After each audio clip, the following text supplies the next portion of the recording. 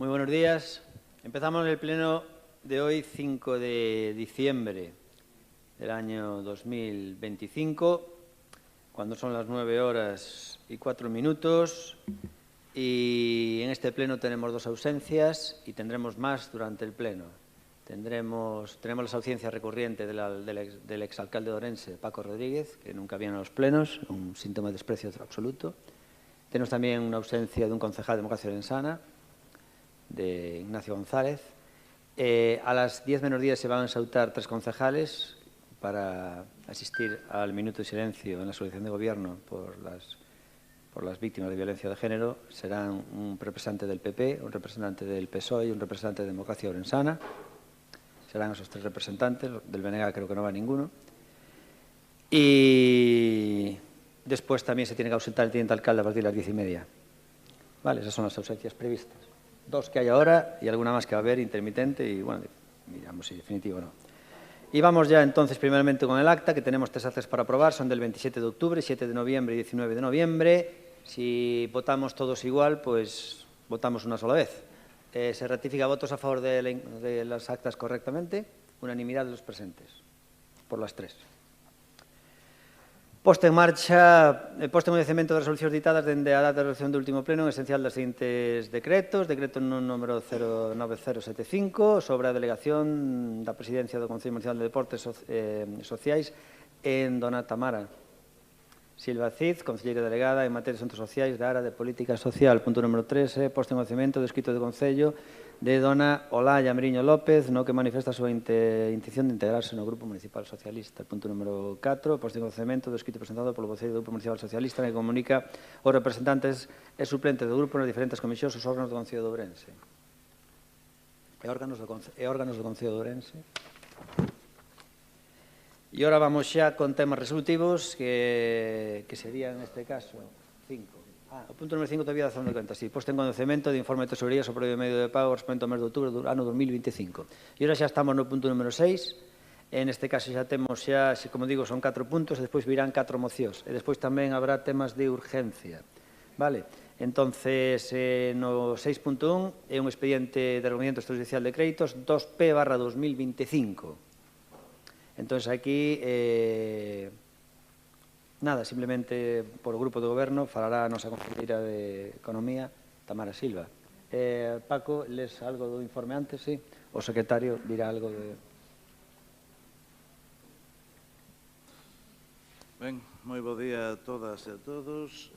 Dase lectura ao ditame da Comisión de Pleno de 28 de novembro de 2025, adoptado con 4 votos a favor do Grupo de Democracia Orensana e 5 abstencións do resto de grupos, con seguinte contido.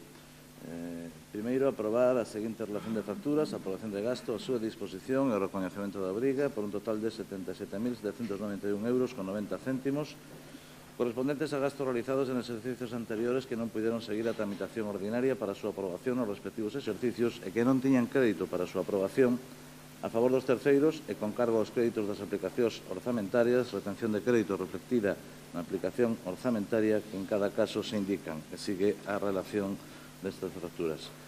En segundo lugar, aprobar, dispoñer o gasto e recoñecer unha obriga a favor do Consorcio Galego de Servizos de Igualdade e Benestar por importe de 91.898 euros con 50 céntimos, con cargo a aplicación orzamentaria 260 23 11 76 700, en virtude do compromiso asumido polo Concello de Ourense na cláusula terceira do convenio de colaboración entre a Fundación Amancio Ortega, o Consorcio Galego de Servizos de Igualdade e Benestar e o Concello de Ourense para a construción dun centro interxeracional destinado á escola infantil e centro de día no Concello de Ourense do 1 de marzo de 2016. Terceiro, dar conta do presente acordo á Tesourería Municipal para os efectos contables oportunos. Gracias.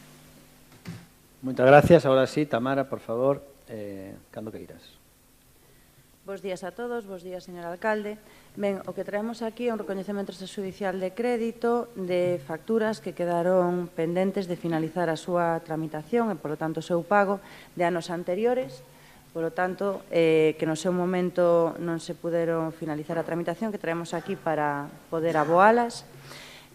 Como xa acaba de expor o señor secretario, trátase de facturas de diferentes departamentos, de diferentes servicios, por un importe total de 77.791,90. E logo ven tamén para o Consorcio Galego para a creación da interxeracional de Amancio Ortega de Centro de Día e Galiña Azul por importe de 91.898,50.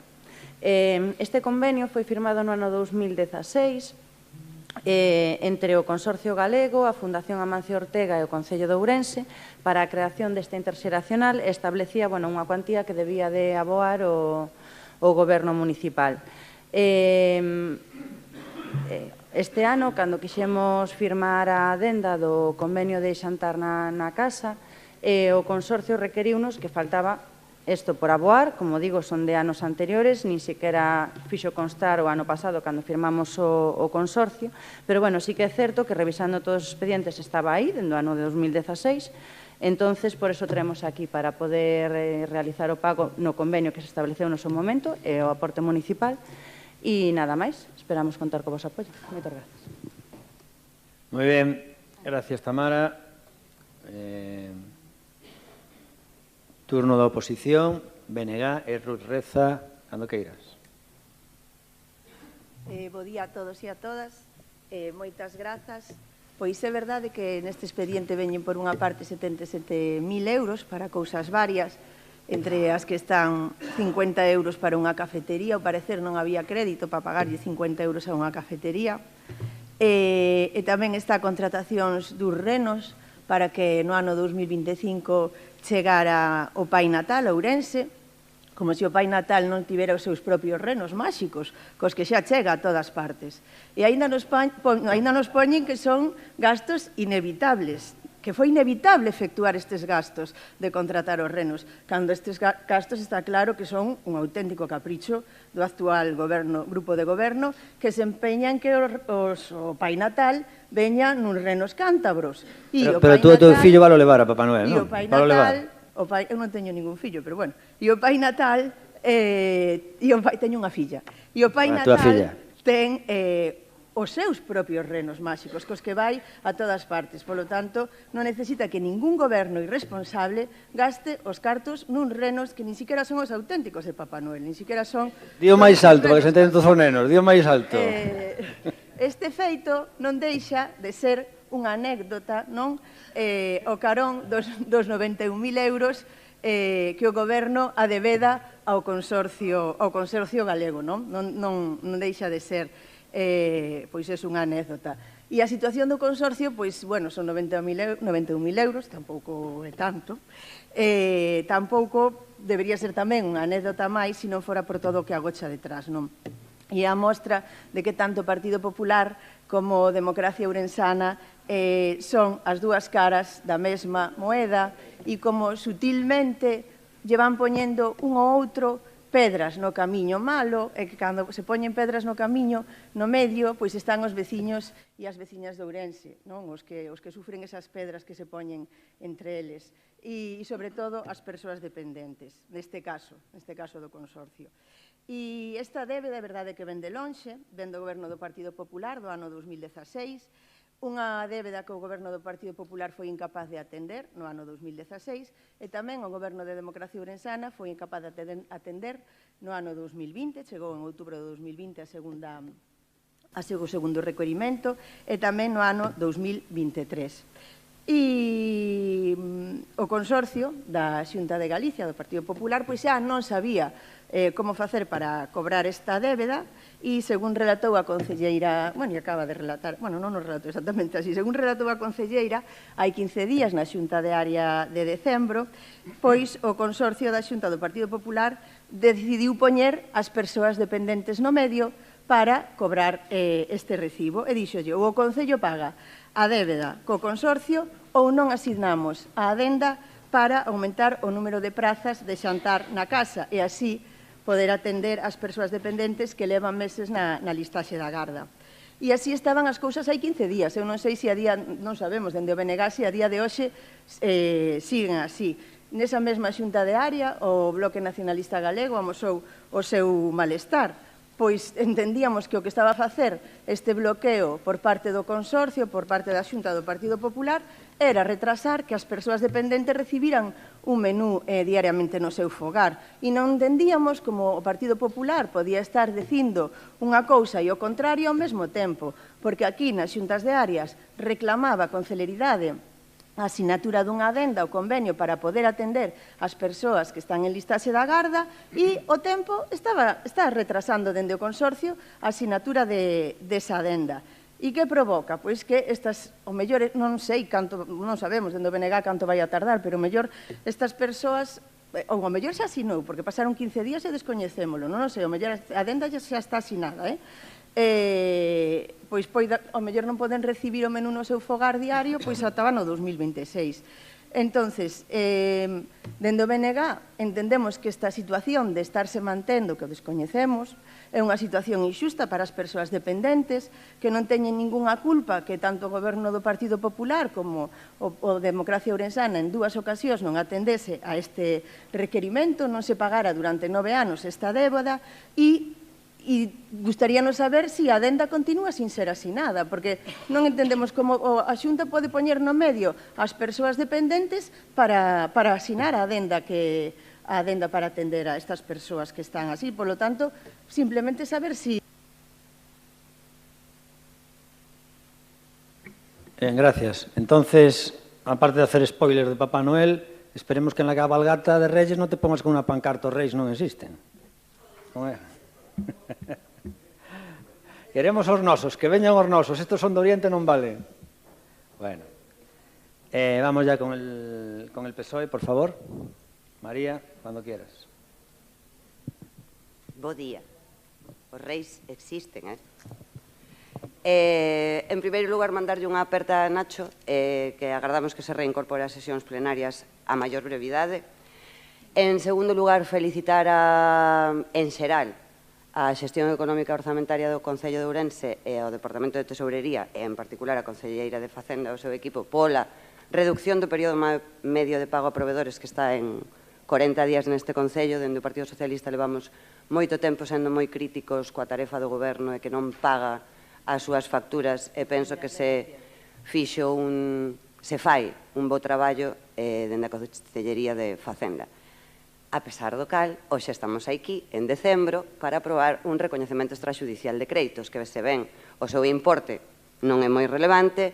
Eu xa non sei cantos recoñecementos extrajudiciais de crédito levan en Xunta de Goberno e cantas facturas, porque un recoñecemento extrajudicial de crédito son aquelas facturas que se contrataron sen crédito, o cal é unha infracción grave en materia de ordenamento xurídico.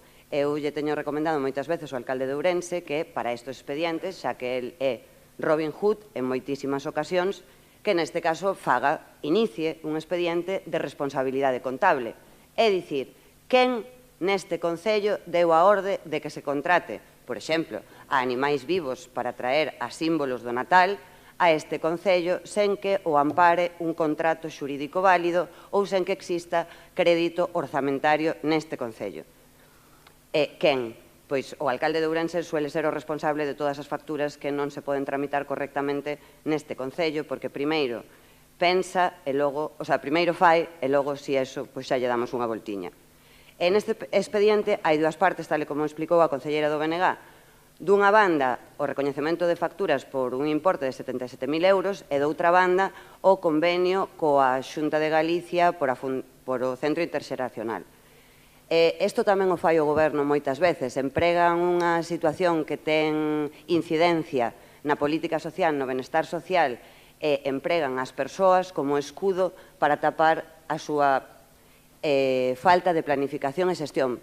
E o informe de intervención, que é unha dúbida que eu teño, probablemente por descoñecemento, informa favorablemente, favorablemente non, de conformidade ás facturas, pero non fai referencia ao recoñecemento da obriga sobre o centro interxeracional.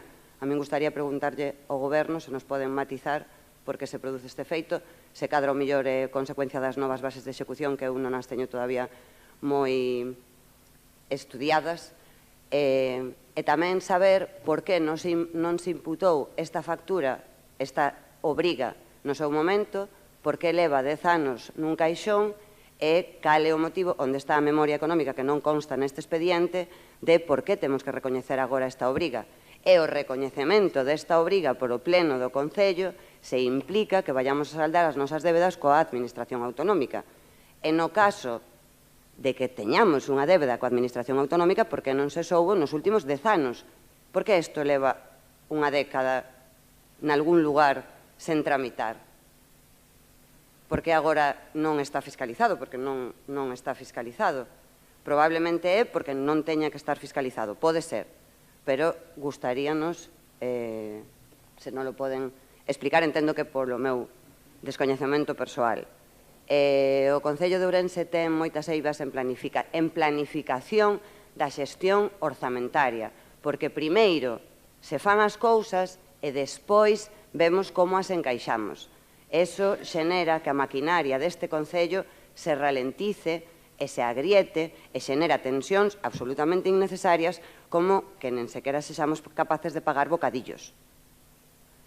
Entón, os terceiros que contratan con este Concello non teñen a culpa da mala xestión, da incompetencia e da ausencia absoluta de planificación. Dende o Grupo Municipal Socialista, tendo en conta que cando empregan como excusa a política social, nós pomos primeiro as persoas, neste expediente en concreto, ímonos a abster, pero levamos unha década sen solventar un asunto que non parece tan complexo. Mellor é que non dispoñemos de toda a información, pero se temos unha débeda contraída coa Xunta de Galicia por un convenio que se asinou formalmente por o Concello, non sei por que isto está así. Entón, se non lo poden matizar, por favor. Grazas. Gracias, María. E por parte do Partido Popular vai a ser a Ana Méndez a que... Aí estás. Cando queiras, Ana. Gracias, Aníbal. Moi bo día a todos e a todas. Bueno, ao final aquí resumimos un pouco todo, un pouco coas ideas que tamén dixo a miña compañeira, María, que estamos pois con traballos e con servizos realizados e con suministracións pois que non tiñan consignación orzamentaria axeitada pois no momento en que tiñan que tramitarse. Co cal, pois, como ben dicías, quedaron fora desa xestión económica ordinaria do Concello. E co cal, pois, voltamos o de sempre, que, pois, aquí neste Concello, pois, non hai unha xestión, non hai unha planificación, pero o que si hai, efectivamente, é bastante desorden e bastante improvisación. Por suposto, non podemos seguir así. Non podemos seguir así porque as facturas están aí. E a xente, desgraciadamente, desgraciadamente para o Concello, pois gustalle cobrar os traballos que fai. Unha teima que teñen, que lle imos facer, o que non imos nós, o Partido Popular, e non o imos facer porque non o fixemos nunca, é, por suposto, bloquear. Estas empresas teñen que cobrar o seu traballo porque xa me gustaría a min saber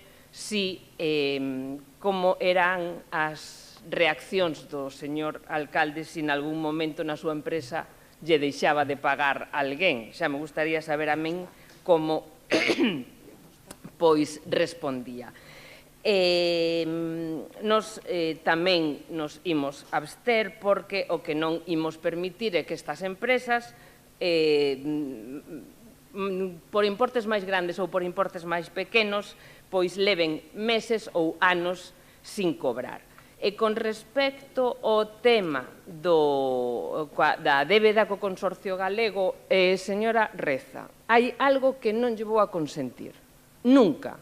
A min dame igual o seu discurso, o que queira facer, pero que diga que o Partido Popular poñemos pedras ás persoas dependentes, eso non lle vou a consentir, nunca. Polo demais, aceptarei os seus discursos do xeito que teñen porque estamos en política, pero eso sí que non. Co tema desta débeda do Consorcio Galego, pois hai que lembrar que evidentemente, o Concello solicitou á Xunta a ampliación de prazas do programa Xantar na Casa e a Xunta, que está traballando para ampliar ata 100 prazas para concedela, evidentemente estableceu unha condición previa que é plenamente lóxica, é que o Concello ten que liquidar as débedas que mantén co Consorcio Galego. Eu xa non sei esa factura de onde ven, onde estaba, pero existe. E co cal hai que pagala e hai que liquidala. Isto, o tema de que se paguen todas as débedas pendentes, tamén é un procedimento habitual entre administracións, pero non só entre administracións, entre as empresas de todo este país e de todo o mundo. É dicir, para que che poidan dar un servicio hai que pagar as débedas que se teñen anteriormente. Polo tanto, o que ten que facer o Concello pois é cumplir coa parte que lle corresponde. Por que nos abstemos e non votamos a favor? Pois porque, evidentemente, o Partido Popular non imos avalar esta xestión económica tan desordenada, que nos trae, pois, unha e outra vez, como dicía a miña compañeira, recoñecementos extrajudiciais, pois por eso, por non planificar, por non ordenar e por non controlar o funcionamento das áreas. Entón, volveríamos a pregarlles que, por favor, pensen antes de actuar e non actúen antes de pensar. Como dicía, simplemente hai máis aló de toda esta crítica que é totalmente necesaria, non esquezamos, e volvo a repetir, que os provedores teñen dereito a cobrar e que iso está por riba de todas as nosas discrepancias políticas, sí ou sí. Polo tanto, como dicía, nos ímonos abster e imos seguir facendo isto tamén, pois fiscalizar este xeito de facer as cousas sen rigor, pero garantindo que a xente de Ourense... Espera, remata. Gracias, Aníbal. E os provedores do Concello e a xente que traballa para que esta cidade siga funcionando, pois que cobren. Ese é un compromiso que teremos sempre. Moitas gracias. Vale, moitas gracias. Tamara, por parte do Grupo de Goberno, tes 4 minutos, que espero que non agotes. Non. Nada, simplemente unhas aclaracións. Se está a dicir que traemos varias veces, continuamente, unha e outra vez, expresións de uns e outros dos grupos, recoñecementos extrajudiciais. Non é certo, veñen normalmente un ou dous ao ano, que son aquelas facturas que non se puderon tramitar no ano anterior. No tocante ao que decía dona María de xuntas de goberno, esas non son sen crédito, como vostede afirmou, senón son as que van á xunta de goberno, son facturas que non se poderon finalizar a súa tramitación no ano, pero que teñen crédito. O que pasa é que saltamos de exercicio. Non ten que ver unha cousa coa outra. No tocante ao que fixo mención ao de fiscalización, nos enviamos o expediente completo, non fixo alusión neste caso do consorcio, pero entendemos que non hai nada que facer mención a iso. Se o señor interventor non o considerou, o expediente estaba completo, polo tanto, está fiscalizado, nada máis. Anteriormente xa fiscalizara noutros anos, como consta no expediente tamén. E nada máis. Logo falan de desorden e improvisación. Non, estamos pondo ao día todo o que hai pendente, que, como acabo de dicir aquí, hai cousas de anos anteriores, incluso algunha, como o caso do consorcio de 2016. Nada máis. Grazas. Gracias, Tamara. Segundo turno para Ruth, do Bloque Nacionalista Galego, cando queiras. Moitas grazas. Pois simplemente dicir que dende o Bloque Nacionalista Galego ímonos a abster porque supoñemos que o veto sigue aí e é necesario pois que se pague isto para que se levante o veto a adenda, a asignatura da adenda para aumentar o número de menús que chegan a casa, o número de usuarios, e imos a absternos por ese motivo, senón pois teríamos votado en contra.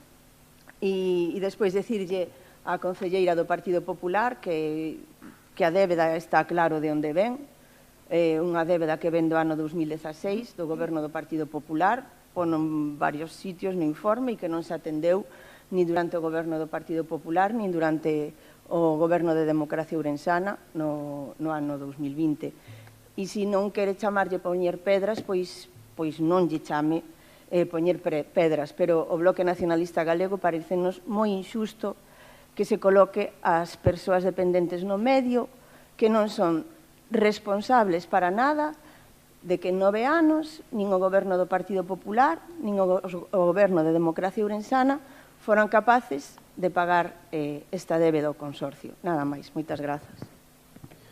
Gracias, Ruth. Segundo turno, neste caso, para María, do Partido Socialista, cando queiras. Non, moi brevemente. No Grupo Municipal Socialista ímonos a abster precisamente por... É a razón para absterse ou para votar en contra tamén. Non poden utilizar as persoas para misturar facturas que están incorrectamente tramitadas con servicios esenciais deste Concello. Pero, bueno, é o que nos toca. Nós sempre imos poñer primeiro as persoas e pedirlle ou rogarlle ao Goberno Municipal que nos temas de benestar social que impliquen a terceiros que precisan de políticas públicas para mellorar a súa vida cotiá, que prioricen sempre iso por riba de calquera outro interese. Gracias, María. E cerra o turno por parte do Partido Popular Ana Méndez. Non, xa non toma curso agora, pois entonces procedemos a votar este punto. Votos a favor. Democracia Ourensana. Ca duda de María, Democracia Ourensana, votos en contra, non hai, e abstencións do resto de grupos, Bloque Nacionalista Galego, Partido Socialista e Partido Popular. Bueno, pois vamos ao punto 6.2, que é aprobación provisional da ordenanza fiscal de derogación da ordenanza fiscal número 10, reguladora da tasa pola subministración de auga, e da ordenanza fiscal número 11, reguladora da tasa para a prestación de servicio de rede de sumidoiros e tratamento e depuración de augas residuais. Señor secretario, toma a palabra. Cando queiras, Paco. Ben, o ditame da Comisión de 28 de novembro de 2025, adoptado cos 4 votos a favor do Grupo de Democracia Ourensana e 5 abstencións do resto de grupos, favorable á adopción da seguinte acordo. Primeiro, acordar provisionalmente a supresión das tasas pola subministración de auga e das tasas pola prestación do servicio de rede de sumidoiros e tratamento e depuración de augas residuais. Segundo, aprobar provisionalmente a ordenanza fiscal de derogación da ordenanza fiscal número 10, reguladora da tasa pola subministración de auga da ordenanza fiscal número 11, reguladora das tasas pola prestación do servicio de rede de sumidoiros e tratamento e depuración de augas residuais, que figura como anexo do presente acordo. Terceiro, de conformidade co disposto no artigo 17.1 da Lei Reguladora das Facendas Locais, o presente acordo provisional, así como o texto da ordenanza fiscal anexa ao mesmo, expórase ao público no tabuleiro de anuncios de Concello durante o prazo de 30 días hábiles, a fin de que os interesados poidan examinar o expediente e presentar reclamacións que estiven oportunas. Cuarto, a dita exposición ao público anunciarase no Boletín Oficial da Provincia de Ourense en un dos diarios de maior difusión da mesma e comenzar a contar o seu prazo a partir do día seguinte aquel en que teña lugar a última das benditas publicacións. Quinto, en caso de non presentarse reclamacións ante o período de exposición pública, de conformidade co artigo 17.3 do texto legal citado, entenderase definitivamente adoptado o acordo de entón provisional sen necesidade de novo acordo plenario. E sexto, o acordo definitivo de supresión das tasas e o texto íntegro da ordenanza fiscal deberán ser publicados no Boletín da Provincia, entrando en vigor cos efectos previstos na súa disposición final ao día seguinte da súa publicación. E sigue o anexo co texto da ordenanza. Moitas gracias, señor secretario. Por parte do Grupo de Goberno, repite a miña compañeira Tamara Silva, cando queiras. Ben, o que traemos agora aquí o expediente é a derogación, como acaba de ler o señor secretario, da ordenanza fiscal número 10 e número 11, correspondentes coa auga, sumidoira e depuración.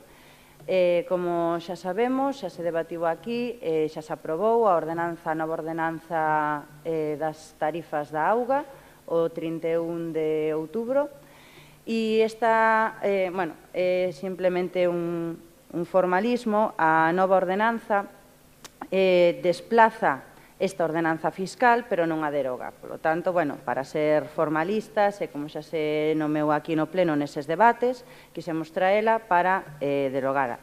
A Lei 9/2017 de contratos do sector público, establece que o que antes eran as tasas, agora pasan a tarifas e non está regulado por unha ordenanza fiscal. Por iso, ahora fixemos a ordenanza de tarifas e traemos aquí para derogar a ordenanza fiscal. Nada máis, simplemente un formalismo, e esperamos contar co vosso apoio. Gracias, Tamara. Damos paso ao resto de grupos políticos. Por parte do Bloque Nacionalista Galego, Luís Seara, cando queiras. Ben, bo día a todas e todos. Efectivamente, hai poucas semanas aprobábase a ordenanza do taxazo da auga, a que o Bloque Nacionalista Galego votou en contra. Nos daquela presentamos alegacións, a mesma.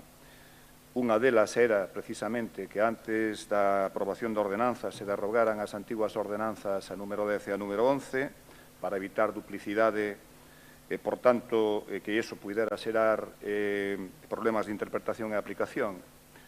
Quero lembrar que no informe do coordenador xeral facíase unha especie de circunloquio para acabar concluindo que por razóns de seguridade xurídica procedía a incoar expediente de derogación, que é o que hoxe nos trae aquí.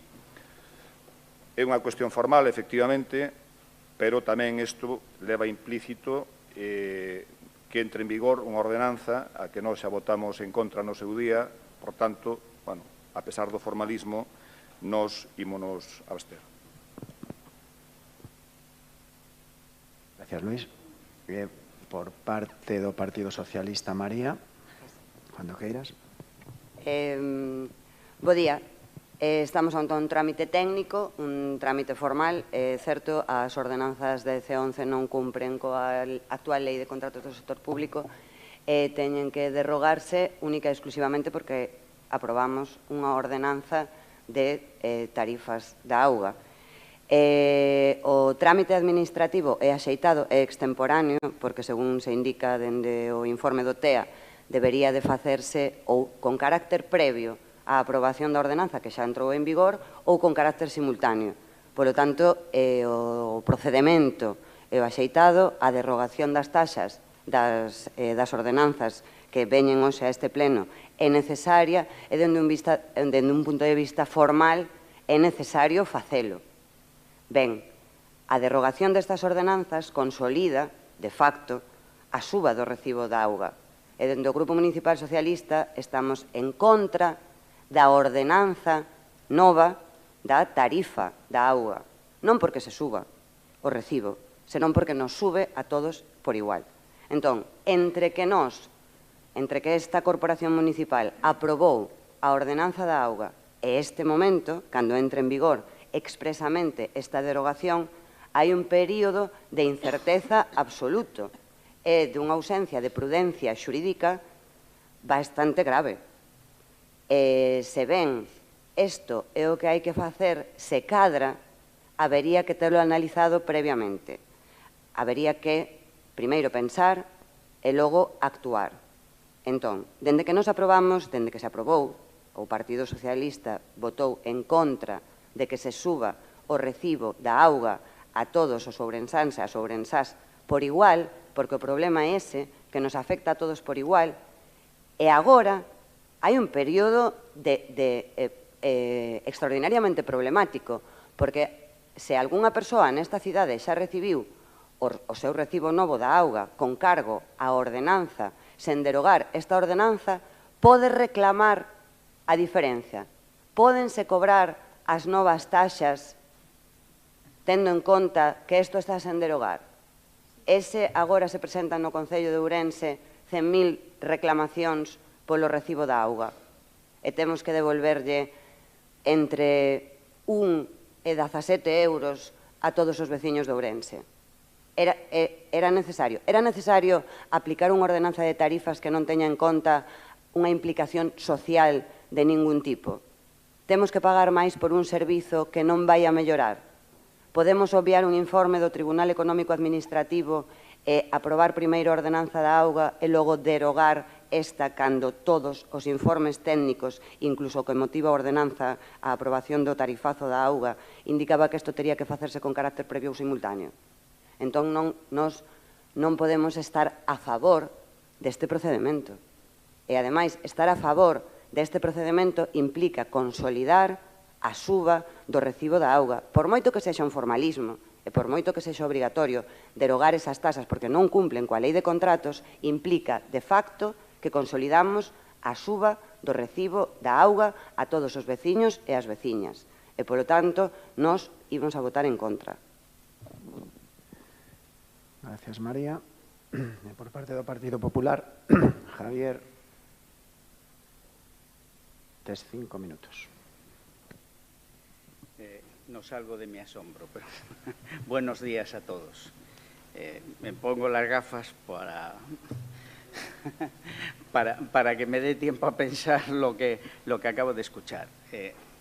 Vamos a ver, no voy a entrar en el tema si debe ser simultáneo, posterior o tal. El hecho es que con el modelo que tenemos de gestión en este asunto, según la Ley de Contratos del Estado, según la Ley General Tributaria y según la Ley de Haciendas Locales, con tarifazo, sin tarifazo, bajando el precio, subiéndolo, tenemos que derogar estas ordenanzas y generar una nueva ordenanza, ¿no? En este caso, lo que se ha hecho es generar una nueva ordenanza para regular el precio del agua, el saneamiento y tal, y tenemos que derogar estas ordenanzas. Pero es porque estamos incumpliendo la ley, porque el modelo que tenemos implica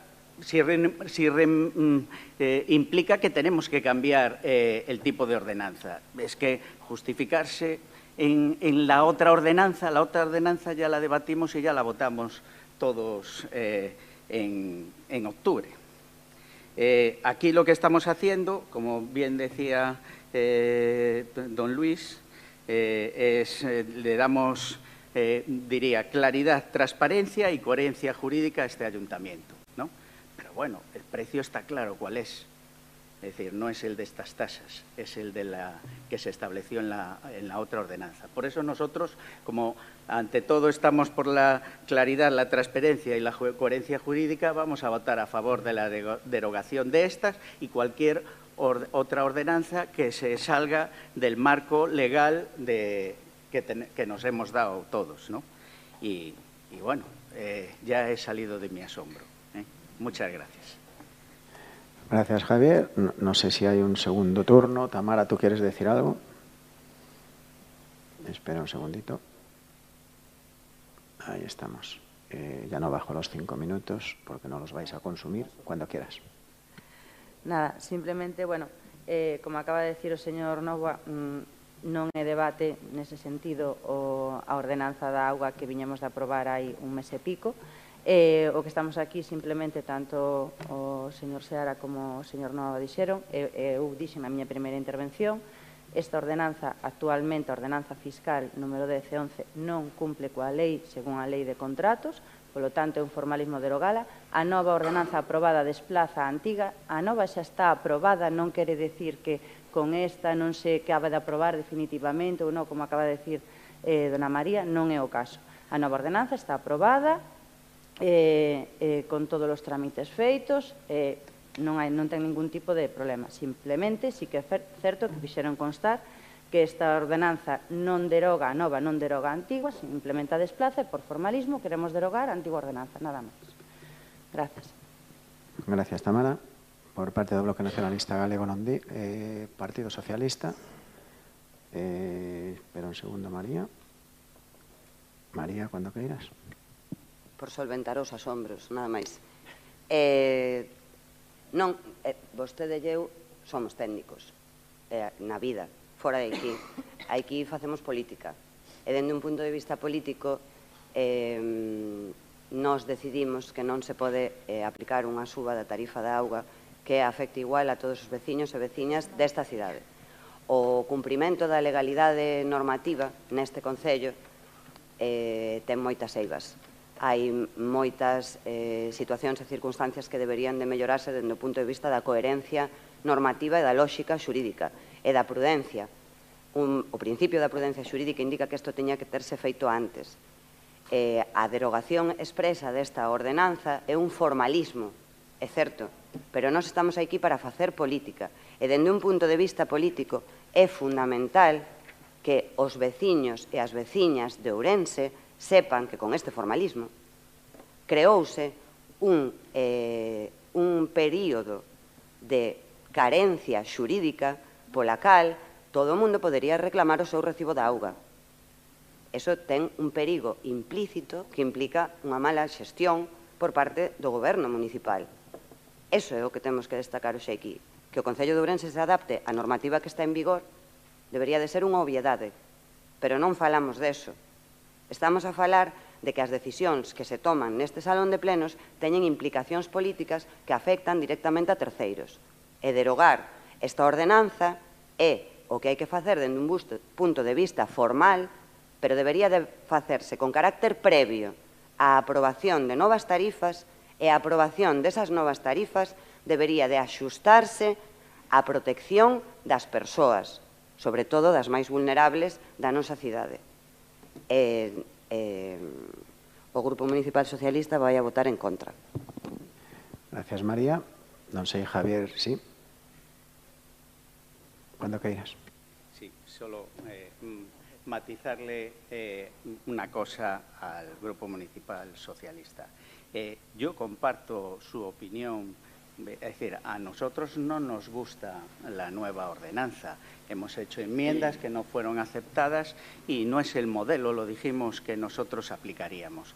Pero es que yo no le encuentro causa-efecto. Quiero decir, yo ya como técnico me alegro que esto se haga, que se le haga caso al señor Seara, porque lo único que generaría era un trabajo administrativo que seguramente las reclamaciones que pudiera haber no llevarían a ninguna parte, porque la que cumple la ley es la otra.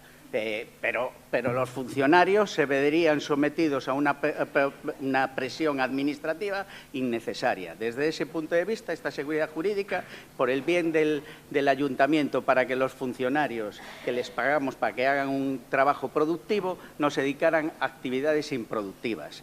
Pero yo creo que hoy, es decir, me sorprende que no apoyen la derogación de esta ordenanza, porque lo único que hace es aclararle a todos los ciudadanos cómo se va a pagar el agua claramente y no le genere ninguna duda. Estoy de acuerdo, a mí no me gusta y que a la mayoría tampoco le va a gustar, con tasazo o sin tasazo, porque yo, por ejemplo, ese criterio de que por el número de personas que viven en una vivienda, hay gente, puede vivir uno y consumir la leche y qué decir, no estoy de acuerdo con los criterios que se han establecido para esa ordenanza, pero creo que hoy no tiene nada que ver lo que estamos votando con eso. Por eso nosotros vamos a votar a favor. Gracias. Muy bien. Procedemos entonces a la votación. Votos a favor, Democracia Orensana y Partido Popular. Votos en contra, Partido Socialista y abstención, BNG. Muy bien. Punto número 6.3 es remisión a Sala do Contencioso Administrativo. Sí, remisión a Sala de Contencioso Administrativo, sección 3 do Tribunal Superior de Xustiza de Galicia, o expediente administrativo correspondiente ao procedimento ordinario 7345/2025, recurso contencioso administrativo interposto pola Central Sindical Independiente de Funcionarios CESIF contra o acordo de aprobación definitiva en orzamento xeral do Concello de Ourense para o exercicio 2025. Primeiramente, temos que ratificar a inclusión na orden do día deste punto. Votos a favor? Democracia Orensana y PP. Democracia Orensana y PP. Votos en contra, ninguno. E abstención, PSOE e BNG. Muy bien. Señor secretario, por favor. Vale. Señor secretario.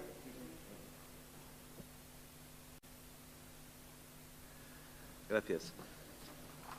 Ben, a proposta de acordo formulada pola alcaldía ten a seguinte parte dispositiva. Primeiro, ordenar a remisión á Sala do Contencioso Administrativo, sección terceira do Tribunal Superior de Xustiza de Galicia, do expediente administrativo correspondente ao procedimento ordinario 7345/25, recurso contencioso administrativo interposto por la Central Sindical Independente de Funcionarios contra o acordo de aprobación definitiva do orzamento xeral do Concello de Ourense para o exercicio 2025, así como de calquera outra documentación que poida ser reclamada polo órgano judicial. Segundo, comunicar ao Tribunal Superior de Xustiza de Galicia que non consta a existencia de terceiras persoas interesadas que deban ser emprazadas como demandadas no procedimento judicial. Igualmente non consta no día da data a existencia de outros recursos contenciosos administrativos contra o acordo de aprobación dos orzamentos ou verbo dos que poidan concorrer os supostos de acumulación previstos no capítulo 3º da Lei Procesual. E terceiro, encomendar a Avogacía Consistorial a defensa e representación do Concello de Ourense neste procedimento. Grazas. Muy bien. Grupo de Goberno, Tamara Silva, Democracia Urensana, cando queiras. Bueno, o que traemos agora aquí a pleno simplemente un puro acto de trámite de carácter reglado para remitir ao tribunal o expediente. Corresponde ao pleno, dado que foi o pleno quen aprobou este acto, e nada máis, simplemente eso, solicitar ao pleno, como foi el que non aprobou, para remitir ao tribunal o expediente, nada máis. Gracias, Tamara. Por parte do Bloque Nacionalista Galego, Luís, cando queiras. Bo día novamente. Bueno, un acto reglado, pero detrás deste acto reglado hai chicha, como se abonda dicir, non? Cando se aprobou o orzamento coa inestimable colaboración do Partido Popular, por certo, Democracia Urensana acaba de corresponderlle na Deputación coa mesma moeda, facendo bo aquilo de favor con favor se paga. Por certo, Luís Menor e don Rafael Cachafeiro, nese pleno, recoñeceron que xa levaban negociando desde hai meses os orzamentos. Simplemente traio isto a colación, por se aínda queda algún que pensa que o Partido Popular tiña intención de deixar caer a Jácome. Efectivamente, xa se ve claramente que hai un pacto entre iguales. Cando nos presentamos a emenda de devolución ao orzamento, nos alertamos dunha serie de riscos. Entre eses riscos estaba o feito de que non houbera negociación colectiva e que, por tanto, podíamos volver a vivir unha situación que xa vivimos neste Concello e acabou provocando unha situación moi complicada a nivel orzamentario e especialmente para as traballadoras e traballadores do Concello. Eso sabemos como rematou coa anulación do capítulo 1 do orzamento de 2020 por sentenza xudicial e todas as vicisitudes que tivemos que volver a vivir despois. Cando un se equivoca unha vez pode ser erro, cando se equivoca dúas veces é decisión. E neste caso é soberbia e prepotencia, porque foron advertidos por BNG, foron advertidos polos representantes sindicais e neste caso concreto hai unha denuncia dunha central sindical que alerta de que efectivamente non houbo negociación colectiva e, por tanto, se incumpliu unha das máximas que establece a legislación. Alteraron na práctica e amortizaron postos de traballo sen previa negociación cos traballadores. Modificaron fichas da RPT en pleno proceso de consolidación de emprego. Non dotaron todos os postos da RPT tal como exixe a Lei de Emprego Público. Bueno, é un longo etcétera. E insisto, ademais, non houbo mesa de negociación, porque non hai acta. Non hai ningún acta que documenta formalmente que o que se di e como se di. Nese sentido, como vostedes creen que están por enriba do ben e do mal, pois desubiron as advertencias de todos, da Central Sindical e do Bloque Nacionalista Galego. O que se pide agora no Pleno é que, como é o órgano que aprobou o orzamento, que se autorice o envío do expediente ao Tribunal Superior de Xustiza de Galiza, que é que nos reclama, e nós, evidentemente, como parte desta corporación, temos o deber de colaborar coa xustiza en todo aquilo que solicite. Por lo tanto, nós, desde logo, vamos a votar a favor do envío dese expediente. Moitas gracias. Por parte do Partido Socialista, vai a ser María. Cando queiras. Hai un requerimento xudicial para a remisión dun expediente, eso non é debatible dende ningún punto de vista. O Grupo Municipal Socialista vai a votar a favor da remisión do expediente ao Tribunal Superior de Xustiza. Non obstante, reiterar o que acaba de mencionar o Bloque Nacionalista Galego, este Concello xa sabe o que sucede cando o orzamento se queda sen capítulo 1, xa o vivimos, xa sucedeu, deberían de terse adoptado medidas preventivas máis escrupulosas cando se aprobou o orzamento municipal, agora o decidirá un Tribunal de Xustiza, polo tanto, isto xa está fora das nosas mans, pero sí que é conveniente, é certo, lembrar que este Concello esta administración, este goberno, as áreas de goberno que dan máis problemas, que xeneran máis tensións e que ocupan máis situacións imposibles de resolver son a área de persoal e a área de contratación. Entón, o responsable de ambas as dúas áreas debería, non sei, de pensar se non está cualificado para xestionar as súas competencias e igual pode pensar en delegalas en alguén para ver se podemos mellorar ambas as dúas áreas, porque os problemas de persoal que ten este Concello en moitos sentidos é un bo momento para lembrar que teñen débedas cos traballadores e as traballadoras municipales sen saldar dende hai anos e reclamacións xudiciais en moitos servizos e horas extras en aboar, e son temas que son relevantes con respecto a este expediente, que é a remisión dun expediente administrativo en Tribunal de Xustiza. Absolutamente nada que decir, o Partido Socialista está a favor, lóxicamente. Perfecto. Pois, o turno do Partido Popular. Javier, cando queiras. Hola. Sí, gracias. Muy breve. Nosotros también estamos a favor de que este expediente se remita al Tribunal Superior de Justicia de Galicia y nada que decir. Solo una reflexión sobre esta demanda, ¿no? Quiero decir, no está entre los objetivos de un sindicato el andar denunciando los presupuestos de la administración donde trabajan sus afiliados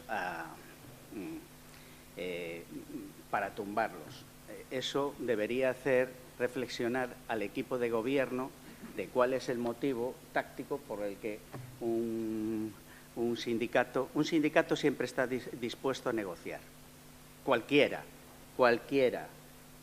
Tiene unos objetivos. Yo he sido delegado sindical y lo sé. Es decir, cualquier sindicato tiene unos objetivos claros de defensa de los trabajadores, en este caso del Ayuntamiento de Ourense. Cuando hace una demanda de este tipo es porque ve una grieta en lo que es el expediente. Si no, no arriesgaría. Pero siempre es con afán de negociar.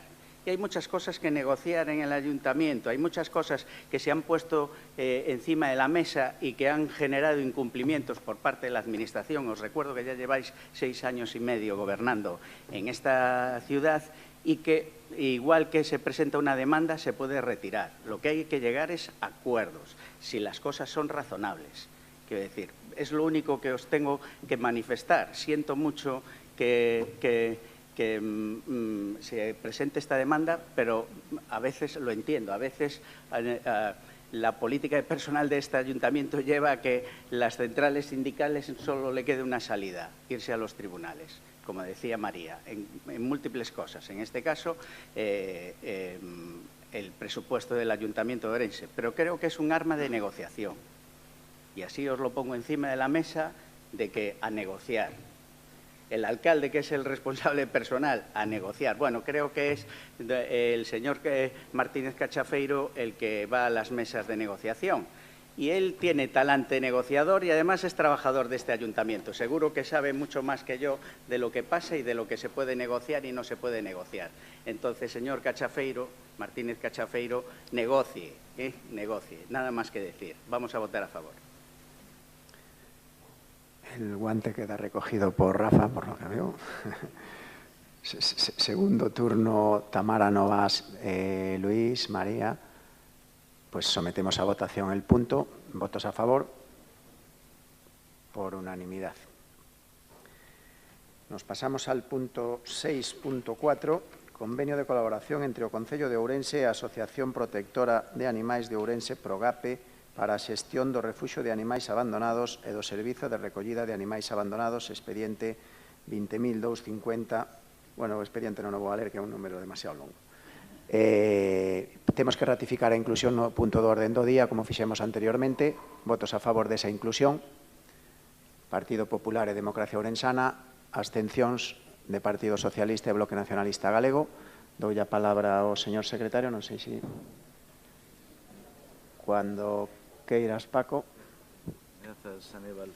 Ben, a proposta de acordo formulada pola Alcaldía é a seguinte. Primeiro, aprobar o convenio entre o Concello de Ourense e a Asociación Protectora de Animais de Ourense para a xestión do refuxio de animais abandonados sito na actualidade na zona de Eiroas, a recollida de animais abandonados ou aparentemente abandonados e errantes e o seu traslado ao dito refuxio ou aos lugares especialmente habilitados conforme as cláusulas que figuran na proposta, un total de 11 cláusulas. En segundo lugar, aprobar e comprometer o gasto por importe total de 400.000 euros, condicionada a existencia de crédito axeitado e suficiente para cada exercicio económico con cargo a aplicación orzamentaria 140, 31, 10, 22, 615, distribuída nas seguintes anualidades. Para o exercicio 2025, 3.287,67 euros, para 2026, 200.000 euros e para 2027, 196.712,33 euros. E terceiro, facultar a alcaldía para asinatura do dito convenio. Moitas gracias ao señor secretario e damos a palabra a miña compañeira Noa Rouco. Noa, cuando queiras. Buenos días a todos y a todas. Bueno, pues como ha expuesto el secretario, traemos la propuesta de ampliación del convenio con Progape, que es la Asociación Protectora de Animales, que ya lleva trabajando con nosotros mano a mano más de 2 décadas. Además, bueno, decir que lo hacen pues con dedicación y en aras de mejorar la vida animal. Al final, bueno, se trata de un servicio esencial para la ciudad y pues, ampliar el convenio lo que nos va a permitir es garantizar el servicio y el correcto funcionamiento de nuestra perrera municipal. Básicamente es ampliarla a 2 años porque bueno, el plazo razonable para garantizar que se haga con las máximas garantías, tanto para la planificación del ayuntamiento así como de la propia entidad, pues sería eso, llevarlo a 2 años, ya que anteriormente lo ampliamos por 1 año. La cuantía económica ya la conocemos todos, en los presupuestos de este año se amplió a 200.000. Esto fue amparado en las necesidades reales del servicio, dado que aumentaron los costes veterinarios, los alimentarios. Además, en la nueva normativa se contempla también el sistema CER, que es captura, esterilización y retorno, y los gatos y las colonias felinas es pues, una cosa muy difícil de controlar y es algo que está proliferando y realmente supone un coste bastante alto, no tanto como el de perros, porque hay que decir que no hay ese aumento, sino que tiende más bien a la baja, por suerte. Y como digo, el tema de los gatos pues, está repercutiendo considerablemente en el coste. Entonces, decir que bueno, la ampliación es eso, es para darle un poco de estabilidad y garantizar el correcto funcionamiento. Gracias, Noa. Abrimos turno de debate co Bloque Nacionalista Galego. Ruth, cuando queiras. Moitas grazas. Bo día de novo a todos. Pois sí, o Grupo de Goberno trae a aprobación un convenio para a xestión das instalacións municipais que funcionan como albergue para os animais domésticos abandonados, que se ven este convenio ven a ser o mesmo de todos os anos e sen perspectiva de cambio. Volta a ser o mesmo convenio, co mesma protectora que ademais ten amosado un comportamento neglixente e isto o Grupo de Goberno sábeo. Baixo a fachada do benestar animal, como ben acaba de dicir a concelleira, escóndese unha mala xestión e, ademais, unha falta de transparencia alarmante.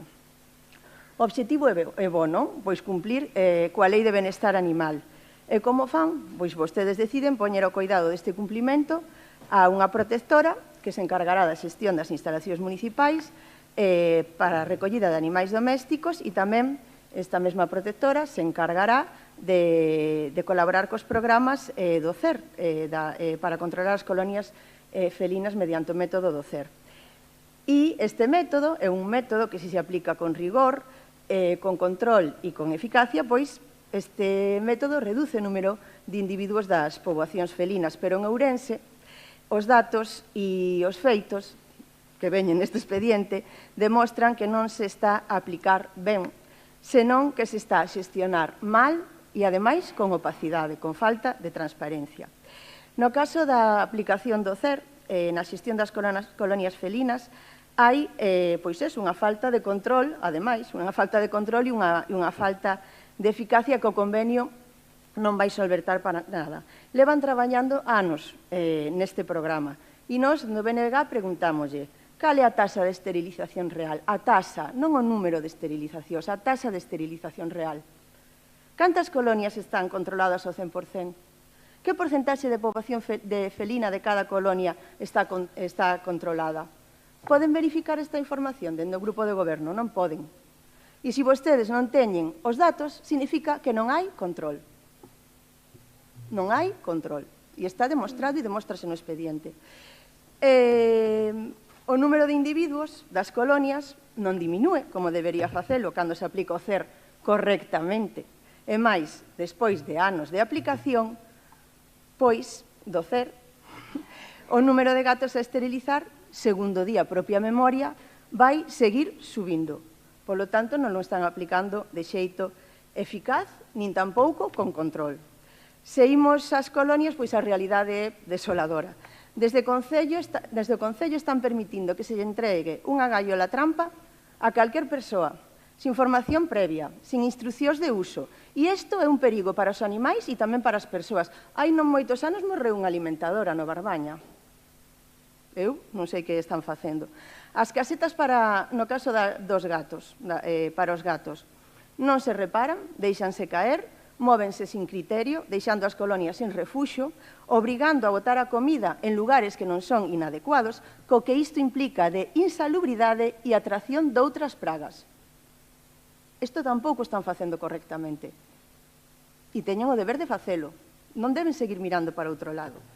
Non hai un rexistro formal de alimentadoras de colonias, non hai.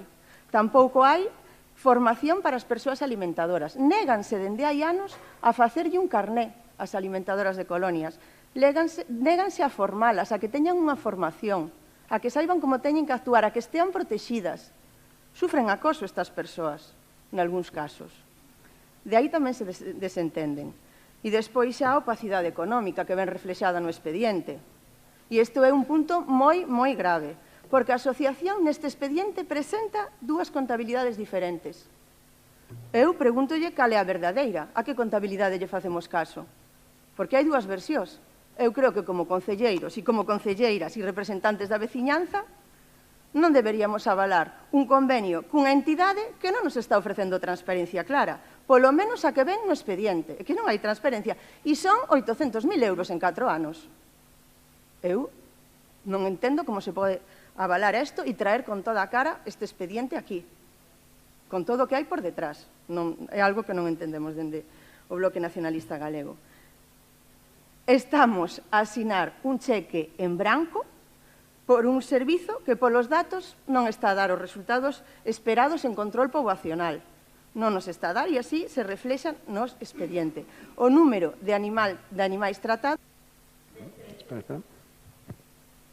O número de animais tratados está a crecer e ao crecer o número de animais tratados crece a factura para o Concello e non vemos un retorno claro en eficacia, porque o número de individuos das poboacións das colonias felinas non disminúe, nada máis. Despois sigo. Gracias. Vale, gracias. Por parte do Partido Socialista, Alba. Vai, cando queiras. Vale. Bo día a todos e a todas. Creo que vou ser breve. Convenio con Progape. Imos absternos. E imos a facelo por responsabilidade, porque chegados a este punto, dicir simplemente sí sería avalar un sistema que efectivamente non funciona e decir non sería deixalos sen ningún tipo de cobertura. Ningunha nin outra opción melloran a vida dos animais, que é o tema de todo isto e o máis importante. A situación da protectora municipal non é nova, xa levamos anos sendo todos e todas coñecedores da problemática, das innumerables queixas, das denuncias, de todos esos usuarios e afectados das historias de animais que levan meses sen sair a pasear, de espazos que están saturados, de falta de control e de efectivamente unha xestión que poderíamos decir que é opaca e que non dá tranquilidade a ninguén. Por suposto, non estamos falando de problemas puntuais ou dun mal día que pode contestarlle unha persoa mala ou un usuario que se achega por ali. Non, estamos falando dun patrón e dun sistema que leva fallando xa moito tempo. Aquí o certo é que aparecen unha serie de cantidades e de números, pero, bueno, nin sequera as contas as presentan cadradas. O certo é que tampouco sabemos con certeza cantos animales hai en Progape. Xa o dixen en algunha outra ocasión, os rexistros están cheos de erros, de duplicidades, de animais falecidos que continúan aparecendo de alta nos rexistros, etc, etc. E por que digo isto? Porque se unha protectora non é capaz de ter un rexistro fiable nin de presentar unhas contas cadradas, que garantías temos de que este diñeiro, estes cartos que non son poucos, sirvan de verdade para mellorar a vida dos animais e non para perpetuar un sistema e un modelo que xa sabemos que non funciona? E aquí é onde está o problema central. O convenio non muda nada estructural. É máis diñeiro para o mesmo que xa sabemos que está sen funcionar. Non podemos aceptar a idea de que isto xa leva tanto tempo así que hai que seguir con elo, nin supeditar unha mellora na protectora a ter unha nova canceira, porque xa sabemos que isto vai para longo, para moi longo, se é que en algún momento o vemos.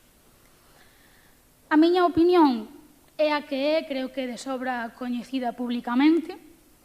Os animais que están agora mesmo nesta situación precisan melloras xa, non dentro de 2, nin de 4, nin de 5 anos. E sobre o persoal, por suposto, é imprescindible a formación obligatoria. O maior problema da protectora é non profesionalizala.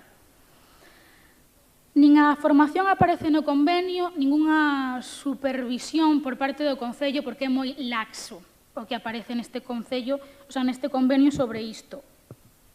Este convenio, efectivamente, non resolve os problemas de Progape, pero deixalos en convenio tampouco vai resolvelos. Como levamos todo o mandato dicindo e insistimos, creemos imprescindible unha auditoría externa que revise instalacións, protocolos, rexistros, condicións laborais e tamén a situación real dos animais. Tamén reclamamos que inicien xa, se fose posible, os traballos para unha nova canceira e, sobre todo, a min parece máis importante o cambio de modelo, a profesionalización, a transparencia, o control e os estándares mínimos con colaboración tamén de asociacións que levan moito tempo suplindo carencias que non lles corresponden. O máis grave, ao meu parecer, sobre este convenio, aparte de non mellorar absolutamente nada e meter máis diñeiro para o mesmo de sempre, é que o Concello ponse de perfil, ten unha implicación política cero neste senso, simplemente funcionan como unha mesa de tramitación administrativa máis. Quería recordar que estamos falando de moitos animais que viven actualmente na protectora de Vilar das Tres e tamén, por suposto, de todas as gateiras que están pola cidade. Así que un pouco de empatía non viría mal. Moitas gracias. Gracias, Alba. Por parte do Partido Popular, Javier, saltan os 5 minutos. Cando queiras. Noto un ambiente moi negativo en este pleno. No sé si es derivado. Ayer los que vivimos en el casco histórico sufrimos un apagón. No sé si estaba vinculado al encendido de luces de hoy. No sé de qué fue, pero me parece que nos ha afectado este apagón. Es decir, nosotros vamos a votar a favor de este convenio. Quiero que lo sepáis. La relación del Ayuntamiento con la protectora de animales, quiero recordar, y si me equivoco me tenéis que perdonar, creo que fue alrededor de hace 25 años. Era Enrique Novoa, el concejal de Medio Ambiente, que en aquel momento era la competencia, era de Medio Ambiente, y se decidió que el modelo de gestión fuera a través de la protectora de animales. La protectora de animales ha pasado mucha gente por el control o tal y ha tenido días mejores y peores, ¿no? La protectora. No tenemos que olvidar que la responsabilidad de este servicio es del Ayuntamiento y es una responsabilidad que, dado la sensibilidad que ha adquirido nuestra sociedad con respecto a la situación de los animales, diría domésticos, ¿no? Porque sobre todo preferentemente perros y gatos, ha cambiado mucho en estos 25 años y lo mismo la sensibilidad de Progape no ha cambiado en el mismo sentido, ¿no? Y a veces lo que es el tema de la sanidad animal no se ha puesto con el suficiente peso encima de la mesa. Yo no voy a cuestionar lo que aquí planteáis con respecto a la gestión de Progape, ¿no? Pero donde yo pongo el acento es que tiene la Administración local, el Concello de Ourense, tiene la obligación de prestar este servicio. Y yo en este momento no veo alternativa a que este servicio, es decir, no veo capaz al Ayuntamiento de generar una remunicipalización, que creo que sería la única alternativa viable, no polémica, y no veo alternativa a que no sea Progape quien gestione esto. Esto no quiere decir que, y siendo positivo, doña Noa, yo espero que este grupo de gobierno pues no solo se pare en lo que es el convenio en sí, los 200.000 euros. Creo que es un servicio barato, creo que la acción voluntaria de mucha gente de Progape es lo que hace que se pueda dar este servicio por 200.000 euros, así lo pensamos en el Partido Popular. Impida que el grupo de gobierno no haga mayores esfuerzos en este servicio, sobre todo en mejora de las infraestructuras, y yo creo que ha llegado el momento, después de 25 años, después de que todos los grupos que están en este pleno ya han gestionado la perrera municipal, porque todos han tenido competencias en esto. Entonces, si todo está mal o tal, somos todos corresponsables de lo que pasa, o de mirar para otro lado, que no digo que no lo hayamos hecho o que el Ayuntamiento no le haya prestado la suficiente atención a este servicio. Entonces, esto no puede pararse solo en los 200.000 euros del convenio. Hay que seguir invirtiendo el Ayuntamiento, porque es una infraestructura municipal en lo que es la perrera municipal, y ahí nos tendrán a su lado. Y creo que lo mismo toca hacer algún tipo de auditoría, no una auditoría para mirar las cuentas, sino para ciertas acciones o actividades que aquí han sido descritas muy bien, por ejemplo, por doña Eva Reza y por doña Alba, las podamos protocolizar y acotar mejor. Ruth, perdón. É veciña, é por eso, é por a vecindade. Vivimos a 30 metros. Entonces, bueno, yo creo que el Ayuntamiento debe avanzar en lo que es la gestión de la canceira municipal y debe empezar a protocolizar las acciones que tiene que llevar a cabo Progape, no solo meramente definirla, si tiene que hacer, cómo se debe hacer, cómo se debe actuar en todos los casos, y estoy de acuerdo que el tema de los gatos en la ciudad es francamente mejorable, ¿no? Por dejarlo. Espera. El Ayuntamiento en este tema. Acabé. Perfecto. Ruth. Javier sabía que eres amigo de mi hermana Eva y por eso te confundió. Noa, segundo turno. Como vais a ser lentos, ya no voy a poner ni el cronómetro. No, muy brevemente. Bueno, dar las gracias a Javier por recordar que efectivamente la responsabilidad de la perrera municipal ha sido durante todo el tiempo del propio ayuntamiento. Es decir, todos habéis pasado por aquí y efectivamente hoy puede que haya cosas que mejorar, pero las hubo en el pasado. Hoy está mejor que nunca porque, gracias a Dios, siempre avanzamos cara a la mejora. Entonces, ¿responsabilidad de mejoras? Pues de todos. Es la misma protectora cuando estuvisteis PSOE, BNK y Partido Popular. Por supuesto que se intentarán hacer mejoras y, de hecho, se están haciendo, sobre todo en el tema de los gatos, porque efectivamente hay tal proliferación que, Ruth, es incontrolable. No significa que se esté haciendo mal, los gatos son infinitos, vienen de otros ayuntamientos. Bueno, o sea, lo de los gatos es...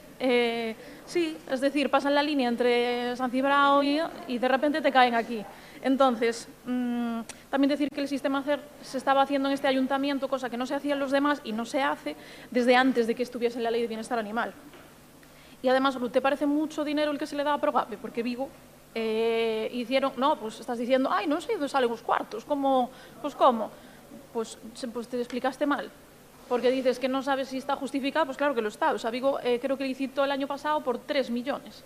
Algo así, o 2 millones en 3 años, sí. Quiero decir, la cuantía lógicamente es mucho mayor. Y es la propia ley estatal la que dice que siempre preferentemente se debe de tratar un convenio con alguna protectora de animales, pues porque persiguen precisamente no el fin lucrativo, sino el bienestar animal. Y digo yo que, bueno, en este caso, Progape a día de hoy es la única protectora que hay en Ourense. Y creo que no tengo nada más.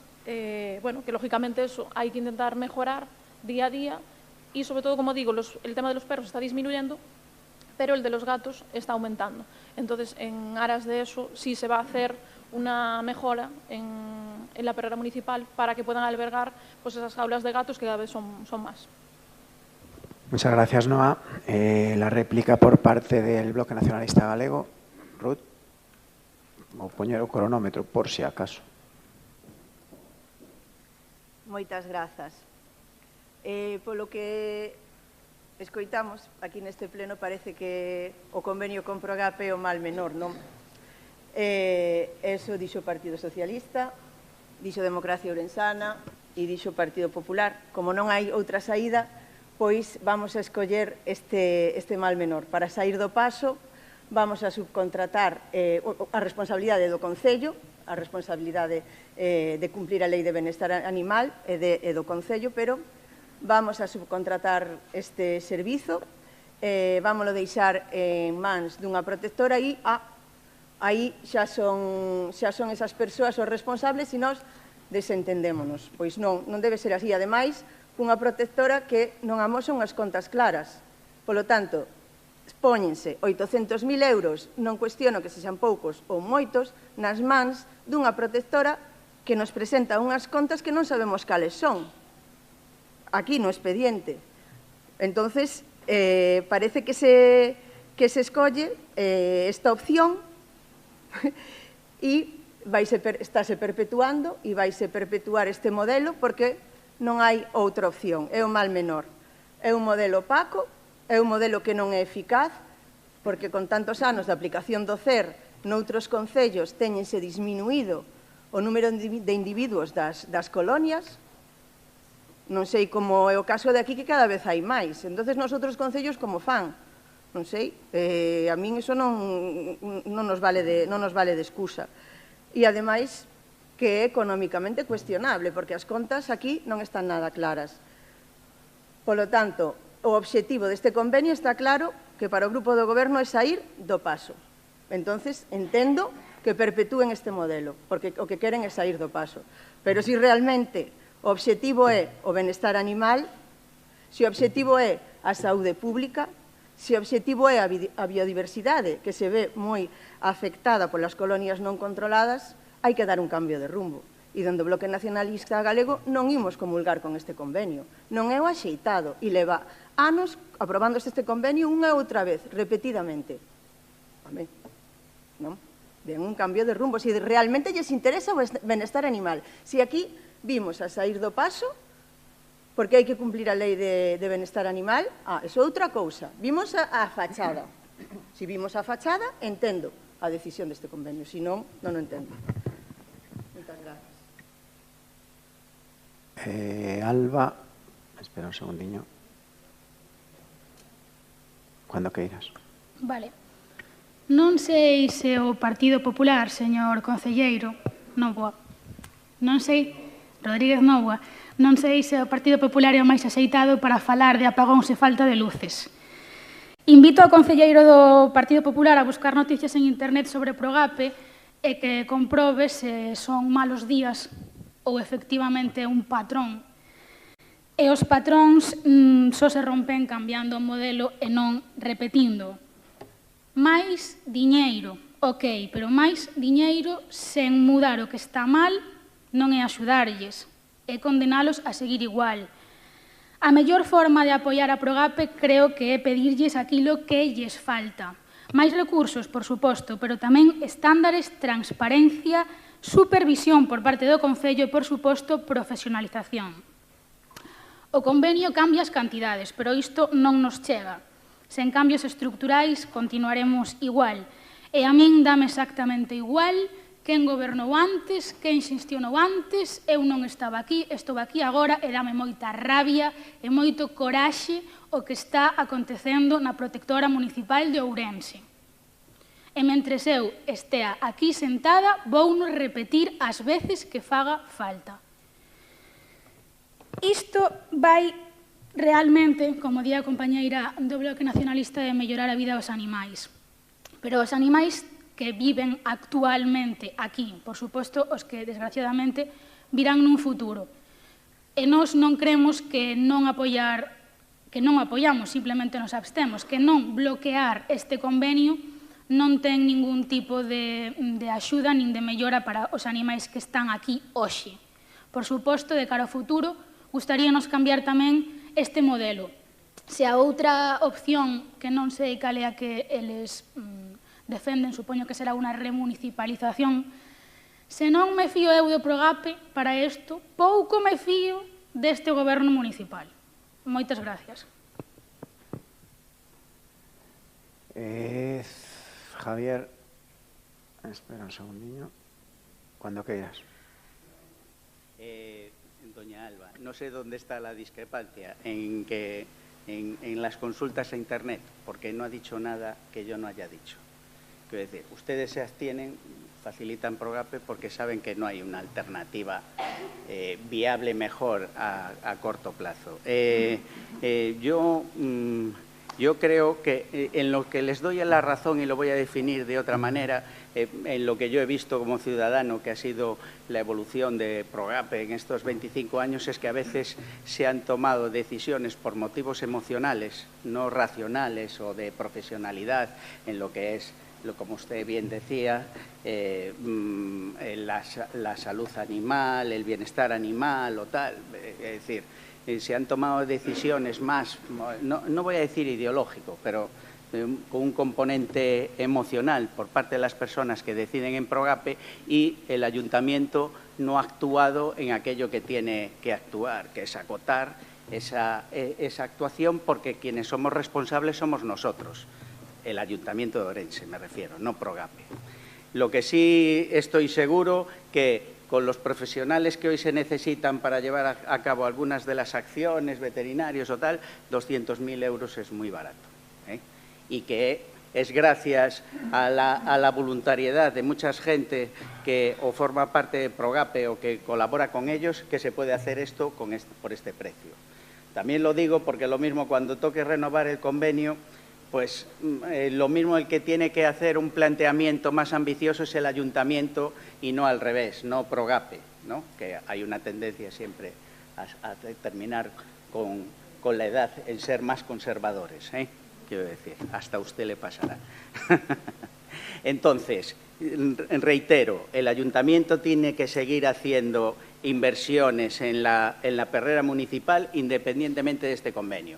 Y sí que creo que un gastito, eso sí, con partida presupuestaria y IRC, en generar una auditoría que nos genere protocolos más claros en cómo debe actuar Progape en algunas cuestiones como las que se han planteado aquí por mi compañera Reza, perdona por haberte llamado Eva, estoy todos los días con tu prima y os parecéis mucho y entonces se me va al Eva. Entonces, creo que por el bien de todos, porque por desgracia le tengo que dar la razón al BNG, no estaba de más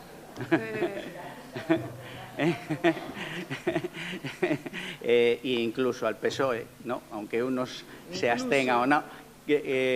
Nosotros creemos que hay que votar a favor porque no hay una alternativa mejor en este ayuntamiento y que lo que debemos es darle una vuelta entre todos en cómo mejorar este servicio. Muchas gracias.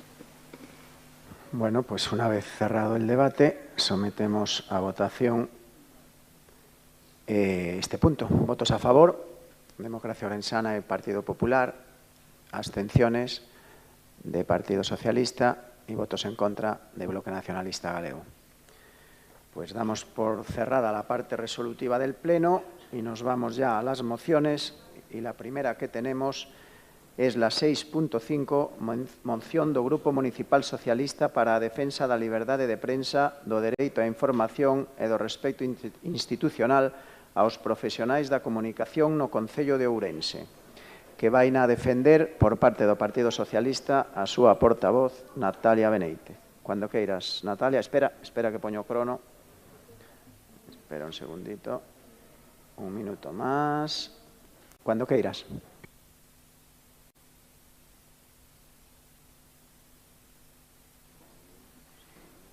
Bos días a todos e a todas. Comezamos polo principio. Nos últimos anos, dende que o alcalde de Ourense ocupa esa cadeira, estamos desgrazadamente afeitos a presenciar como se restrinxen dereitos básicos que os e as ourensáns xa tiñan adquiridos, entre eles o de acceso a unha información plural e libre. Tamén estamos acostumados, algúns ainda non queremos acostumarnos de todo, a que se amparen ele e o seu goberno sempre na excusa de que algo non é competencia municipal para botar por terra calquera idea ou iniciativa que mellore a vida de todos e todas as que aínda resistimos en Ourense. Cantas veces escoitamos neste salón de plenos que algo non se pode facer ou que é responsabilidade da Xunta ou do goberno de Pedro Sánchez e non é deste goberno municipal. Pois resulta sorprendente que cando falamos de interferir nun dereito recollido no artigo 20 da nosa Constitución española, que recoñece e protexe a liberdade de expresión, que todas as persoas poidan comunicar e recibir libremente esa información veraz por calqueira medio de difusión e que proíbe expresamente a censura previa, aí si ten ou pretende ter autoridade o señor alcalde Pérez Jácome. A ninguén se nos escapa que a ausencia de políticas de comunicación, a restricción do acceso á información, a eliminación das roldas de prensa, o escurantismo e o bloqueo administrativo ao que xoga o alcalde e o seu goberno, agochan outra realidade.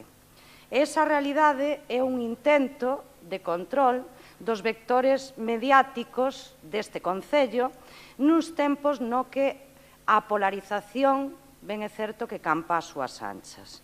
Un goberno municipal debería favorecer esa alfabetización mediática e normalizar tamén o debate e intercambio de ideas entre as forzas políticas e a propia cidadanía. Nunca foron os obxectivos deste goberno, nin, desgraciadamente, se produce con frecuencia nin neste salón de plenos, nin nesta cidade. O principio da liberdade de prensa non só sostén as democracias igualitarias, senón que as dignifica. E non só afecta ao periodismo, afecta aos gobernos das institucións públicas e afecta a todas as persoas. Persoas que queren vivir informadas, que queren recibir esa información dunha maneira veraz e que, ademais, se fomente ese espírito crítico, ese pensamento para tomar decisións libremente. Este principio non é ningún privilexio, por moito que o alcalde acostume a desviar o foco nos últimos tempos, nin para os medios de comunicación, nin para os gobernos. É a garantía que nos queda para evitar a mentira, para poder fiscalizar e para previr os abusos. Cando se censura, se intimida ou manipula, perde toda a sociedade.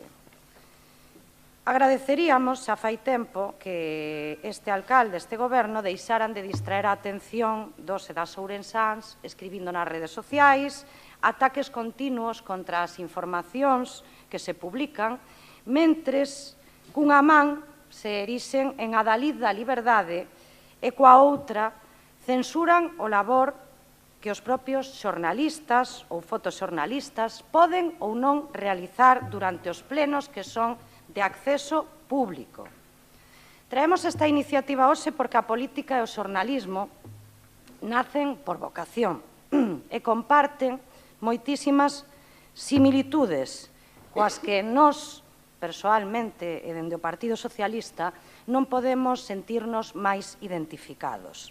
Cando o que se persegue é protexer e defender a democracia e a liberdade con mayúsculas, ás veces hai que asumir compromisos moi incómodos e ser valentes, preguntar onde non queren que preguntes, investigar onde moitos preferían que reinase o silencio e contar o que outros tratan de ocultar.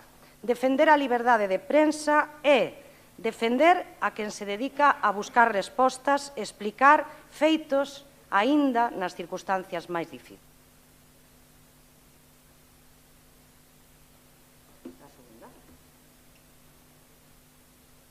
Muy bien.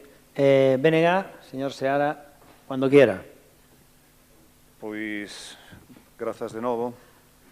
Bueno, certo é que nos vemos na obriga hoxe de debater sobre algo que nunca debería porse en cuestión, a liberdade de prensa e o dereito á información. Cando o alcalde no pasado pleno menosprezou públicamente a un fotoxornalista que estaba a facer o seu traballo, non foi unha arroutada, tampouco un incidente illado, senón a constatación dunha estrategia que sustitúe o dereito á información pola posverdade, pola súa posverdade, alcalde.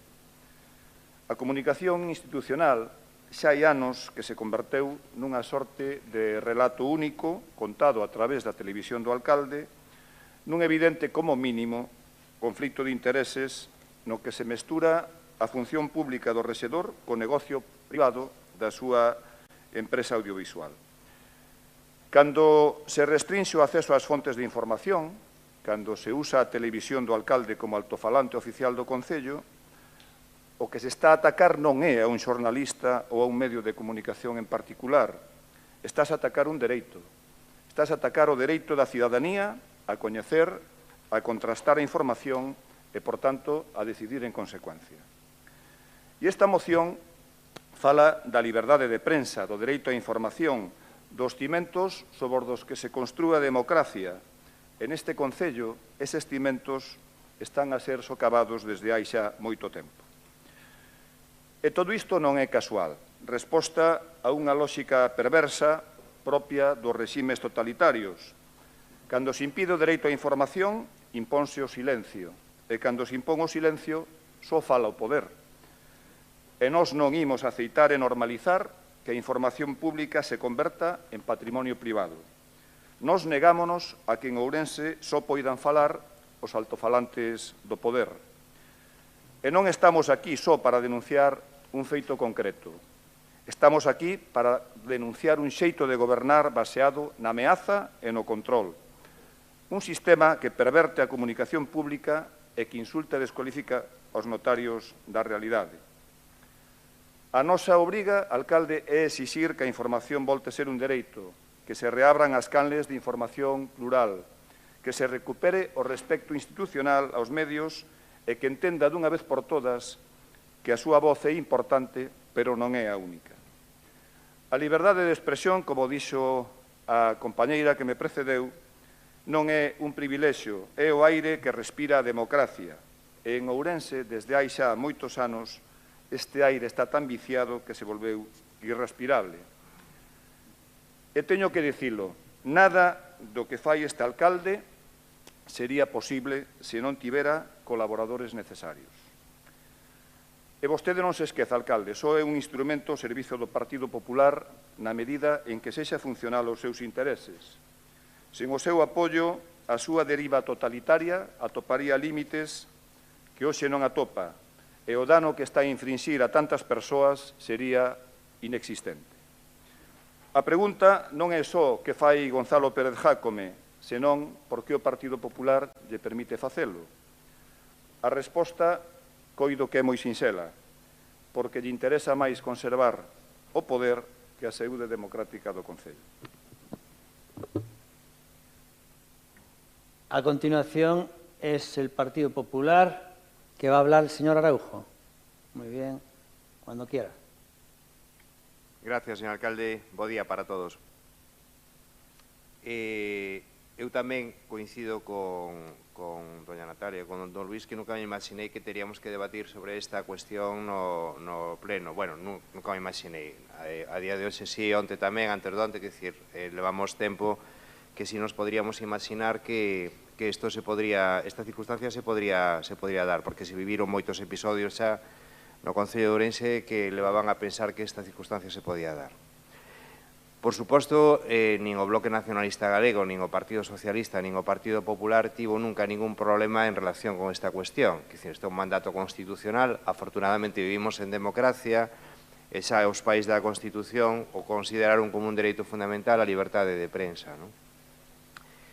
E despois hai outra cuestión que me apetece poñer en riba da mesa, que aquí estáse atacando aos mensaxeiros, que dicir, as persoas que están sentadas aquí detrás ou que van ás rodas de prensa cando as había, os que, supoño que pasarán uns apuros terribles para facer o seu traballo, non? Porque ao final esa actuación a veces tan violenta por parte do que manda, supoño que lles faralles vivir momentos moi complicados e moi complexos, non? Así que eu entendo que todos, pero desde logo desde o Grupo Municipal do Partido Popular apetecenos facer esa reflexión sobre o duro que resulta para eles facer o seu traballo no día a día, agradecerlles o traballo.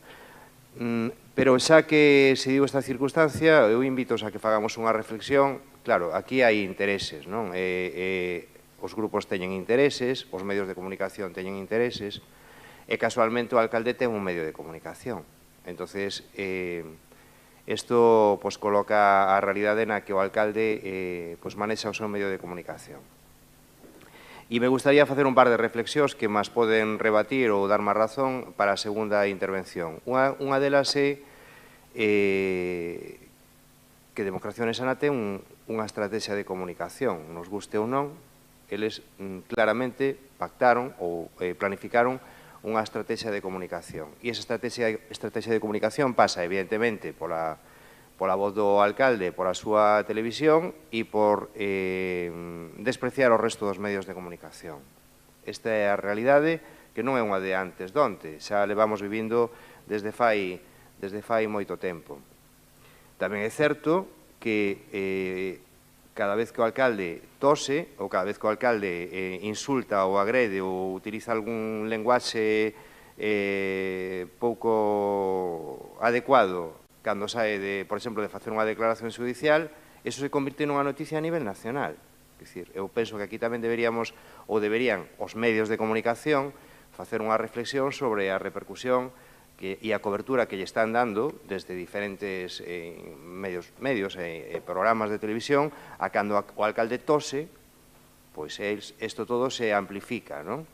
E nos chaman incluso os demais para que opinemos, porque o alcalde toseu, non?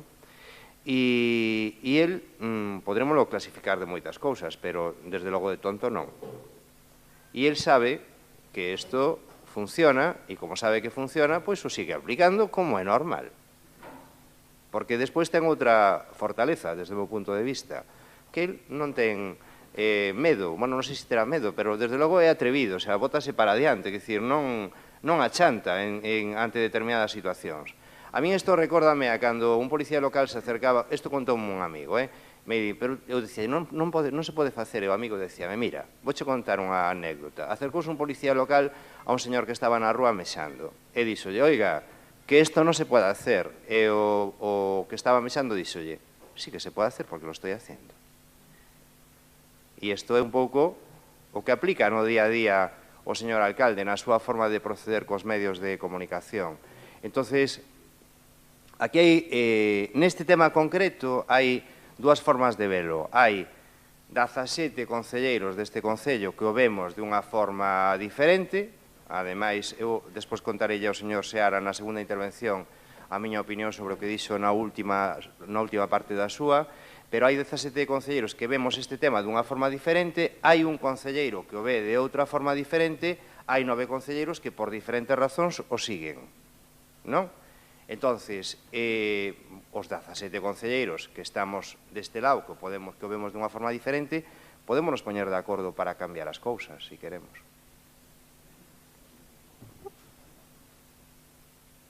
Muy bien. Ahí le deja ese órdago, señor Seara. Le está pidiendo el voto para alguien del Partido Popular. Por favor, no bloquee usted más esta corporación y reléveme ya. Bueno, Rafael Martínez Cachafeiro, de Democracia Ourenseana, Grupo de Gobierno, cuando quieras. Pues muchas gracias. Voy a empezar con la moción que trajo el PSOE. Natalia, es verdad que hablaste y dijiste exactamente lo que había que decir, pero en la moción no lo has puesto, que es a liberdade de prensa o dereito á información son pilares esenciais da democracia. Pero, mira, si nos vamos a los derechos es en la Constitución a comunicar o recibir libremente información veraz. Información veraz. Y ahí es donde está el quid de la cuestión. ¿Vale?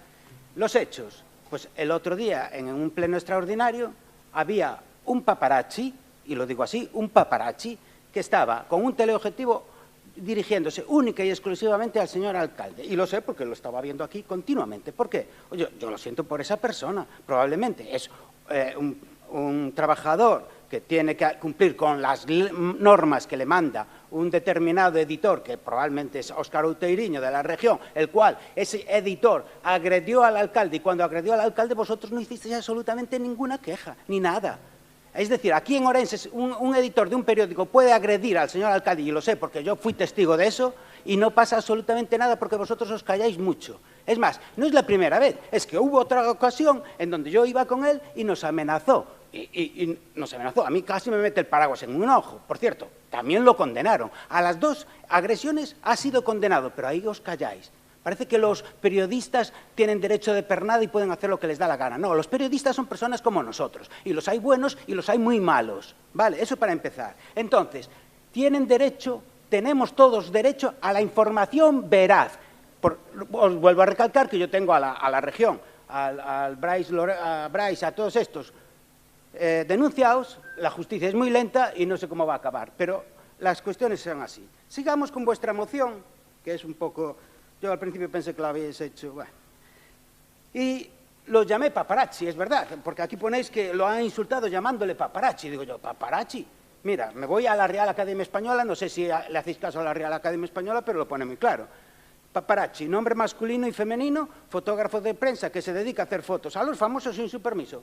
Perfectamente, yo creo que Gonzalo eres famoso. Y además ese señor le estaba haciendo unas fotos que no tenía el permiso de Gonzalo. ¿Por qué? Porque iba a acosar, iba única y exclusivamente a acosar a una persona. Pero vamos, vosotros que os vendéis como los grandes adalides de la libertad y de la justicia y todas estas cosas, me hace gracia porque en este mismo año, en vuestra página web, el PSOE consigue que se empiece a tramitar la reforma del reglamento del Congreso para echar a los pseudoperiodistas acosadores.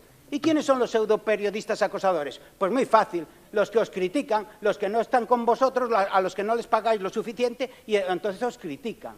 Pero es que es así.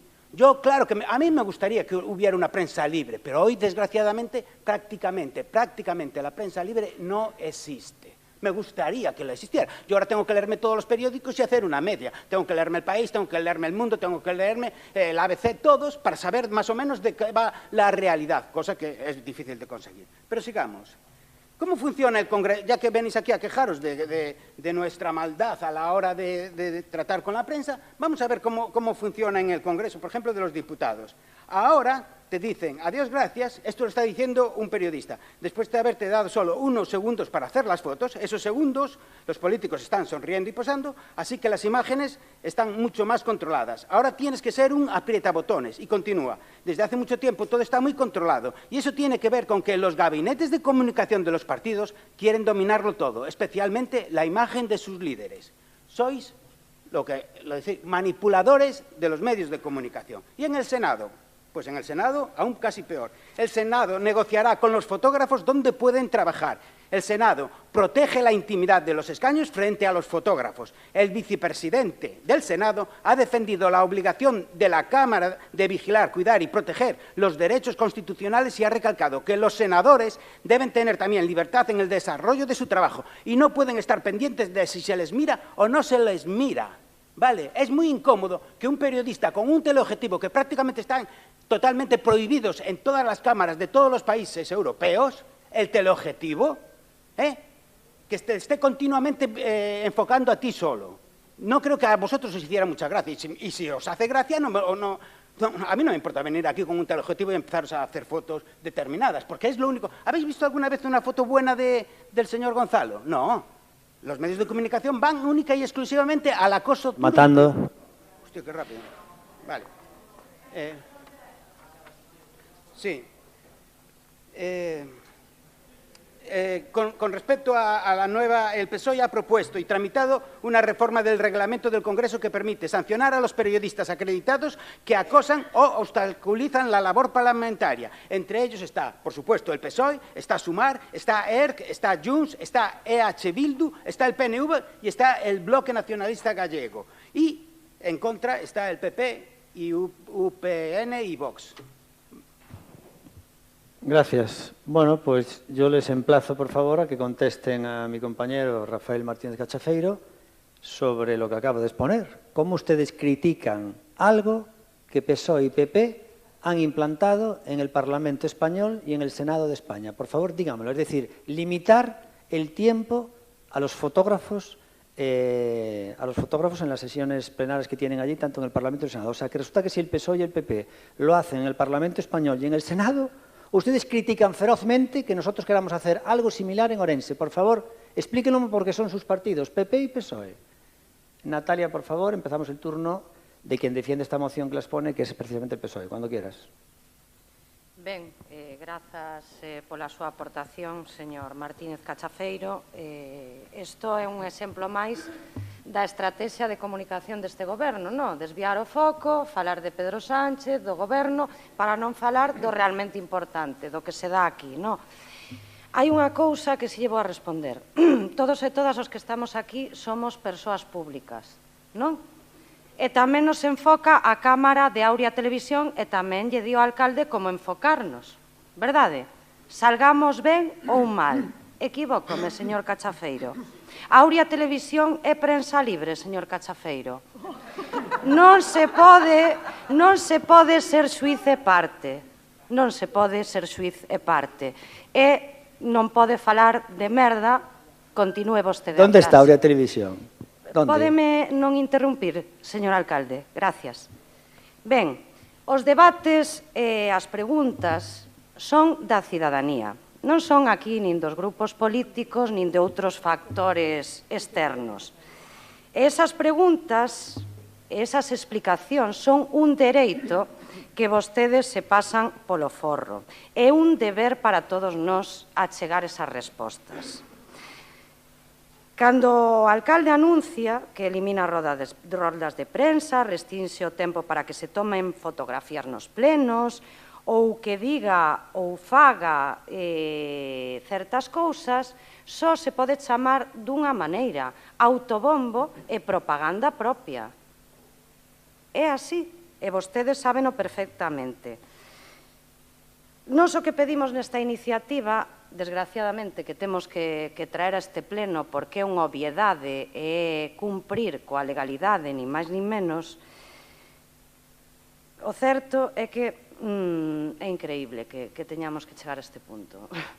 Pero o que pedimos é que o Concello de Ourense comunique á cidadanía polas canles oficiais do Concello de Ourense, que cumpra a lei, que cumpra a legalidade, que simplemente non se mezclen o privado co público da maneira evidente que se está facendo coa súa tele privada.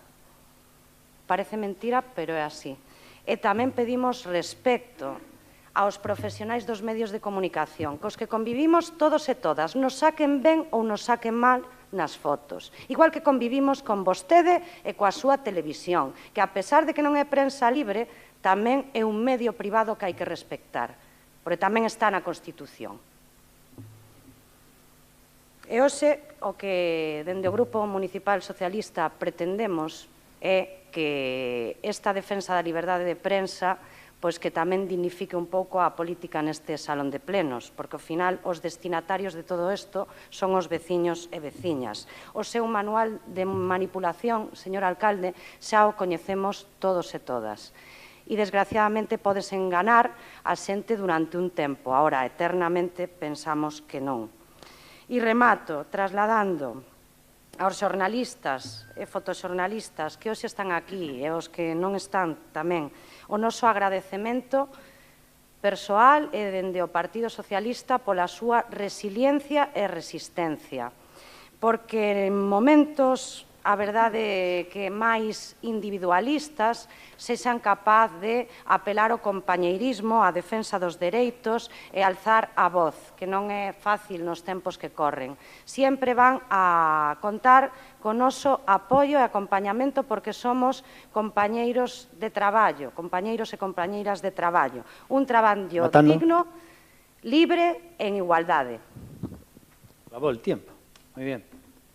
No, le decía, luego le contesto. Aurea Televisión le decía que dónde está Aurea Televisión. Yo no la veo aquí. Por favor, ¿qué cámaras de Aurea Televisión? No, eso no. Eso es la realización del Concello Oficial. Por favor, señor Seara, un segundo. Cuando quiera. Non esquezamos, dona Natalia, que a Aurea Televisión é un medio privado pagado con diñeiro público para por a parir a oposición do Concello do que se financia. Non? Esta moción non vai de acotar tempo aos fotoxornalistas, non, vai de amordazar aos medios de comunicación para que haxa unha única comunicación unidireccional que é a que sirve a súa televisión, a Aurea Televisión. E iso, desde logo, é de todo menos democracia. Non? O fotoxornalista, ata onde eu sei, non estaba apostado detrás dun arbusto á porta da súa casa. Non, estaba nun salón de plenos, lembrolle que os plenos son públicos, nun salón de plenos facendo o seu traballo, única e exclusivamente. Por tanto, o de paparazzi a mí me parece que é unha forma subliminal de insultar a xente que fai o seu traballo e o fai moi ben, por certo.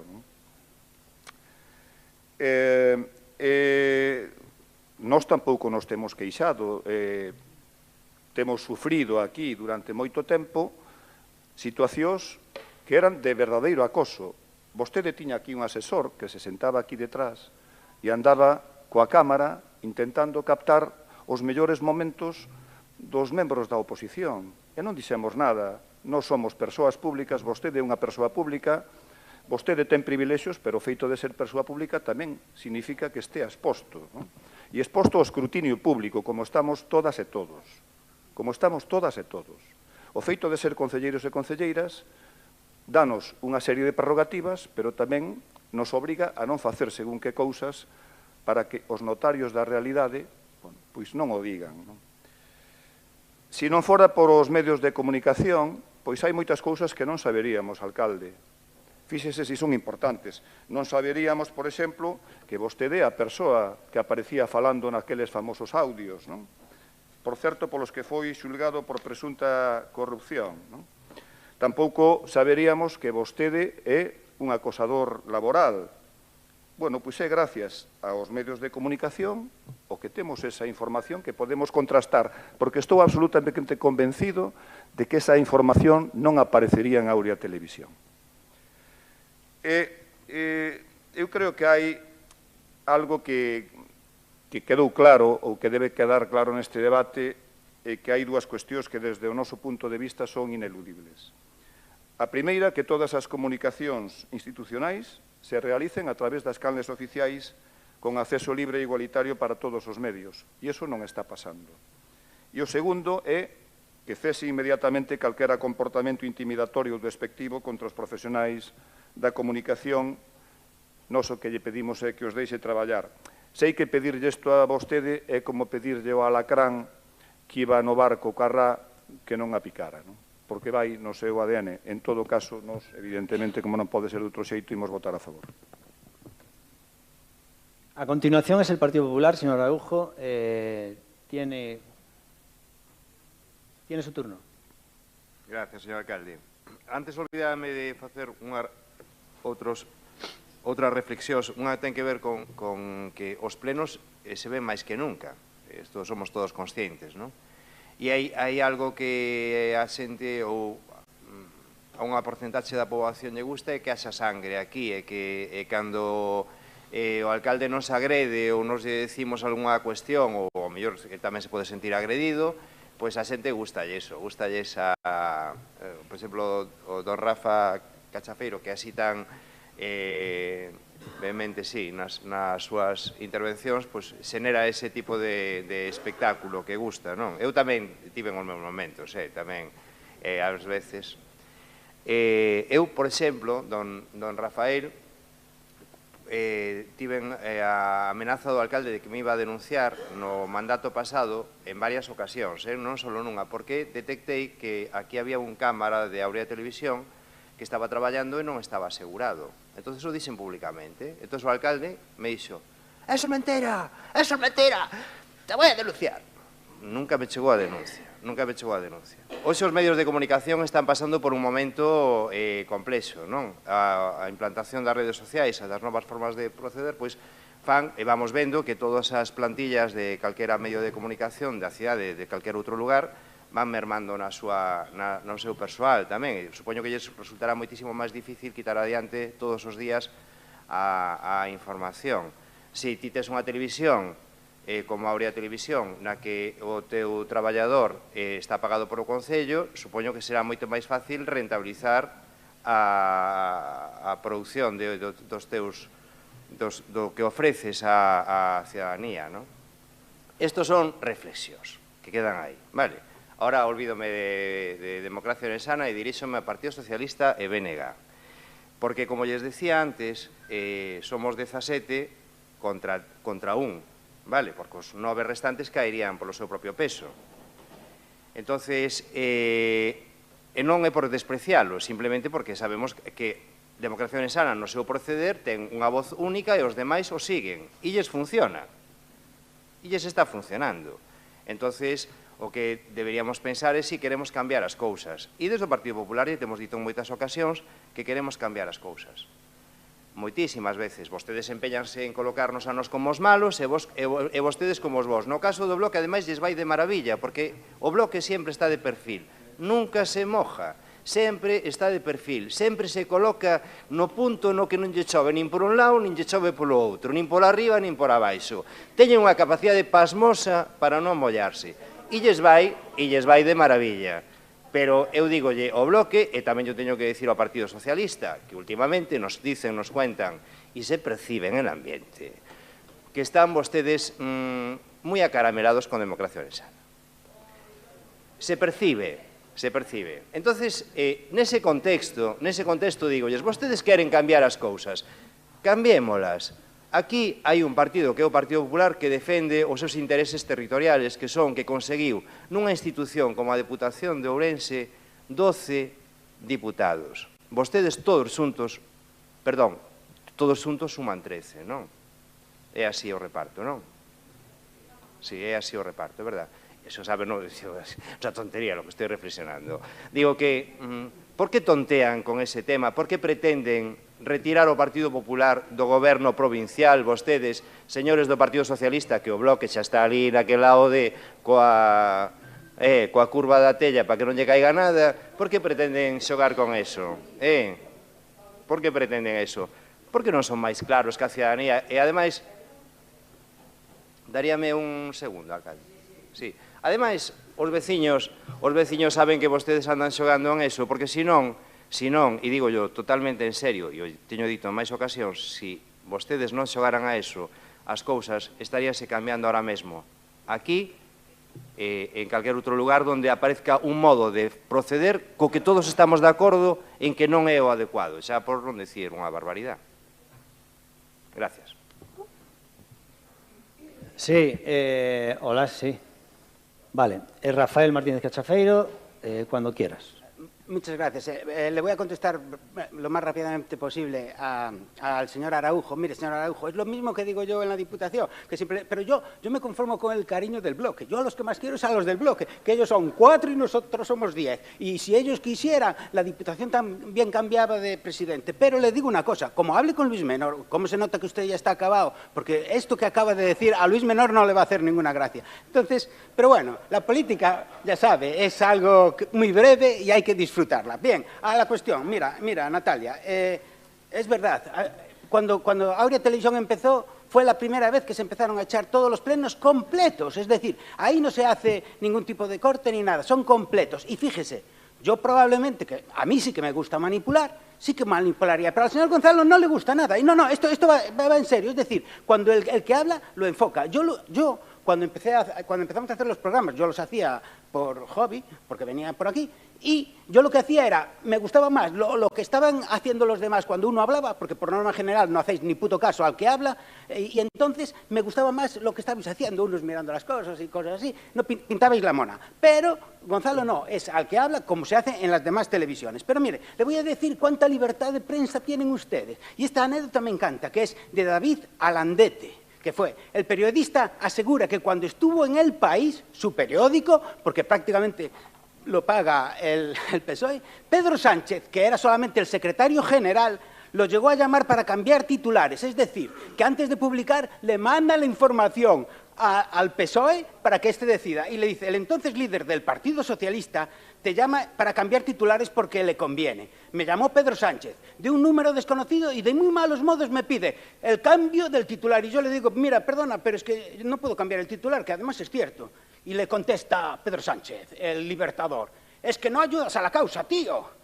Voy a hablar con tus jefes. Y luego los llamó a los dos y pidió mi cabeza. Y cuando se hizo la moción de censura y fue presidente, lo dice este periodista, provocó en una semana el despido del director del País y el despido fulminante de 15 directivos del periódico. Y, por supuesto, el mío. Así es como tratáis a la prensa. La prensa prácticamente está comprada. ¿Por qué? Pues porque no puede vivir con sus ventas de periódicos, que cada vez se venden menos. Entonces, hoy por hoy, lo triste de este país, porque la democracia lo necesita, es que no hay una prensa libre. ¿Vale? No, y te digo otra cosa. Ahora me voy a lo que cuesta la televisión española. Mira, podemos utilizar también las palabras de nuestro amigo inefable Miguel Tellado, cuando se puso aquí a discutir con Silvia Inchaurrondo, y le dice, hoy en España tenemos un fiscal general del Estado que es un delincuente. Esto lo dice Miguel Tellado y también lo dicen los jueces, vaya, que no es nada nuevo. No lo dice el Partido Popular, lo dice el Tribunal Supremo. A mí me molesta y me preocupa enormemente que desde una televisión pública como esta, pagada por los impuestos de los españoles, se hable de golpismo judicial. Estamos viendo cómo se utiliza la televisión pública que pagamos todos los españoles para atacar al Poder Judicial. Es gravísimo lo que está sucediendo en este medio de comunicación. Eso lo dice Miguel Tellado. Pero cuando estaba Rajoy, es decir, cuando está el PP en el poder, hace exactamente lo mismo. Los políticos y los poderes fácticos, los que ponen el dinero, controlan y dominan la prensa. Y aquí, hoy en día, en España, no hay prensa libre. Y también, si quieres, que también me lo traje, te empiezo a decir cómo se permite y cuál es la normativa de todos los países con respecto a los fotoperiodistas. La mayor parte de ellos dicen, los fotógrafos no pueden usar flash, no pueden usar teleobjetivo y tienen 5 minutos al inicio de la sesión plenaria para tomar fotos de la sesión. Y luego se utilizan esa... Acaba. Nah, es demasiada información. Lo siento, al primero que más le gustaría que hubiera una prensa libre es a mí. Pero vosotros todos lo sabéis, lo manipuláis, vuestros partidos políticos la manipulan, la controlan y bueno, nada más, muchas gracias. Gracias. Estaba mirando ahora al secretario, a Paco Cacharro, y tenía cara que parecía decir, lo peor de todo es que todo esto lo voy a tener que escribir yo en el acta. Lo que se está debatiendo aquí. Y así es, claro.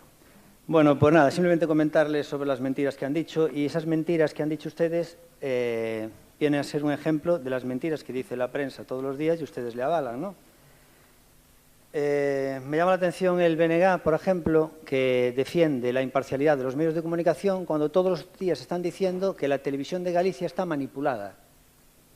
Entonces la pregunta es, ¿la televisión de Galicia está manipulada porque obviamente el Partido Popular tiene intereses, todos lo aceptamos, el BNG también, y la prensa y las empresas privadas no? Hombre, si usted está diciendo que la televisión de Galicia está manipulada, usted tendrá entonces entender que los demás medios de comunicación que dependen de una empresa privada estarán manipulados según quiera el dueño de turno. Es decir, los periodistas de La Voz de Galicia tendrán que obedecer a sus jefes y los periodistas de la región, los de la TVG obedecen a sus jefes y los de La Voz de Galicia y la región también obedecen a sus jefes. De forma que, si la televisión de Galicia está manipulada, señor Luis Seara, también lo estará la región y La Voz de Galicia en el grado que los dueños quieran. Y si resulta que usted, fíjese a qué punto es incongruente, que acaba de decir una frase que obviamente supongo que no suya, la ha quitado de algún sitio, a Sara Eco, de la que lo dicen los periodistas, dice que la prensa son notarios de la realidad. La persona que, el BNG, que está diciendo que la TVG, que es una merda, Telegaita, dice que la prensa son notarios de la realidad. O sea, la prensa, los propietarios de La Región y La Voz no tienen intereses. Hombre, los tienen y manipulan a los periodistas en el mismo grado que el señor Feijóo, o que el señor Rueda en este caso, manipula a los periodistas de la Televisión de Galicia. Exactamente el mismo. ¿Vale? Bien, con lo cual, su teoría, obviamente, lo que ha dicho aquí, se cae. Bien, fíjese para que vea esto las mentiras que dice. Dice usted, Aurea Televisión es una cadena, es un medio privado, pero no es privado porque porque vive de dinero público. Precisamente es el único medio de comunicación que no vive del dinero público. Quien vive del dinero público es La Región, porque recibe grandes cantidades de dinero de las instituciones. Quien vive del dinero público es La Voz de Galicia. Pero Aurea Televisión no cobra un duro del Ayuntamiento de Ourense porque cuando nosotros llegamos aquí, en el año hace 6 años, le cortamos el grifo a todos los medios de comunicación, incluido obviamente la Aurea TV, que nunca lo tuvo. Aurea TV nunca tuvo un dinero del Concello de Ourense, ni de la Diputación, ni de nada. No, perdona, de la Diputación hace años se había cobrado una factura, pero... No. A nosotros... Mire, perdón, es que lo que pasa, usted tiene mala memoria y los acta así. Quien pagaba... Vamos a ver, Aurea TV hacía un programa hace 15 años y lo pagaba el Partido...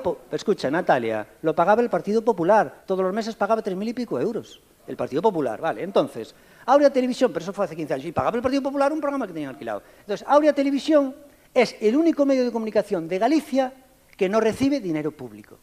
El único. Y lo que es medible no es opinable. ¿Vale? Es decir, ¿cuánto dinero le paga el Concello? Ustedes que pueden hacer las facturas, ¿cuánto dinero le paga el Concello a Aurea Televisión? 0 euros. ¿Cuánto le paga 0 euros? Ojo, esto va a cambiar, porque ahora mismo hay una competencia real en la Diputación, porque allí están cobrando, la Diputación creo que Telemiño lo está pagando 100 y pico mil al mes. Entonces los vamos a denunciar por competencia real. Claro, que nos paguen también a Aurea Televisión y si no, una denuncia a la Diputación por competencia desleal. Porque no puede ser que se gaste 100 y pico mil en Telemiño por el morro y los demás nada. Pero yo, desde aquí, desde que estoy de alcalde, pues no se paga dinero a los medios de comunicación. Se empezó pagando algún que otro anuncio pequeño, 3.000 euros se pagó alguna vez, a La Voz de Galicia por un primer reportaje o algo así. Y después lo que se hace es todo pues por Internet. Entonces ya demuestran ella lo que es su mentira. Luego usted ha dicho que yo por los audios que salieron ahí publicados en el Electoral fui juzgado. Yo nunca fui juzgado por los audios. Hubo una denuncia y se archivó. No hubo ningún juicio. O sea, fíjese usted, si llega a ser periodista el señor Seara, ¿cómo sería su periódico? ¿Cómo sería su periódico? ¿Vale? El señor Araujo dice que yo dije una cosa grave de usted que no tenía asegurado al cámara y dijo que me iba a denunciar y no me denunció. Con lo cual, usted dirá, se deduce que es verdad. Eso se llama falacia ad silencium. Mire, estoy a tiempo de denunciarlo porque todavía no pasaron los 4 años. Si no lo denuncié es porque no tengo tiempo. ¿Por qué si cree que usted voy a la Diputación y al cabo de una hora siempre me marcho? Porque no tengo tiempo. Si tuviera tiempo, entonces cuando tenga tiempo lo denunciaré si no pasan 4 años. Si sabe la cantidad de denuncias que dejé de hacer, porque ya pasaron los 4 años, válgame Dios. Vale, pero según usted es falacia de silencio. Bueno, y luego, pero aún estoy a tiempo, Y luego lo que le tengo que decir a mayores es, Aurea TV, este pleno no lo está filmando Aurea Televisión, señores, ¿no? Este pleno se está filmando porque el Ayuntamiento, fuimos los primeros en hacerlo, casi de España, yo diría, en retransmitir los plenos, ahora lo retransmite todo el mundo, y ahora la señal es una señal oficial del Ayuntamiento de Ourense y se está haciendo con una persona que el sueldo lo paga el Ayuntamiento de Ourense. Es un personal de confianza, no tenía que hacerlo porque realmente se debería contratar una empresa. Y lo está haciendo y se da señal a quien quiera, y esa señal la puede coger cualquier medio de comunicación, se transmite a través de Vimeo, que por cierto tuvo una caída en España hace 3 horas y estuvo esto sin emitir durante 1 hora porque creo que Vimeo cayó en España 3 horas. 3 horas no, cayó durante un tiempo, hace 3 horas, más o menos. Bueno, hace 3 horas no, que el pleno fue a las 9. Y nada más, y obviamente también utiliza esta señal Aurea Televisión, pero estos plenos los está grabando, se graban de una forma, digamos, oficial. Y luego, por último, lo que estaba diciendo el señor Seara de PP, PSOE y BNG, usted puede decirlo 1000 veces, como dijeron antes de que Aurea TV recibe dinero público, y puede decir que es una mentira, y puede también decir 1000 veces que el Partido Popular me sostiene. No, a mí quien me sostiene, realmente, esto es como... Mira, a mí quien me sostiene... Mira, el señor Seara... No, ahora hablo yo. Mire, usted dice que a mí me sostiene el Partido Popular, y esto me recuerda a aquella preciosa, el Oriente Express, ¿no? El asesinato en el Oriente Express, como al final fue precioso el desenlace, cuando dice... Hombre, si no, a estas alturas no lo sabéis, válgame Dios. Oye, esto es como si me dice, no cuentes el final del Quijote. Por favor. A ver, por favor, No, mire, si no cuentes el final, es que entonces iba a decir ahí un improperio. Por favor. Decir ahora el final de un clásico. No cuentes el final. Gracias. Bueno, dice, entonces sois todos. Pues ese es el tema. Es decir, quien me sostiene, sois todos, porque obviamente aquí es una cuestión de mayoría de 14. Entonces, la cosa está muy clara, Seara. Si tú no quieres que Democracia Ourensana gobierne esta ciudad, lo tienes muy claro. Tendrás que hacer alcalde a alguien de la segunda lista más votada. Y para eso estáis el PP y el PSOE y tal. Y nada más. Hombre, también es verdad, también que podéis decir, no, mira, ¿y por qué tiene que ser la segunda? Que sea la tercera. Entonces ya es una cuestión de discrepancias. Pero entonces la culpa ya no es del PP, es de todos. Porque una cosa está clara. Si vosotros, si PSOE y BNG le hacéis alcalde a cualquiera del PP, ya producís el relevo. Pero claro, tú tienes mucho morro. No, hay que hacer el relevo como yo diga. Claro, los dictadores del BNG. Los dictadores del BNG. Por cierto, antes cuando salí estaba escuchando una frase, creo que era tuya, que dijiste, no xa votamos que non daquelas, o xa por supuesto tamén votaremos que no, solo faltaría. Te voy a decir una cosa, tú sabes que las primeras madres, las madres, los primeros años que tienen a un niño, cuando lo educan, son del BNG. Las madres, sí, casi todas las madres son del BNG. ¿Sabes por qué? Porque la palabra que más utilizan es no, los primeros años con el niño. Con un niño las palabras que más utilizas no. Pues se dice que son del BNG, pues están todo el día, no. ¿Para qué valéis vosotros? Bueno, pues nada, vamos a votar esta moción. Ruth, tú eres del BNG, ¿no es que a tu niño siempre está diciendo no? ¿Dónde estás votando? Es del BNG. Bueno, vamos allá.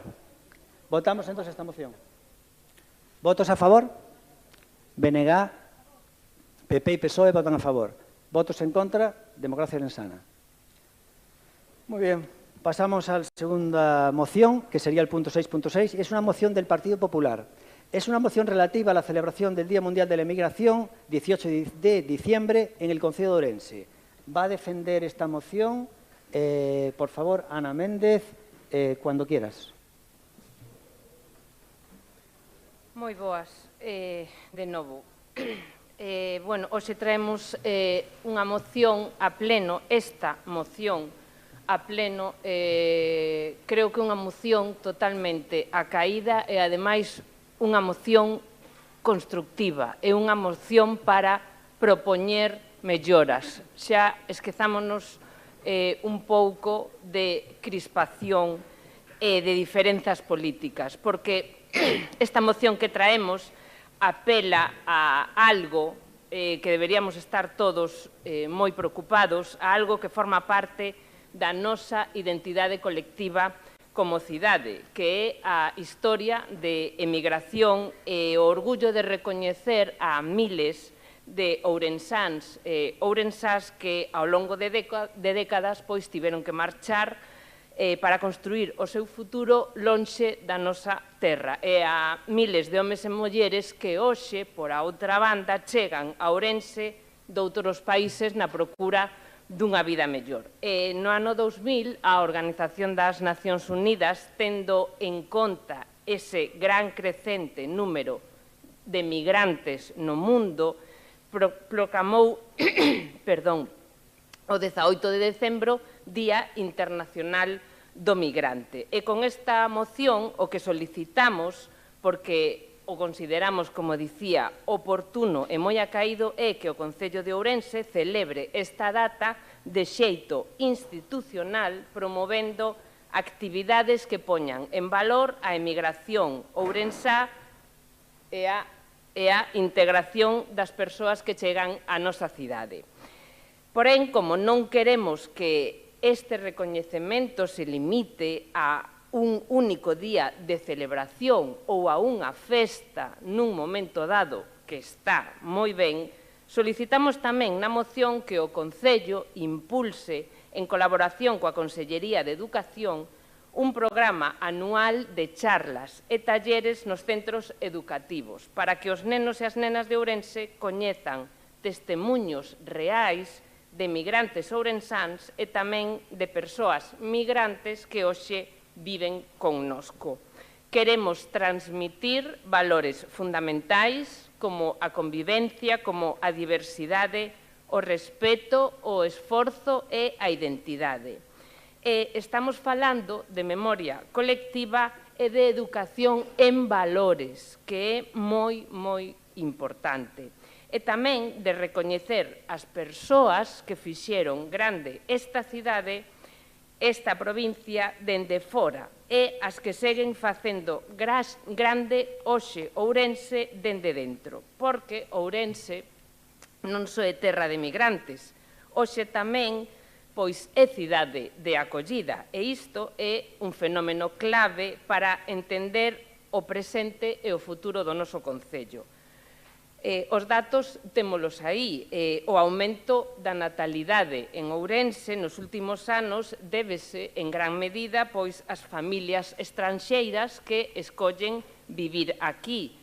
O número de autónomos e pequenos emprendedores crece gracias á poboación migrante, que abre negocios, que crea emprego, que achega dinamismo económico. E o noso mercado laboral sostense en boa medida polo traballo de persoas chegadas de outras nacionalidades. Son ourensás de pleno dereito que pagan os seus impostos, que crían aquí os seus fillos, que traballan, que contribúen, en definitiva, son sostén demográfico e económico desta cidade. Por iso, con esta moción, queremos facer un recoñecemento para todas esas persoas, para todos eles, porque igual que os nosos avós, os meus avós marcharon un día a Bos Aires, a Venezuela, a Suíza ou a Alemanha en busca dun futuro mellor, pois agora somos nós quen temos que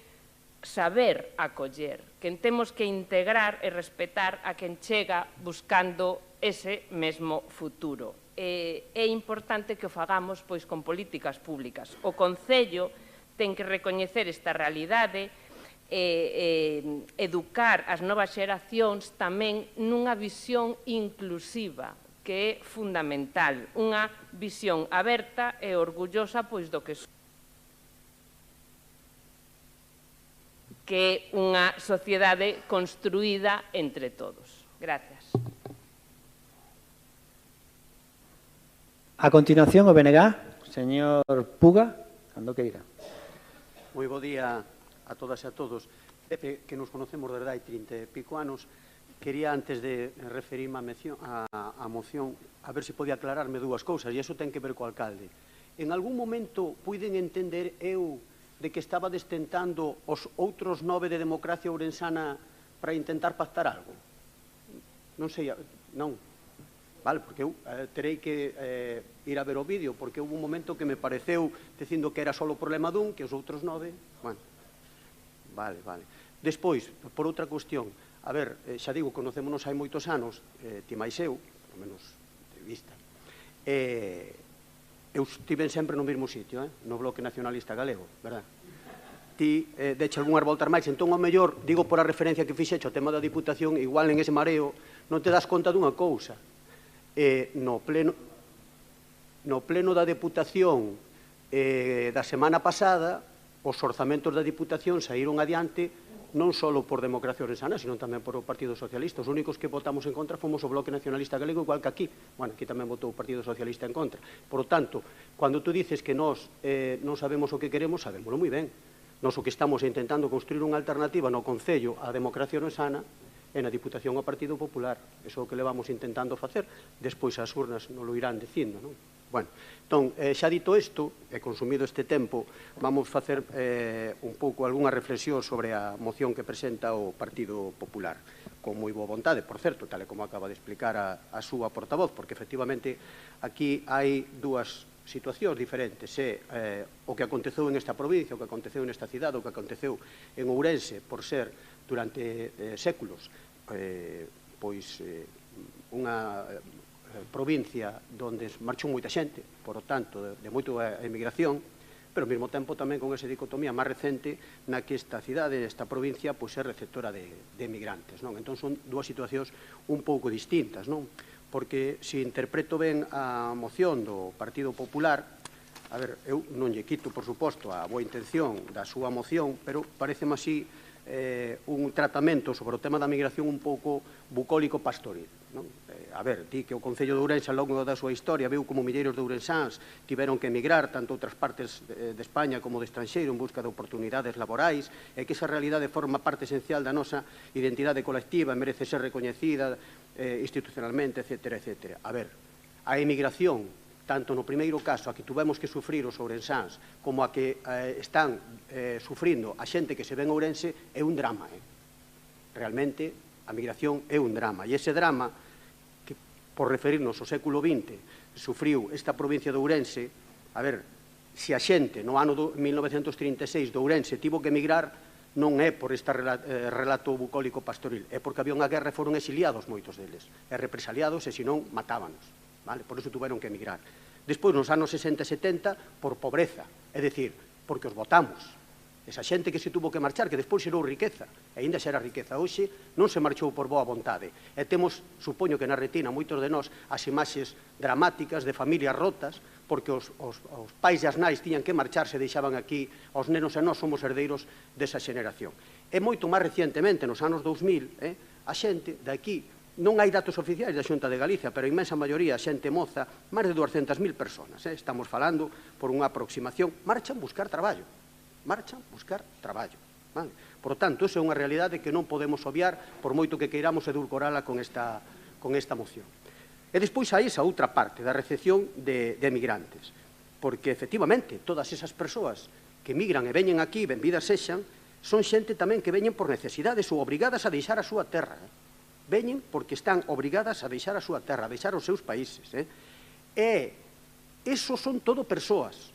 Son todo persoas. Non hai migrantes nin de primeira nin de segunda clase. Para o BNG nós non facemos distingos. Para nós todas esas persoas son exactamente iguales. Pero, ollo, eu teño a impresión de que para o Partido Popular, sí, no que hai, en función da súa orixe ou en función da cor da súa pel, diferentes tratamentos por parte das actividades políticas do Partido Popular. E poño un exemplo.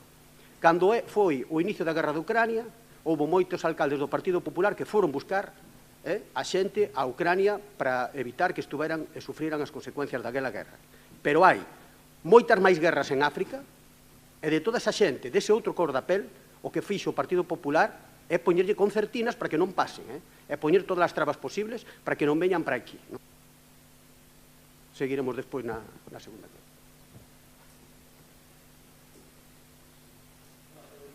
Solo decir que antes, cuando estaba diciendo al señor Araujo, es que usted estuvo en más sitios y todo eso, y el señor Novo le apuntó, eso no tiene nada que ver, eso no hace menos coherente su mensaje.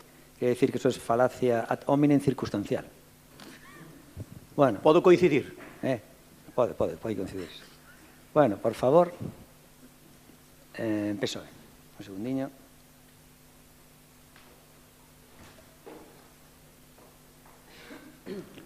María, cuando quieras. Gracias, alcalde. Gracias de novo. Eu comparto íntegramente a exposición da compañera do Partido Popular, a señora Méndez.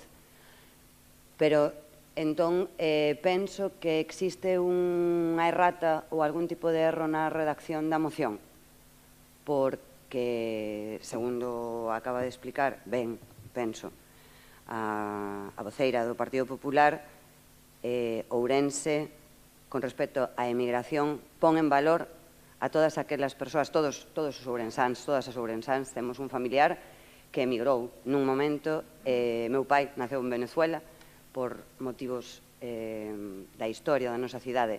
Os emigrantes ourensáns escribiron unha das páxinas máis duras e máis dignas da nosa historia, e ese presente temos que reivindicalo, e a memoria é moi importante, pero nós non queremos que esa xente marche, non queremos que a xente marche outra vez. Temos que fomentar políticas públicas para que non teñamos que marchar.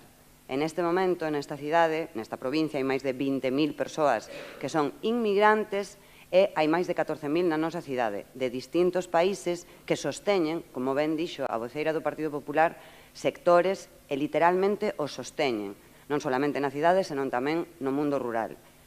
As Nacións Unidas entende como migrantes a todos, aos que chegan e aos que tiveron que marchar. Na exposición do Partido Popular así o indica, pero na moción non. Na moción cambiamos o nome o día, é unha errata, é intencionado, porque o 18 de decembro é o Día Internacional do Migrante, de todos, de todas.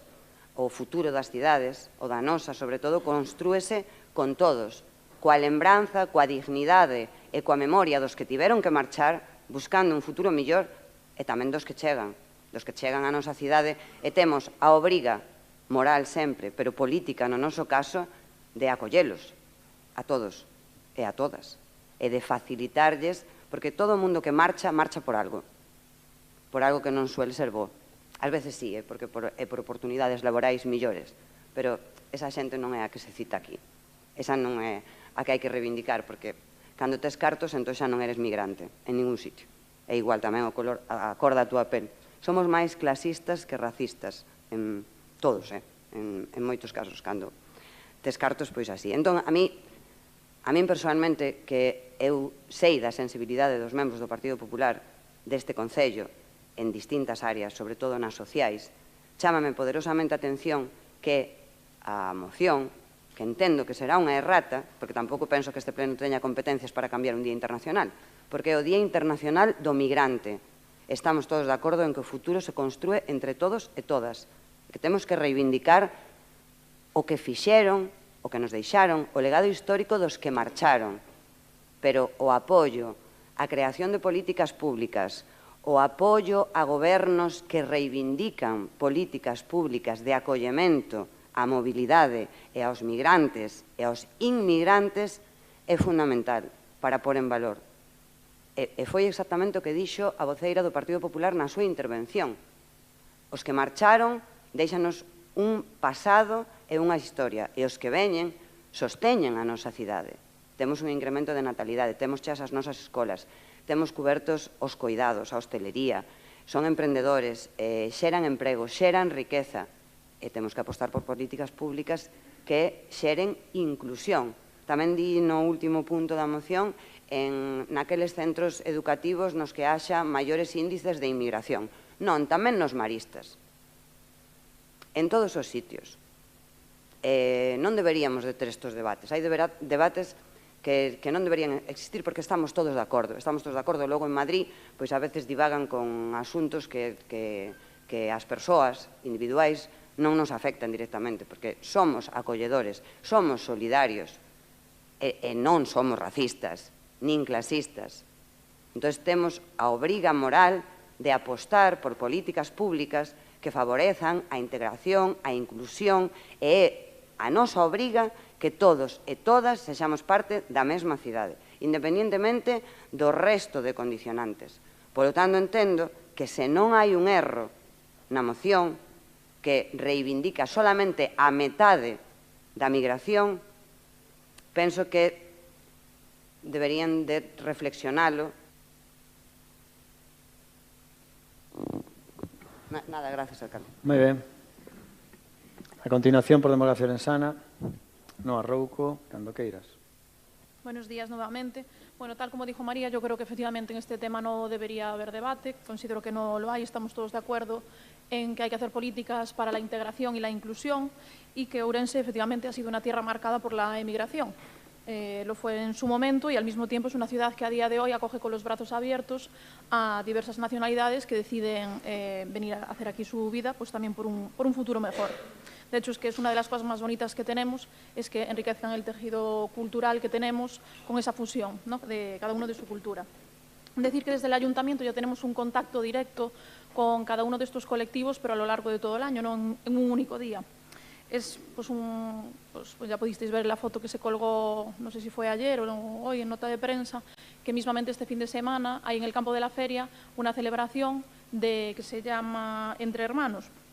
Participan Venezuela, Colombia, Brasil, Ecuador y bueno, van a celebrar precisamente lo que es la unión de las culturas, la diversidad y es una muestra de que precisamente cada colectivo tiene su día señalado, su espacio y como digo, en una fecha. Desde el Ayuntamiento siempre los hemos apoyado, colaborado, ya sea con estas nacionalidades, incluso con la de Senegal. Repito, Colombia, Venezuela tienen su propio día, siempre acuden a nosotros con una comunicación directa total y nos manifiestan sus necesidades y qué es lo que necesitan en este caso de esta institución. Entonces, entendemos el trasfondo de la moción, creo que estamos todos de acuerdo en ella, pero consideramos que ya hay un trabajo efectivo en cuanto a esto y que no necesitan un día concreto, porque cada uno ya tiene el suyo. De todos modos, decir que si en algún momento ellos fuesen los que nos solicitasen hacer una celebración ese día, lo haríamos, pero repito, en la comunicación que tenemos con ellos nunca nos han manifestado que por favor ese día celebremos algo o que hagamos algún tipo de actividad en este sentido.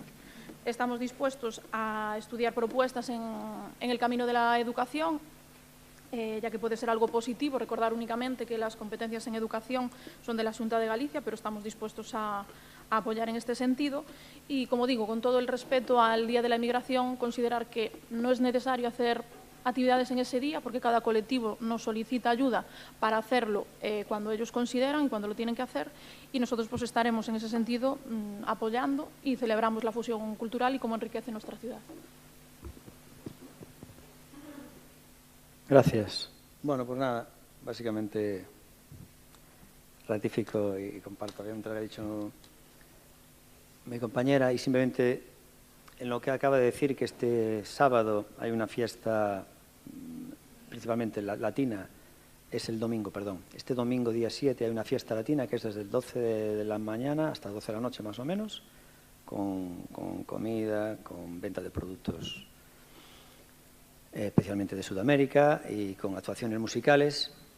Y realmente es un acto fraternal entre un colectivos inmigrantes muy importantes, ¿no? Y ustedes, para esos colectivos, cuando le venimos a pedir autorización para utilizar dinero, porque el Ayuntamiento en eso va a colaborar para que tengan esa fiesta, ustedes suelen votar que no. Y después vienen aquí con el tema de vamos a apoyar a los inmigrantes y hacer un día de celebración de los inmigrantes. Luego cuando decimos que tienen que hacer ellos su propio día, el Día de Venezuela, el Día de Colombia, el Día de Venezuela normalmente lo suelen celebrar en Orense es el día que hacen de la chinita, normalmente en el tal. Ustedes siempre votan que no cuando hay que hacer un acto de esos, cuando hay que poner... No, pero luego quieren la etiqueta de inmigrante y es lo que es la hipocresía. Vamos ya con el segundo turno y luego me ahondaré un poco más. Pero simplemente decir otra cosa, que antes lo que dijo Puga, que estaba hablando sobre el tema de que ustedes, claro, que nos presupuestos votan non. Ustedes votan non porque los presupuestos iban a salir y quedan muy bien votando que no en contra del Partido Popular. Pero también votan no porque tienen mucho morro, porque le han incrementado las partidas a los pueblos, a los ayuntamientos donde gobierna el BNG, con lo cual salen beneficiados. ¿Vale? Pero lo que me llama la atención es que votan no porque sabe que eso iba a salir y sus ayuntamientos iban a recibir ese dinero. Allariz iba a recibir ese dinero y alguno más por ahí que gobierna el BNG, que son muy pouquiños. Pero entonces, ¿qué ocurre? Como ustedes saben que votando que no, la cosa iba a salir adelante, iba a llegar el dinero a Allariz, los de Allariz non se mosquean porque os cuartos van bien de todos. É dicir, os cuartos van chegar a Allariz e nos quedamos de puta madre votando que non. Sin embargo, cando é necesario o seu voto, porque senón para ustedes non vai, porque é o acordo que se chegou, aí sí que cambian el no, porque cuando aquí trajimos el voto a favor del sueldo del alcalde, del sueldo de los concejales y del sueldo de la oposición y del dinero para los partidos políticos, usted votó que sí. Usted no votó que no, porque sabe que el acuerdo es para que usted reciba dinero, usted no puede votar que no. Así que por el dinerito cambio el voto lo que haga falta. Eso es el bloque. Bueno, vamos ya con el segundo turno. Por favor, 4 minutos. Es el Partido Popular. Ana Méndez, cuando quieras. Eu tiña unha segunda intervención preparada, pero non a vou facer porque a verdade é que se me cae a alma aos pés. Unha moción que debía ser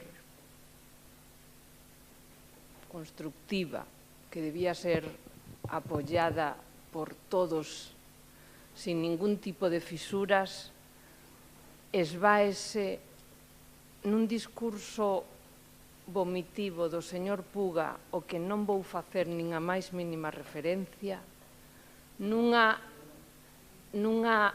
diatriba non lo nombres. súa, nunha diatriba da señora concelleira de María sobre si a moción, si non sei que, si non sei canto, cando sabe de sobra por que se trae esta moción, e ademais creo que a expliquei totalmente e de xeito totalmente razonable, e logo despois por parte do Concello nos recrimina a nós que nos votemos en contra cando sí, que nos votamos en contra de apoio tal, non, porque eu que dixen cando dixen a moción, cando falei na primeira intervención. Eu dixen que, evidentemente, claro que está moi ben que lle fagan unha festa. Señora Beneitez, se non lle importa que estou na escoitando a vostede máis que escoitarme a min. Gracias. Que nos votamos a favor de cousas das festas e dixen dende o primeiro momento que está moi ben que teñan o seu día de festa, pero o único que pedimos nesta moción é unha reivindicación institucional. É unha reivindicación institucional dun día que non ten nada que ver con que non se fagan o resto dos días as outras festas, nada que ver. E logo despois o que pedimos é unha reivindicación na educación dos nosos nenos e das nosas nenas, porque, desgraciadamente, e todos o sabemos, moitas veces, coa xente que ten que vir de fora, moitas veces xérase unha especie de odio e unha especie de fobia porque se fala en tons despectivos, en ton que veñen a quitar o traballo, en tons de que son os que cometen os delitos. E esas cousas, desgraciadamente, son as que lle fan mal a todas as persoas, os que emigran e os que volven e retornan aquí. Eso é o malo. É o único que se trae nesta moción unha petición dun recoñecemento institucional de todas esas persoas e, ademais, pois eso de interrelacionar a xente para que vivamos moito máis en conxunto todos cun respeto que fai falta moito, moito no momento que vivimos actualmente. Un respeto. E ao final resulta que isto acabo de escoitar barbaridades aquí sobre algo que creo que como persoas deberíamos estar todos de acordo. Non sei. Que se me cae a alma aos pés bastante. Gracias. Bueno, muller.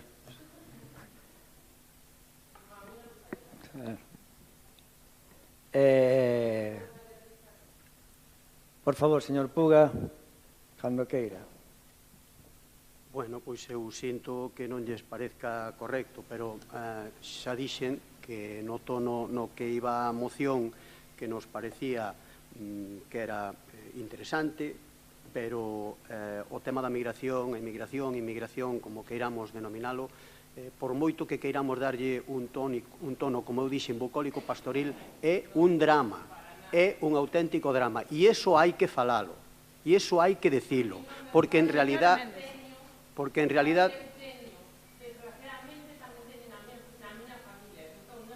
Tivémolo todos. Témolo todos. Non dialoguen, non dialoguen. Digo que esa realidade vivímola todas as familias. Eu non lle veño contar aquí a miña vida.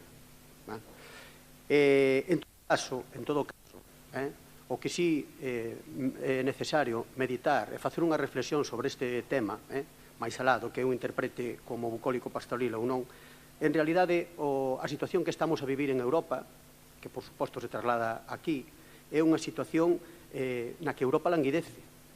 estamos nunha situación na que económicamente Europa cada vez pinta menos e ten máis problemas económicos e socialmente moito máis. E iso é porque no mundo cada vez hai un desequilibrio moito maior. Un desequilibrio moito maior, sobre todo na riqueza, porque cada vez hai máis ricos a costa de ter máis pobres, e iso é o que desequilibra o mundo.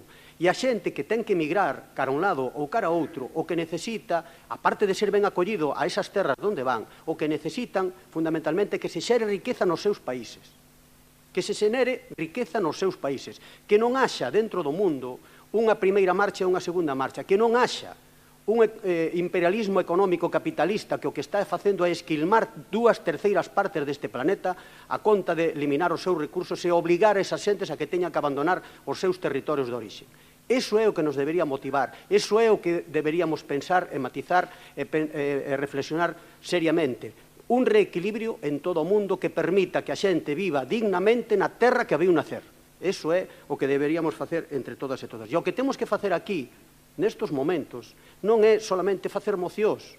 O que temos que facer son cousas prácticas para esta xente que ven aquí, efectivamente, acollelas, e, por outro lado, as cousas tan simples como favorecerlles a vida. Empezando por permitirlles que fagan a regularización da súa situación, que xa bo problema ten esta xente con ter que vir aquí, como ainda encima, ter que andar dando 20.000 voltas, pois o que temos que facer é acollelos e regularizarlle a súa situación e non poñelos todos a papeles. Iso sí que vai a favorecer a esta xente que ven aquí e, sobre todo, vai enriquecer e favorecer económicamente a este teórico primeiro mundo que non sei eu se xa realmente somos o primeiro mundo. Por lo tanto, nós, con respecto a esta moción, o que vamos a facer é absternos porque parecenos que queda curta con respecto a todos os dereitos que debería ter a cidadanía migrante cara a un lado ou cara a outro. A continuación, PSOE, por favor. María, cuando quieras. Nos imos absternos porque ou ben está politizada a moción, obviando no título e nos acordos a metade dos migrantes da nosa cidade, ou ben hai un erro ortográfico. É certo que di a voceira do Partido Popular e non existe unha intencionalidade política de excluir, alo menos nun primeiro termo, aos inmigrantes das celebracións. Dito isto, a marxe de outras consideracións, e tendo en conta que todos e todas estamos de acordo en que precisamos políticas para evitar a emigración dos ourensás e ourensás e favorecer de todos os xeitos que están na nosa man a chegada de aqueles que veñen á nosa cidade polos motivos que sexan, temos que pedirlles ao Goberno municipal, que estou seguro de que non é competencia súa, é competencia de outra administración, que non chega con festas. Estamos todos a favor de apoiar calquer tipo de celebración festiva, cultural ou pública que reivindique a calquera colectivo inmigrante, migrante ou emigrante da nosa cidade. Estamos todos de acordo. Non é suficiente. Temos que porque teñen esa responsabilidade, de momento teñen esa responsabilidade solamente vostedes, Democracia Ourensana, que son os que gobernan, que fomentar políticas públicas que faga que os nosos mozos e mozas non teñan que marchar, que poidan acceder a unha vivenda, que haxa oportunidades laborais na nosa cidade, que non sexa tan complexo abrir un negocio, non teñen partidas orzamentarias en emprego, vivenda, xuventude, porque non é competencia deste Concello. Non o é. Nos reivindicamos que Ourense somos todos e todas, todos os que chegan e os que marchan. E as persoas que chegan á nosa cidade están a soster actualmente, porque Ourense é unha cidade, unha provincia moi envellecida. Se non fose polos inmigrantes, probablemente xa non poderíamos soster axeitadamente determinados servizos públicos. Polo tanto, solamente podemos agradecerlles que veñan á nosa cidade. E como políticos, como corporación municipal, deberíamos de ofertar políticas públicas para eses colectivos e para todas as persoas que veñen, porque estamos en decembro, estánse en tramitar as distintas axudas da Concellería de Educación para os nosos cativos e cativas. Existen programas educativos dende o Concello de Ourense para fomentar a inclusión e o respeto que, por certo, non fai falta decirlle aos nenos e as nenas pequenas que sexan respetuosos e inclusivos porque o son. Somos os adultos.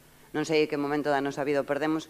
O meu fillo maior ten agora 15 anos, tiña unha mellor amiga no colexio, xa estaba en terceiro de primaria, xa levaban 6 anos xuntos, e un día díxome: mamá, tú sabes que Sara é china? Entón, eles non precisan inclusión, nin respeto, nin nada. Formación para cargos públicos, formación para adultos, formación para partidos políticos que priman ganar eleccións, fomentar o electoralismo e discursos de odio contra colectivos que lles dan igual porque non lles preocupan as persoas. Temos que desterrar eso, a polarización, e fomentar políticas de convivencia desde aquí, dende este salón de plenos. Entón, nós non estamos de acordo con como está redactada a moción porque penso que ten algún tipo de viés político, pero sí que estamos de acordo co que dixo a voceira do Partido Popular íntegramente en lembrar aos que marcharon que non volte a suceder, que se quede nesta cidade a maior xente posible a traballar, a vivir, a formar unha familia, a ter un futuro e a acoller con todas as medidas públicas e con todos os cartos que teñamos disponibles ao noso alcance aos que veñen, polos motivos que sexan. María, la anécdota que contaste, aun siendo tierna, tamén es verdad que invita a un chiste, Podría un chiste tamén. No, invita a chiste puede decir, oye, mamá, es que llevo 6 años con esta amiga chica, y dice, ¿sabes que es China? Dice, el niño después de 6 años dice, ¿sabes qué es China? Entonces dice, el niño lo que no necesita, ¿qué dijiste? Con clases de convivencia o algo así, ¿no? Iba a decir un chiste, lo que necesita son gafas. Es un broma, un chiste. No, chiste malo. Bueno, chiste malo. Bueno, vamos ya con el último turno ya. Por favor, no a Rouco, por favor, gracias.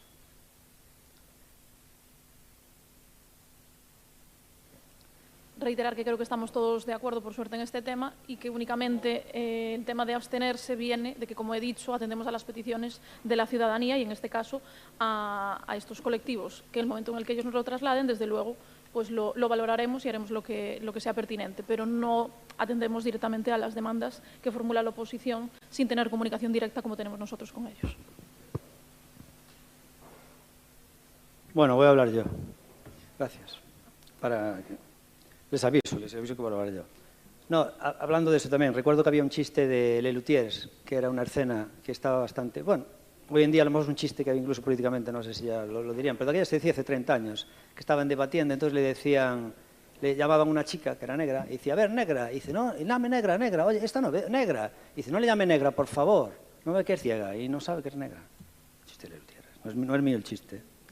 Bueno, pues nada, con respecto a este tema, mire, yo creo que este es un tema, es una moción del Partido Popular tremendamente hipócrita y cínica en este sentido, de queda bien, y también es cinismo muchos mensajes que ustedes han dicho durante esta intervención, en concreto, por ejemplo, de bonismo, es un discurso de bonismo que han hecho, y en concreto María ha dicho unas cosas que son tremendamente hipócritas, como por ejemplo cuando ha dicho, nosotros estamos a favor, por favor, de cuando tengan algún tema de festejos, de fiestas, cultura, lo que sea, para gastar de un colectivo inmigrante, de un festejo, nosotros estamos totalmente a favor. Ah, pero del entroido están en contra.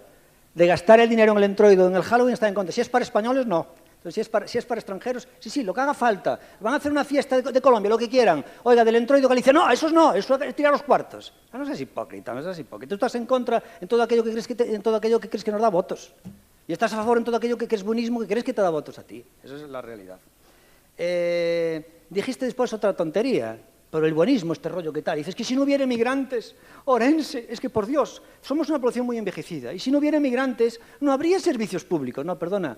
Casi todos los empleados de servicios públicos no son emigrantes, son españoles. Los emigrantes hacen trabajos privados, pero no servicios públicos. Los servicios públicos casi todos son españoles, de nacionalidad, ¿no? Por desgracia, porque tienen esos derechos, pero tienen mucha más dificultad en hacer esos servicios. Con lo cual, no digas que los emigrantes vienen a hacer servicios públicos, pues no los hacen. Hacen trabajos privados, muchos de ellos, la mayoría que no quieren hacer los españoles. Esa es la realidad. Bien. Respecto a esta moción que trae aquí el PP de celebrar el Día del Inmigrante, es una auténtica, creo que, error, una aberración, y es simplemente el buenismo y el quedar bien. Había un ejemplo muy parecido a lo que hizo aquí Ana Méndez, que se hizo en marketing hace 30 años en Estados Unidos, con unas cervezas, y no sé cuál era la marca, pero se pone como un ejemplo de marketing. Y Estados Unidos sacó una cerveza en la que decían la cerveza más rica del mundo, allí en Estados Unidos, y decían, la toman los polacos, la hacían en Nueva York, la publicidad, la toman los polacos, la toman los italianos, la toman los chinos, la toman los peruanos, la toman los canadienses, los alemanes, los portugueses. Esta es la cerveza de todo el mundo. La cerveza fue un fracaso, porque los inmigrantes no querían aquella cerveza, ni tampoco los americanos. O sea, precisamente eso le resaltaba muchas veces a lo mejor en ese sentido, pues racismo, lo que tú quieras, pero fue un auténtico fracaso aquella cerveza, ¿no? Pues esto es igual. Nadie quiere una fiesta, nadie quiere ir a resaltar el Día del Inmigrante. Precisamente, esto no es un tema que necesite visibilidad, como por ejemplo necesitan ciertos movimientos feministas, que claro que necesitan visibilidad, o ciertos colectivos totalmente discriminados, pero el inmigrante sí que quiere hacer una fiesta de los venezolanos, de su tierra, pero nadie quiere hacer la fiesta del inmigrante. No creo que ¿a dónde vas? Voy a la fiesta del inmigrante. Es simplemente, no pongas esa cara. La gente no querría ir igual que no quiere tomar esa cerveza. La gente no quiere ir a ese tema. Mira, lo mejor es no sentirse inmigrante. Mira, yo te voy a decir una cosa. Yo estuve muchísimas veces en Estados Unidos, estuve allí bastante tiempo, y siempre me sentí foráneo. Siempre me sentí foráneo. Yo fui una vez solamente a Argentina y desde el primer minuto no te sientes foráneo. Entonces, de luego, lo que yo no quiero es en el tema de Nueva York, oiga, vamos a hacer una reunión de inmigrantes. Yo no quiero ir a una reunión de inmigrantes. Cuando yo estaba en Nueva York, vamos a hacer una festividad de inmigrantes. Mira, va y tú. No, yo quiero integrarme, yo no quiero hacer un rollo de inmigrantes. Entonces no me vengas poniendo etiquetas. Pero claro, todo este rollo de las etiquetas es lo que os vuelve locos. Porque vosotros si mañana hacemos aquí, como ya pedisteis, hacer de Ourense una ciudad con la etiqueta de personas mayores y de que cuidamos a las personas mayores, vais a votar que sí porque sois unos hipócritas. Pero luego, si hacemos escaleras mecánicas, votáis que no. Si ahora decimos aquí que Ourense vamos a hacer un plan de movilidad, todos votáis a favor del plan de movilidad. Y si traemos unos autobuses para comprar nuevos, votáis que no, como ya hicisteis. Entonces, sois realmente unos auténticos hipócritas. Solo queréis pegatinas, pero luego hacéis todo lo contrario. Y esta moción es un ejemplo más de la atrocidad que es, nada más. Bueno, pues vamos a votar. ¿Votos a favor? Partido Popular. ¿Votos en contra? Ninguno, y abstención los demás partidos, que son Democracia Ourençana, PSOE y BNG.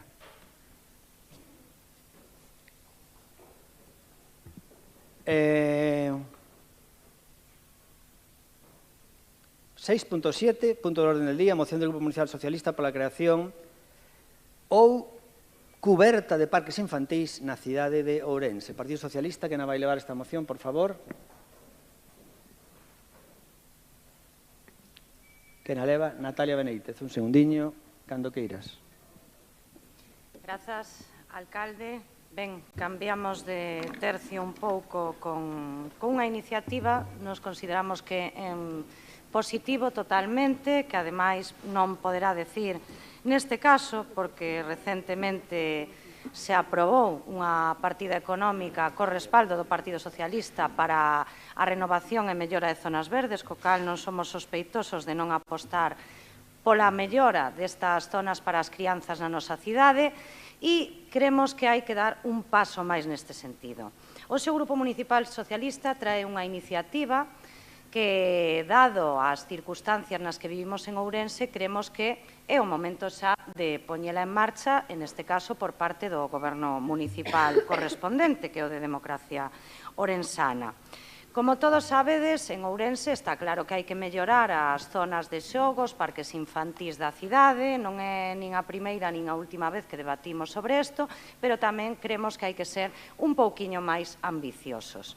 Ambiciosos como son noutras cidades ou vilas, non moi lonxe de aquí, que contan xa con espazos que se poden utilizar tanto no verán como no inverno, dadas as circunstancias ou a climatoloxía que temos nesta nosa Galicia.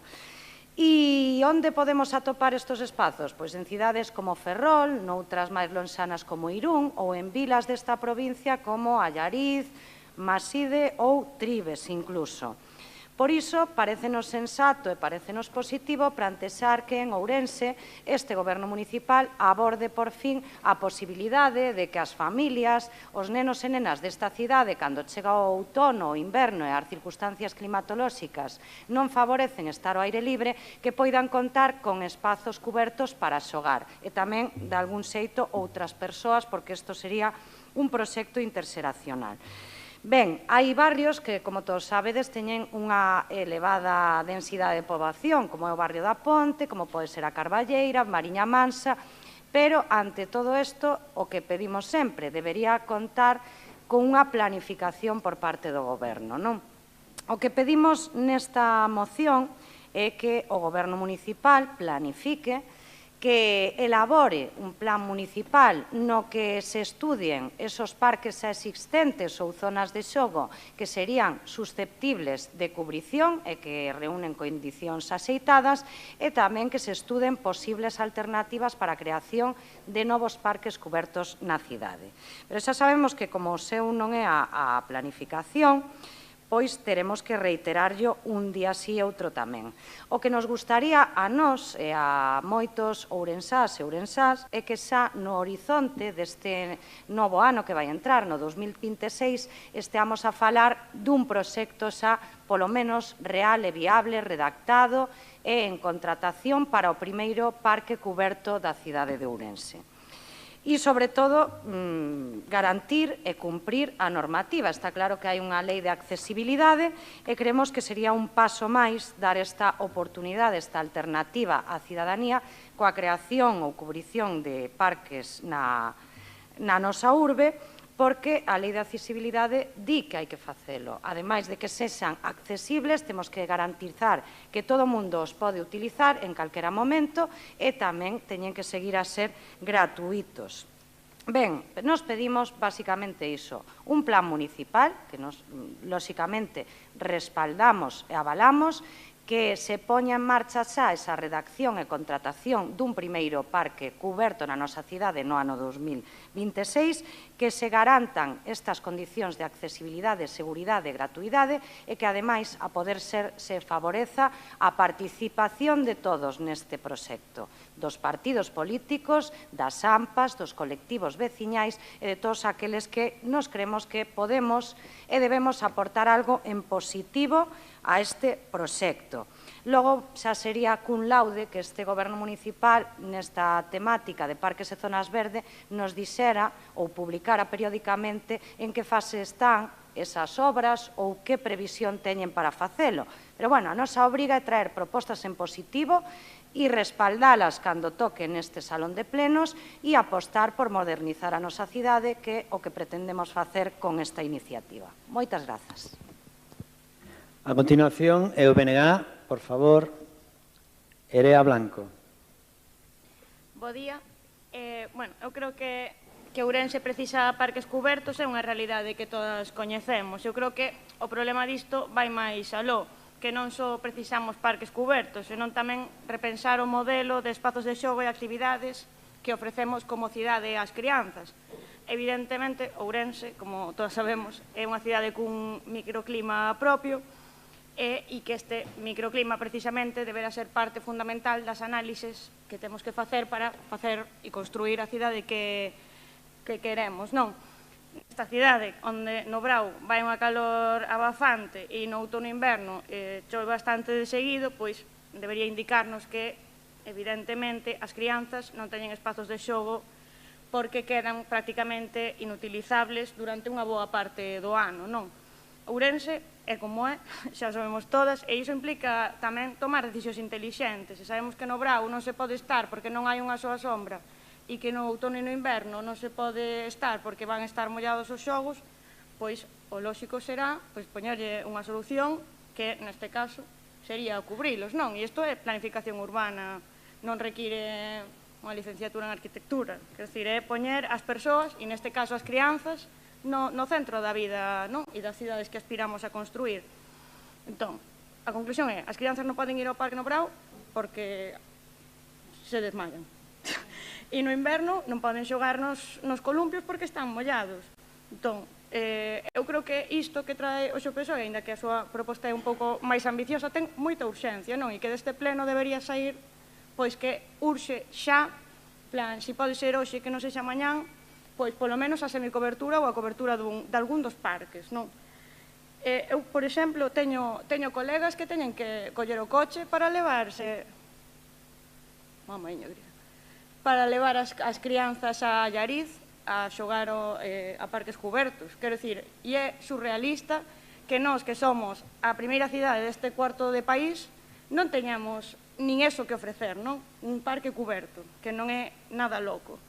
Entón, bueno, iso, que creo que ninguén demorou demasiado tempo repensando en como se poden reformular os parques, porque eu creo que hai infinitas posibilidades, non? E hai mil solucións intermedias e inmediatas que se poden acometer.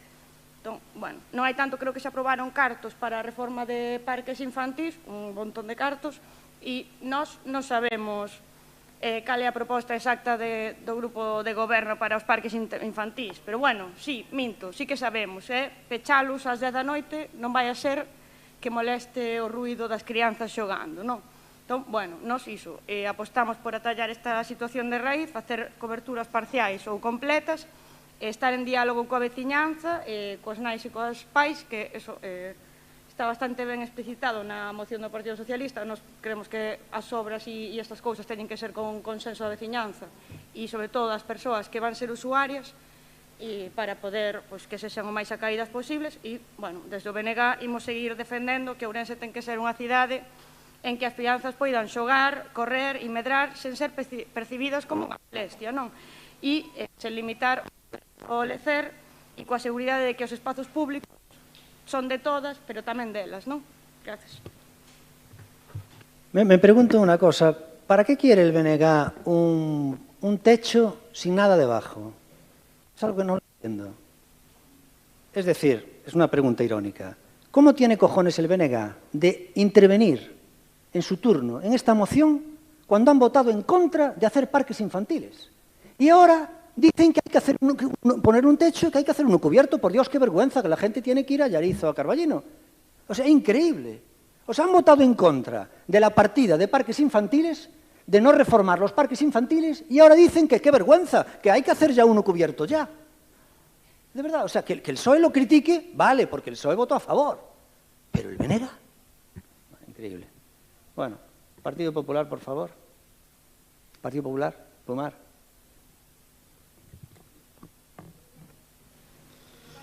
Bueno, buenos días a todas y a todos. Nada, en esta moción presentada por el Partido Socialista, bueno, fue un asombro para mí ver que se traiga aquí una moción al Ayuntamiento de Ourense donde se inste a que, bueno, porque la realidad es que instemos a este Gobierno a que haga un proyecto de un primer parque cubierto en la ciudad de Ourense, ¿no? Me extraña porque si todos los que estamos aquí ahora mismo ponemos en Google primer parque cubierto en la ciudad de Ourense, sale perfectamente un proyecto diseñado, año 2022, con una rueda de prensa hecha allí in situ, donde hay un proyecto a día de hoy elaborado, donde está redactado el proyecto, donde está cuantificado la cantidad, que estamos hablando de 1.900.000 euros, y que la ubicación sería uno de los parques más demandados de la ciudad de Ourense, que es el Parque Barbaña. Esto está ahí en la hemeroteca, lo podemos poner en Google y ponemos primer parque infantil cubierto en la ciudad de Ourense y sale las infografías y el proyecto que está diseñado y está en la Concejalía de Medio Ambiente a falta de sacarlo a contratación. Esto está hecho. Ante esto, todo lo que es la moción se viene abajo, porque hablamos realizar un inventario exhaustivo de las ubicaciones. Eso ya está hecho. La Concejalía de Medio Ambiente sabe perfectamente en los parques infantiles que hay en la ciudad de Ourense dónde poder ubicar. ¿Por qué? Porque un parque cubierto no es lo mismo que un parque normal, en el sentido que tiene unos efectos visuales que puede afectar a los vecinos y tienes que ir a un parque infantil donde el peralte te lo permita, como puede ser el Parque Barbaña, que sí que era viable, y el proyecto, vuelvo a repetir, está diseñado y está aquí la cuantificado. Y la infografía que la podéis ver todos ustedes, está aquí. Y si lo ponéis en Google, lo veis. El primer parque cubierto de la ciudad de Ourense. Entonces, bueno, a partir de ahí, cuando hablamos, y luego viene el bloque y dice una frase que me gustó: imos seguir defendendo Ourense para que teña máis parques. Pero claro, luego vienen los presupuestos y votan en contra. Vamos, nosotros, hombre, no, es entendible que no supierais esta información. Y luego, cuando habla también esta moción, Natalia, por favor, cuando habla esta moción, vamos a hacer un plan municipal de parques infantiles. ¿Qué plan municipal? Lo que hay que hacer es un parque infantil grande, con demanda en cada barrio. Que cada barrio tenga un parque infantil, no un plan municipal, un parque donde haya más demanda y hacer ese análisis exhaustivo, que ya lo hay hecho en la concejalía, y hacer que cada barrio tenga un parque infantil cubierto.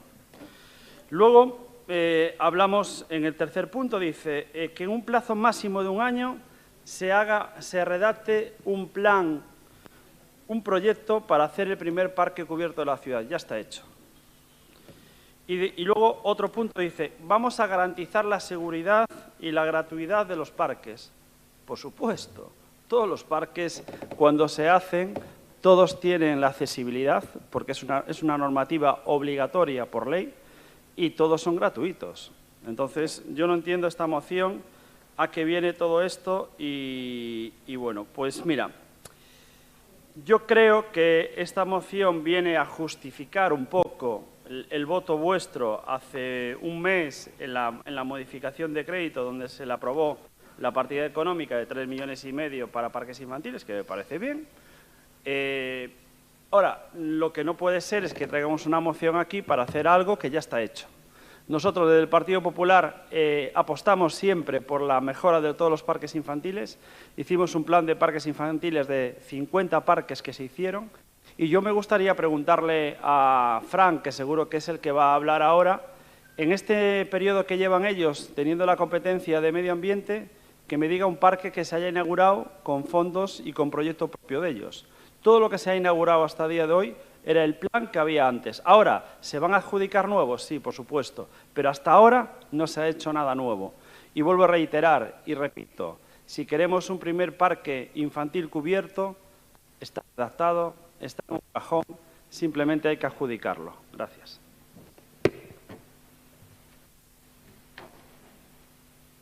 A continuación, por favor, el Grupo de Gobierno y de Democracia en Sana, Fran Lorenzo, cuando quieras. Buenos días, gracias, alcalde. Bueno, esta moción que trae el Partido Socialista, es verdad que hoy quizás sea el único legitimado para traerla, porque bueno, fue el único que apoyó, pues como bien dijimos en la última modificación de crédito, no solo la renovación con 3,5 millones de 40 parques, sino también otro proyecto, que es el de la Plaza Daniel González. Pero es curioso que esta iniciativa que traen en positivo está muy bien, sobre todo porque está sacada del programa electoral de Democracia Orensana, con el que se presentó a las elecciones, en el cual ya proponíamos la cubrición de parques infantiles. El problema es que la casa hay que empezarla por los cimientos, no por el tejado. Y el estado, lógicamente, todos somos conscientes del estado de los parques de esta ciudad. Y por ello, primero será mejor, antes lo decía el alcalde, tener parques lo suficientemente buenos y adaptados y modernos que podamos luego cubrir, y no al revés. Entonces, en cuanto a esto, yo creo que queda claro que estamos a favor, estamos trabajando en la renovación, en el plan más ambicioso de renovación de parques, yo creo que de la historia de la ciudad, no solo por los 40 que vamos a renovar ahora. La Plaza de la Legión está recientemente licitada, el Jardín del Posío esperamos que a principios de año esté renovado, el mayor parque de la historia de esta ciudad, que es Parque Canedo, está en marcha. Las piscinas del área lúdica de Barrocanes, las piscinas también están en licitación. Estamos trabajando en el proyecto de las piscinas para sacar el año que viene de Covadonga. Es decir, nunca se hizo tanto ni un plan tan ambicioso por las zonas verdes, espacios lúdicos y parques infantiles de esta ciudad. Y obviamente que el siguiente paso será el cubrirlos. Lógicamente estamos de acuerdo en que cada parque, o sea, cada barrio necesitaría pues un gran parque cubierto y es en lo que seguramente a lo largo del año que viene trabajaremos en seguramente incluso no uno, sino tener avanzados más de un proyecto. Al resto de partidos, bueno, lo del Bloque Nacionalista Gallego, como ya dijo el alcalde, lo que es surrealista no es que se tengan que ir a Allariz, lo que es surrealista es que tengan un partido en esta ciudad que vote en contra de renovar 40 parques infantiles. Eso sí que es verdaderamente surrealista. Y al Partido Popular, bueno, es increíble. Bueno, yo entiendo el ejercicio de contorsionismo de hoy, de que efectivamente se dejaron muchas cosas hechas y después votamos en contra de lo que hemos hecho nosotros mismos, porque votaron en contra de algo que pidieron ellos que metiéramos en modificación de crédito, que fue el Parque Daniel González, votan en contra luego de dotar el dinero, llevamos 40 parques para su renovación y votamos en contra de votar el dinero. Entonces, el ejercicio de contorsionismo de hoy pues es admirable. Por lo demás, nada más que decir, seguimos trabajando en esta y en más cuestiones relacionadas con los parques y esperamos que seguramente a final de este mandato una transformación integral de los parques de esta ciudad. Nada más, gracias. Gracias. Yo creo que se ha puesto sobre el tapete la hipocresía en ese sentido de este tema, en el enfoque, ¿no? Me recordaba antes a la moción que trajiste de los inmigrantes. No podemos obviar antes de los inmigrantes que mucho inmigrante, y no hemos hablado de los inmigrantes autóctonos nuestros. Es decir, con las políticas del PP y el PSOE, los orensanos han tenido que emigrar y siguen emigrando. La juventud bien formada se sigue marchando. Y vosotros pues traéis aquí una moción sobre la migración. Primero, preocuparos de no tener que emigrar nosotros, que por desgracia tenemos que seguir emigrando. Bueno, respecto a esto de los parques, pues efectivamente hay que hacer cubriciones no solo en parques infantiles, sino en espacios comunes que utilizamos de ocio, en ciertas zonas de parques, aunque no sean precisamente, tienen que tener zona de juegos, pero sí que es necesario hacer ese tipo de cubriciones. Por ejemplo, tenemos una que está muy bien, que es un parque de juegos, bueno, es como un campo de fútbol que tenemos en ¿cómo se llama?, en Barrocanes, que está en un estado bastante precario y que ese ya está cubierto. Y realmente tenemos que hacerlo y la Xunta de Galicia debería poner dinero para arreglar ese parque, ese polideportivo, que no es polideportivo porque está, vamos, abierto, pero que realmente en condiciones y que realmente necesitamos ayuda de la Xunta, que lo que está haciendo aquí en Ourense son migajas. Hace poco sabemos lo que ha pasado con el partido de fútbol del pasado, de antes de ayer, en el que el Ourense va a jugar contra un grande en los próximos días, el Ourense Club de Fútbol va a jugar contra el Madrid, contra el Barça, contra el Atlético de Madrid o contra el Bilbao, y va a jugar en el peor campo de fútbol de una capital de provincia de España, que es el del Couto, ¿no? Y eso por culpa de la Xunta. En muchas juntas de área, Luis Seara siempre está diciendo que tenemos que protestar por las deficiencias de la reforma. No, estás equivocado. No, por la deficiencia de la reforma no. Tenemos que hacer que nos hagan una inversión con dignidad, no la mierda que nos han hecho. Nosotros no queremos protestar por la reforma de mierda que nos han hecho. Nosotros queremos que nos hagan o un campo como Dios manda o una reforma como Dios manda, ¿no? Pero no realmente lo que nos han hecho, ¿no? Y esto tiene un poco que ver también con, bueno, con lo que le decía de ese tema, ¿no? Respecto a los parques, tiene razón Pumar, es decir, aquí se ríe, no sé por qué se ríe, la ignorancia es tremendamente atrevida. Esta chica es Natalia, que llevó la moción aquí de los parques, se ría cuando Fran Orense decía que esto venía en el programa electoral de Democracia Orensana. El programa electoral, lo que es medible no es opinable, y efectivamente ahí venía, pero tiene razón Pumar, que antes del programa electoral de Democracia Orensana, a ver, esto es una idea de poligénesis, se le ocurre a todo el mundo, porque la hay en otras ciudades de hace mucho tiempo, entonces solamente es copiar. Pero es verdad que Pumar, que estuvo intermitentemente de concejal de infraestructuras en el anterior mandato, pues había encargado un proyecto y ya estaba el proyecto hecho, que es una de las cosas que más cuesta, creo que era en la zona, no era en la zona del Parque Barbaña, por ahí. Y ahí estaba ya la reforma todo del parque infantil y que sería el primer parque infantil cubierto de Ourense, ¿vale?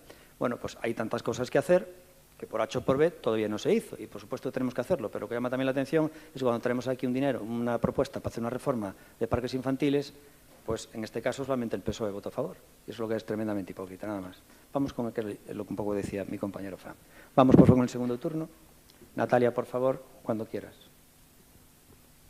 Non me vou a estender moito máis, simplemente contestarlle neste caso ao señor Pumar. Eu entendo a súa frustración por non seguir sendo concelleiro de Medio Ambiente, pero esta cidade non necesita parques virtuais, necesita realidades. E non se lle pode achacar a outros grupos que voten en contra de cousas canto vostedes avalarían os orzamentos, pero na última modificación de crédito votaron en contra do que pedían. Entonces, hai que ser tamén coherentes consigo mesmo. E con respecto a ao Goberno Municipal e á democracia orensana, as promesas electorais están moi ben, pero levan 6 anos gobernando. 6 anos. E non hai nin un só parque cuberto na nosa cidade.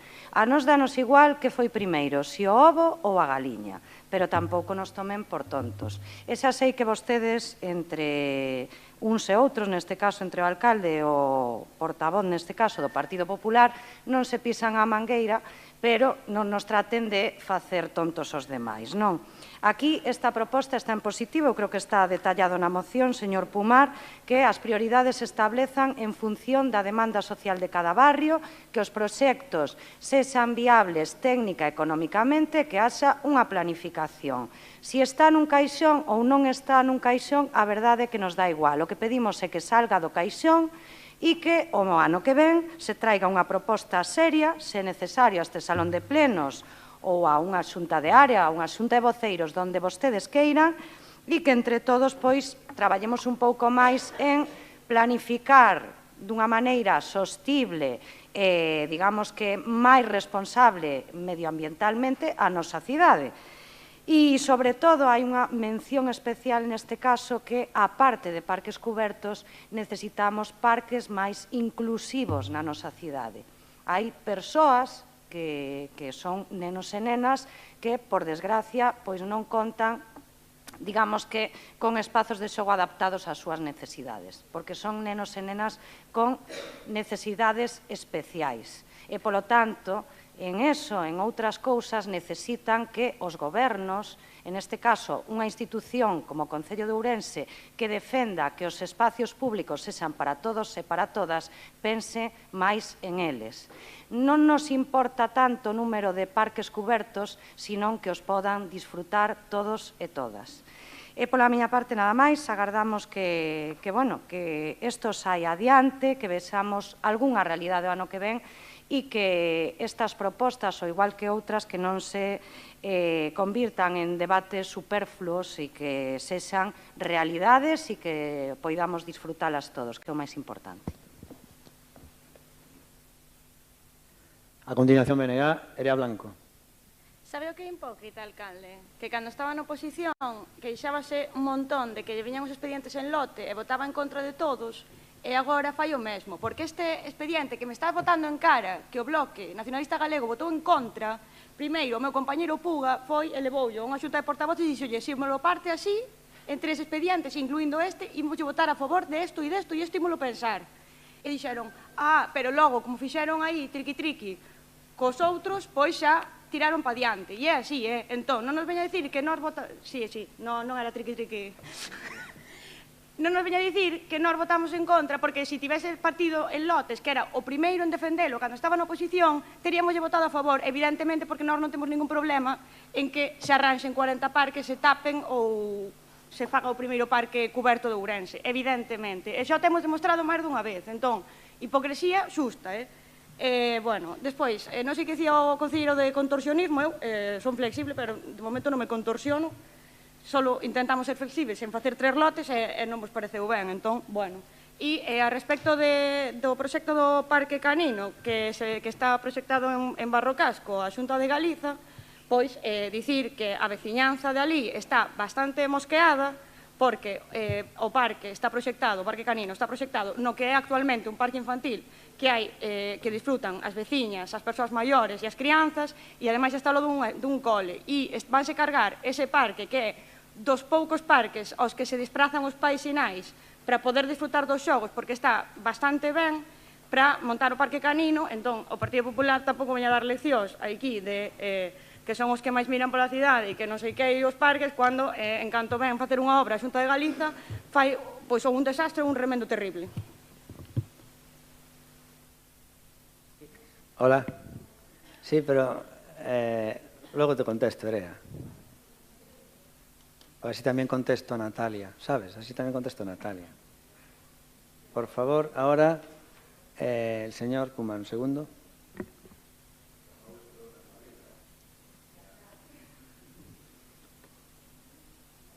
Sí. Bueno, pues en mi segunda intervención, Natalia, yo creo que nosotros predicamos con el ejemplo. Nosotros no hablamos desde el Partido Popular nada de parques virtuales, sino de realidades. Y ahí está. Nosotros hemos hecho 51 parques y yo pregunté en primer turno qué parque hizo este Gobierno desde que el Partido Popular no tiene la competencia de medio ambiente. Esa es la pregunta que quedó en el aire y a día de hoy no se ha inaugurado ninguno de su competencia. Y segundo, Fran, nosotros somos personas de cumplir acuerdos. Nosotros aprobamos presupuestos. Y si la modificación de crédito no se aprobó, fue por algún motivo que usted también sabe, ¿no? Se aprobó, ¿eh? Sí, pero me refiero sin el voto del Partido Popular. Quiero aclararlo para que no quede nada ahí en entredicho. Y luego, Natalia, la moción nosotros vamos a votar a favor, porque nosotros estamos de acuerdo en tener parques cubiertos en la ciudad de Ourense. Ahí está la prensa, como dije antes, que lo podéis ver. Y luego me gustaría saber si el alcalde me lo puede decir y el concejal de infraestructuras, si este proyecto que está redactado, pagado el proyecto y todo, si se va a adjudicar y lo vais a proceder o no en el Parque Barbaña. Porque yo creo que a lo mejor no tenéis conocimiento a día de hoy de que este proyecto está redactado, tiene el consenso también vecinal de la Asociación de Vecinos en ese momento de allí, que sé que a ustedes eso les da igual, pero es uno de los espacios analizado por técnicos municipales que más, bueno, aparte de tener mucha demanda, por todo lo que es el peralte de bajada y todo, que no tiene efecto visual para los vecinos allí. Entonces, bueno, pues me gustaría saber si este proceso de contratación va a ir adelante, si se va a hacer este parque, que ya hemos ganado mucho tiempo, está el proyecto pagado y redactado, y simplemente saber si va a ir adelante o no. Gracias. Y vamos a votar a favor de la moción, Natalia, simplemente con lo que te dije, es decir, que hay puntos que ya son evidentes, que ya están hechos y que estamos a favor de que Ourense tenga más parques infantiles y sobre todo cubiertos. A continuación, ya para rematar los turnos, sería Fran Lorenzo, de Democracia en Sana, Grupo de Gobierno, cuando quieras. Bueno, poco más que añadir, simplemente decir que nos vamos a abstener porque obviamente cuando estamos realizando el trabajo que estamos haciendo en esta materia, prácticamente en el fondo estamos de acuerdo, efectivamente, quizá no en la forma, porque si aplicáramos esa manera de trabajar, seguramente todavía dentro de 2 años estaríamos haciendo planes y planes y planes, y nosotros preferimos los hechos, y por eso tenemos esa cantidad de proyectos en marcha, en licitación o ya en construcción. Con lo cual, nos vamos a abstener. Voy a agradecer el apoyo del Partido Socialista cuando trajimos aquí a esa renovación de los 40 parques infantiles, y esperamos que ese ejercicio de coherencia entre lo que es traer aquí una moción y luego cuando hay que llevar acuerdos que realmente se plasmen en la realidad, mantengan esa coherencia en el futuro. Nada más. Gracias. Muy bien. Bueno, el tema de los parques infantiles también demuestra un poco la filosofía que se hicieron de Café para Todos, que a veces es equivocado. Claro, Café para Todos sí, pero con xeito y mucho con más sentido. Es decir, Ourense tiene muchos más parques infantiles que la mayoría de las ciudades gallegas como unidad individual, por ratio. Vale, pero son pequeñitos, muy, muy, muy pequeñitos. Entonces yo creo que fue un error la práctica que hicieron ustedes de hacer muchos parques infantiles pequeñitos y entre comillas, pues malos. Es mucho mejor hacer menos parques infantiles, pero potentes y obviamente que estén repartidos en todos los núcleos, en todo lo que es la geografía del municipio, ¿no? Uniformemente, ¿no? Pero entonces creo que esto de decir el típico rollo que ustedes le hacen caso a una acción de vecinos, oye, tésme que montar aquí un parque infantil. Dice que aí non hai metros. Bueno, home, pero un tobogán ben que se pon. E al final en Ourense tenemos casi 200 parques infantiles, vas por aí, te encuentras un tobogán, un columpio. No, hay que hacer las cosas con xeito, ¿no? Entonces yo creo que el tema de hacer la política que han tenido ustedes, de contentar a todos con pequeñitas cosas, ha sido un error. Es mucho mejor hacer, ya digo, obviamente en un área que no quede muy lejos de cada sitio, no puede quedar lejos, pero menos parques y mejores, ¿no? Eso que creo que ha sido un error. Pero bueno, son los que son. Nosotros ahora nos vamos a intentar concentrar en eso. El tema que decía de Parque Barbaña, la verdad que ese proyecto de Parque Barbaña lo vamos a hacer tarde o temprano, porque algo que es algo bueno y necesitado se va a hacer siempre sí o sí. Pero también es verdad que es importante que allí también se puede poner, del mismo modo que ya está en marcha la piscina de Barrocanes, ¿no? Ya está en marcha la piscina de Barrocanes y queremos acabar ya el proyecto para también licitar pronto la de Covadonga. En el Parque Barbaña también hay una zona en la que se puede hacer una piscina pequeñita que daría mucha calidad de vida a la zona toda, pues obviamente de la zona del Couto. Entonces, ¿qué ocurre? Habría que intentar integrarlo con el tema del parque que estaba allí diseñado. Y también queremos involucrar en la licitación del proyecto, que pague una buena parte de él, a la cafetería, porque creo que dentro del año que viene tiene que renovar, y si vamos a hacer una renovación, se puede poner a 15 o 20 años, se le puede pedir una inversión que tiene que hacer y que sería una forma del canon que pagaría, ¿no? Entonces yo creo que por ahí también podría ir enfocado el tema. Lo que decía antes Erea, a ver, lo que tú cuentas la misa a medias, ¿no? Resulta que, cuento la misa a medias, resulta que vosotros, como pasó una vez, no sé si fue aquí, dijisteis que si vosotros hicierais esto así, así, así, así, recuerdo una vez Luis nos dijo cómo trocear todo, es decir, no te dice, trae esto separado, te dice ya cómo tiene que ir todo separado. O sea, como quien, el alcalde es él. Y luego le dijimos, ¿y si lo traemos así nos votas a favor? No, voto a favor de algunas cosas, de otras no. Pero te trae ya todo como tiene que ser parado, como si el alcalde fuera él. Fíjate el grado de superioridad que tenéis vosotros de majaras, de que realmente creéis que sois los que gobernáis. O sea, es algo realmente increíble. O sea, que creéis que se trocee todo y luego ya miraréis, queréis que se trocee todo como decís vosotros y luego ya miraréis a que votáis a favor y a que no. O sea, realmente es el colmo que es realmente lo que nos dijisteis. Y estaría por ver que vosotros votaréis que sí, ¿eh? Porque aquí votasteis que sí. En Parque Canedo, en todo lo de sociales, porque es el buenismo, no sé, quedemos mal, y nada más. El resto votáis que no. ¿Y sabéis por qué? Por lo que os dije antes, porque os quedáis en el ADN de la madre los 3 primeros años, a todo que no, con el niño. Bueno, nada más. Iba a decir algo más a Natalia, pero no se me olvidó, porque esto de aquí no sé muy bien de qué va. Vale. ¿Qué quede falar? Quere falar, alguén que non é Paluxós, quere, en aras de intervenir en el debate, quere Luis xa decir algo. Non, eu o protagonismo non o quero. O protagonismo para vostede, home. Simplemente que, a ver, nós non estamos majaras. Pode gustar máis ou menos o que dicimos. Unha expresión, Bueno, sí, home, pero...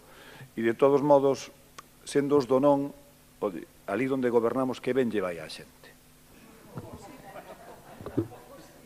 Todo en Pontevedra. Valle de maravilla, que resulta que le van gobernando 20 anos e a lista máis votada é o do PP. O sea, como será o alcalde de Pontevedra que despois de estar 20 anos gobernando nunca tuvo maioría absoluta de Pontevedra? E a lista máis votada nas últimas eleccións foi o PP. Fíjate que maravilla en Pontevedra, Bueno,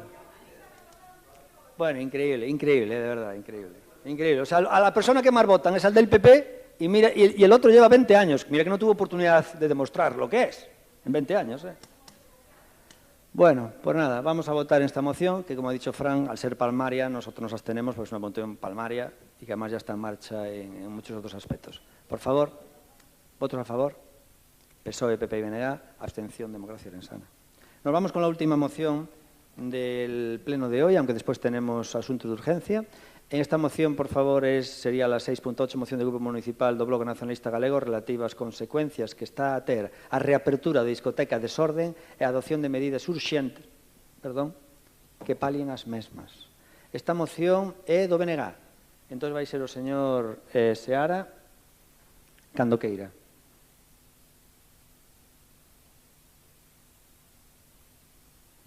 Sí. Ben, pois con esta moción queremos pôr o foco nun asunto que está a afectar ás veciñas e veciños de Valle Inclán, que está a provocar consecuencias negativas e graves para a saúde das persoas, para a seguridade no barrio, e que de alguna maneira está a contribuir á merma da confianza das veciñas e veciños no propio concello. Estoume a referir á apertura a reapertura da antigua discoteca Macao, agora chamada Desorden. A verdad que non puderon escoller un nome máis acaído, non? Non se trata aquí de sinalar en exclusiva as múltiples irregularidades administrativas existentes no expediente, porque diso se encargará a Xustiza. Estamos aquí, sobre todo, para sinalar as responsabilidades, máis ben as irresponsabilidades do Goberno municipal, en particular do Concelleiro de Urbanismo e de vostede mesmo, alcalde, pola nula empatía institucional, por mirar para outro lado, mentres as veciñas e veciños levan semanas padecendo unha auténtica tortura. O certo é que resulta moi difícil entender como é posible que un local cun denso historial de ilegalidade, non esquezamos que este establecemento foi clausurado en 2019 por obras ilegais que alteraron as condicións de seguridade, reabrira ao público recentemente. A pregunta é obrigada. Como é posible que con todos eses antecedentes recibira o visto e prace dos responsáveis municipais? Por que se deixou caducar en varias ocasións a licencia e non se resolveu o expediente de caducidade? Como é posible que se permitira a apertura da discoteca sin o preceptivo estudo acústico previo? A verdade é que parece un procedimento feito a mantenta, por certo, axilizado de xeito tan extraordinario como cuestionável. Desta volta non poden botar balóns fora, descargando as responsabilidades nos técnicos municipais e parapetándose detrás de informes cuestionáveis, porque o xulgado do contencioso administrativo número 2, nun auto moi recente, acaba de sinalalos co dedo. Acaba de decir que a responsabilidade é súa, exclusivamente. O certo é que a apertura da discoteca transformou a realidade do barrio, volvendo a vida insoportable por moitos e moitas residentes.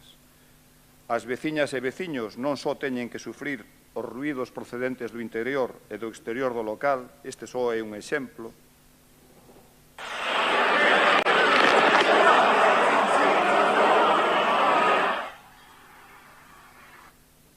senón, sí, alcalde, isto é o que están sufrindo as veciñas e veciños mentre vostede descansa cómodamente na súa vivenda. E aínda por enriba, non só teñen que sufrir iso, senón que teñen que padecer as molestias que os equipos de limpeza municipal se afanan en borrar despois dos vestixios da treboada.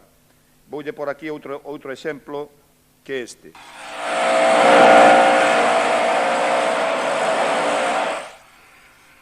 Estes son dous exemplos do que teñen que padecer estas veciñas e veciños, que se senten completamente abandonadas á súa sorte por vostedes. Senten que se priorizou o interese dun negocio, senten que se priorizou o interese dun negocio fronte aos seus dereitos fundamentais. E este non é un feito illado. O que estes veciños están a vivir hai xa moitos anos que están a padecer as veciñas e veciños da zona histórica, soportando unha auténtica tortura polos ruídos e incomodidades que se están a producir no seu entorno vital. E o que aínda é peor, a incomprensión social. Moitas delas, tiveron que abandonar os seus fogares e marcharse porque os obligaron expulsados do seu entorno vital. Cando falamos de ruído non estamos a falar só de molestias, estamos a falar de agresións á saúde pública que provoca trastornos de sono, que provoca ansiedade, pero tamén estamos a falar, e tamén se menciona na moción, de efectos adversos que teñen a ver coa situación económica e co abandono do barrio. E as veciñas e veciños non queren privilexios. As veciñas e veciños o único que demandan é que se cumpla a lei. E iso é o que nós pedimos na nosa moción. Máis nada nesta primeira quenda.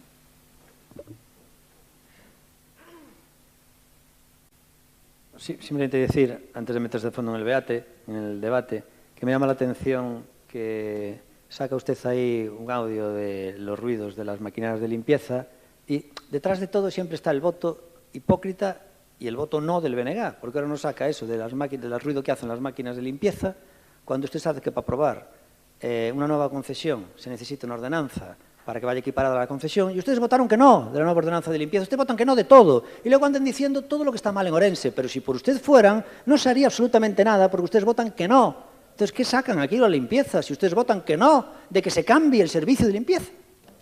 Por favor, siguiente turno, ¿quién va a hablar? Sí, por favor, María, ¿no? Grazas. Compartimos o fondo da moción do BNG. Neste caso concreto existe un conflicto, porque os nosos mozos e mozas, bueno, e todas as persoas que frecuenten o ocio nocturno, non teñen por que ser xente nova, hai xente que maior que tamén o fai, teñen dereito a un ocio nocturno, e isto implica un prexuicio directo a veciños e veciñas que teñen os seus inmobles que, por suposto, prima, incluso, teñen dereito ao descanso. O alcalde de Ourense, como persoa sensible aos ruidos, o comprende perfectamente, estou segura. É un conflicto de convivencia. Temos dereito a un ocio nocturno. Temos dereito ao descanso e a non volvernos completamente tolos dentro da nosa propia vivenda, porque penso que é unha situación que xenera unha profunda ansiedade e unha gran frustración, porque, dende o noso punto de vista persoal, non a podemos solucionar. A responsabilidade do goberno en este conflicto, en calqueira conflicto que xurda, sobre todo se ten un carácter de convivencia, é solventalo, é buscar unha solución. Cabe a posibilidade de que non teñan competencia en búsqueda de solucións. É posible que a competencia sexa da Xunta de Galicia. Ben, a responsabilidade do goberno municipal, dos políticos, é solventar calquera tipo de incidencia que afecte aos veciños e ás veciñas da cidade de Ourense. E o que fai habitualmente o goberno municipal en xeral e o alcalde de Ourense en particular é botarlle gasolina a todos os conflictos, a todos os que xorden nesta cidade, porque lle ven millor. Entón, as queixas dos veciños e veciñas da Rúa Valle Inclán que se suman ás queixas das veciñas e veciñas do Casco Vello dende hai anos, que se suman ás queixas dos vecinos da zona do Pabillón, porque cada vez se celebran máis festas na zona do Couto, que fan que durante moitísimas noites, porque son, neste caso, é unha actividade que permanece no tempo. Por lo tanto, é sempre. Se é unha festa, ten un carácter puntual. Os veciños do Casco Vello o sofren todos os días. Non é unha cuestión que teña que solventar un xulgado. O xulgado ten que solventar cuestións xurídicas, administrativas ou as que sexan. O goberno municipal ten que resolver a maior celeridade conflictos de convivencia. Se se sabe que hai unha zona de vivendas eso é incompatible co ocio nocturno, deberían de darse alternativas. Eu o digo moitas veces neste salón de plenos e se cadra hoxe é un día apropiado. A política de democracia orensana fomenta un ocio que non é axeitado para os nosos mozos e mozas. Eu penso que sí, porque que alternativa teñen? Un dos maiores problemas das discotecas non son o que son os espazos interiores en sí, senón o que se xenera ao seu redor. Se esas persoas que estivesen aí tivesen unha mellor alternativa de ocio, unha mellor opcións, hai que darlle opcións á xente. Entendo que isto, como nada, é competencia súa, é culpa de outra persoa, de outra administración, de outra cousa. Non é culpa súa, pero solventar conflictos, en este caso, hai un conflicto gravísimo que afecta a saúde das persoas, dos que entran na discoteca, porque afecta a súa saúde se non implementamos políticas que preveñan o consumo de alcohol en menores ou que propoñan alternativas de ocio aos nosos mozos e mozas. E os que viven en riba, porque non poder dormir, eu tive un fillo que chorou durante moitísimo tempo, é o pior que te pode pasar na vida porque te volves completamente tolo e logo non hai nada que che valga. E tes que marchar da túa propia casa porque é insoportable e o Concello non é que teña que tomar medidas técnicas, ten que tomar medidas políticas, ten que ofrecer alternativas. Queremos compatibilizar os nosos negocios e que a xente faga cartos. A min pareceme excelente que non sexa debaixo dunha vivenda. Busquen solucións, non busquen culpables. En este caso concreto, a xente advertiuno de antemán, porque esta discoteca estivo cerrada moito tempo, eran conscientes de que existía un problema e un conflicto de convivencia. E, por lo tanto, a súa obriga política é buscar solucións. Yo, cuando escucho a María, me quedo con la boca abierta. Las animaladas que se pueden decir, salir de esa boca, Dios mío.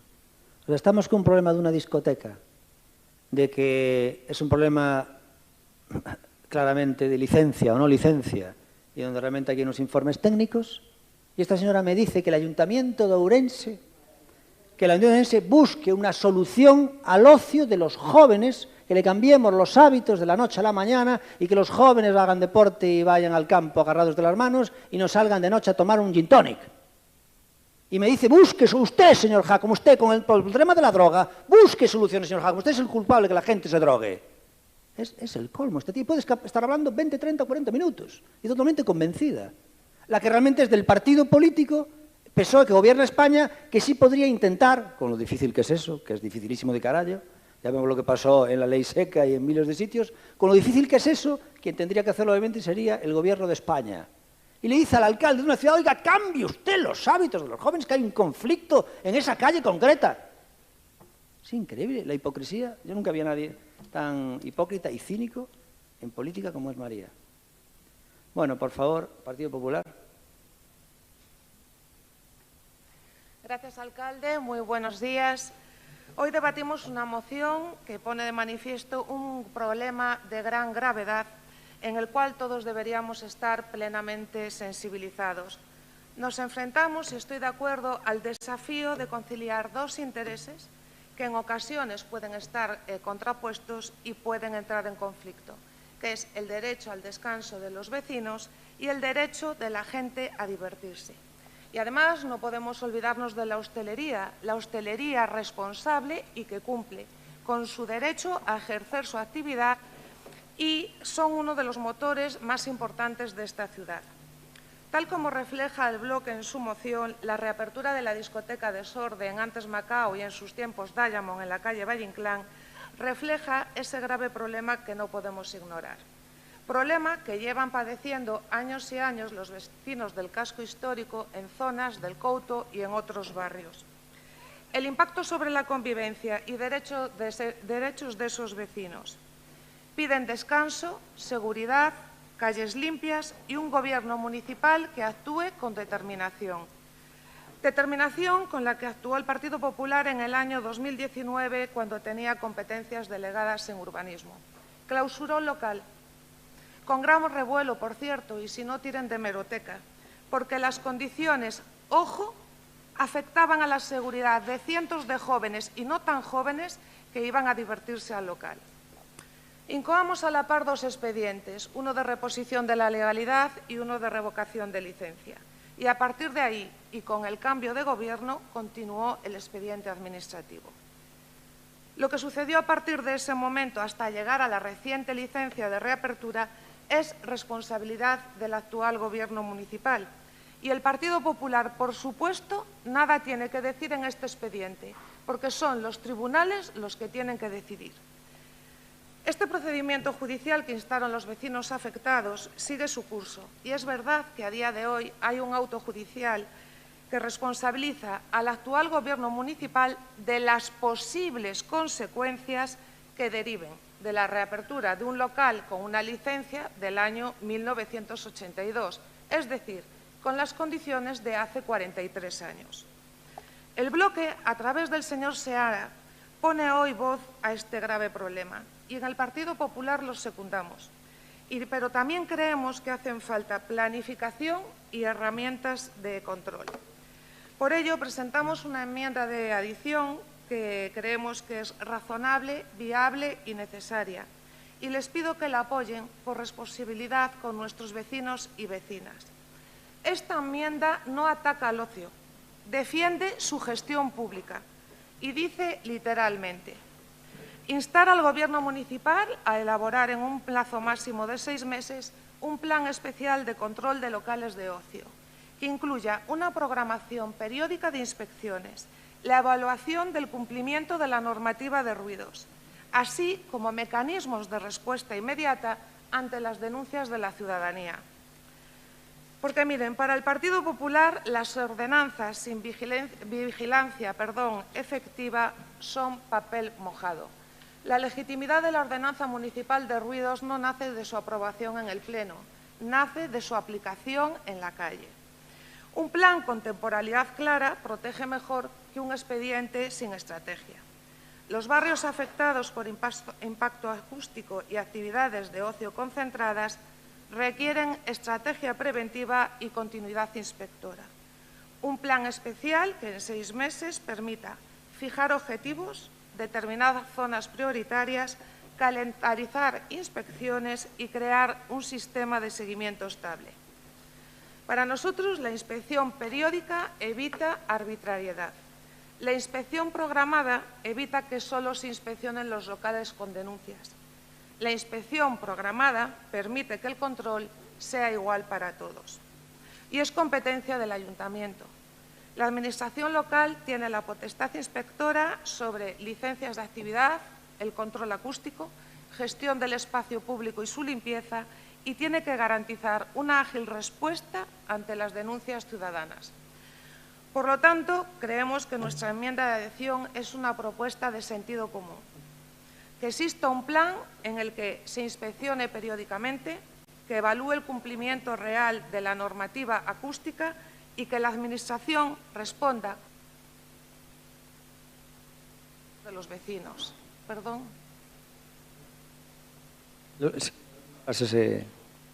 Nada, y que la Administración responda con agilidad y eficacia ante las denuncias de los vecinos. Muchas gracias. A continuación, Fran Lorenzo, del Grupo de Gobierno, Democracia Urensana, cuando quieras.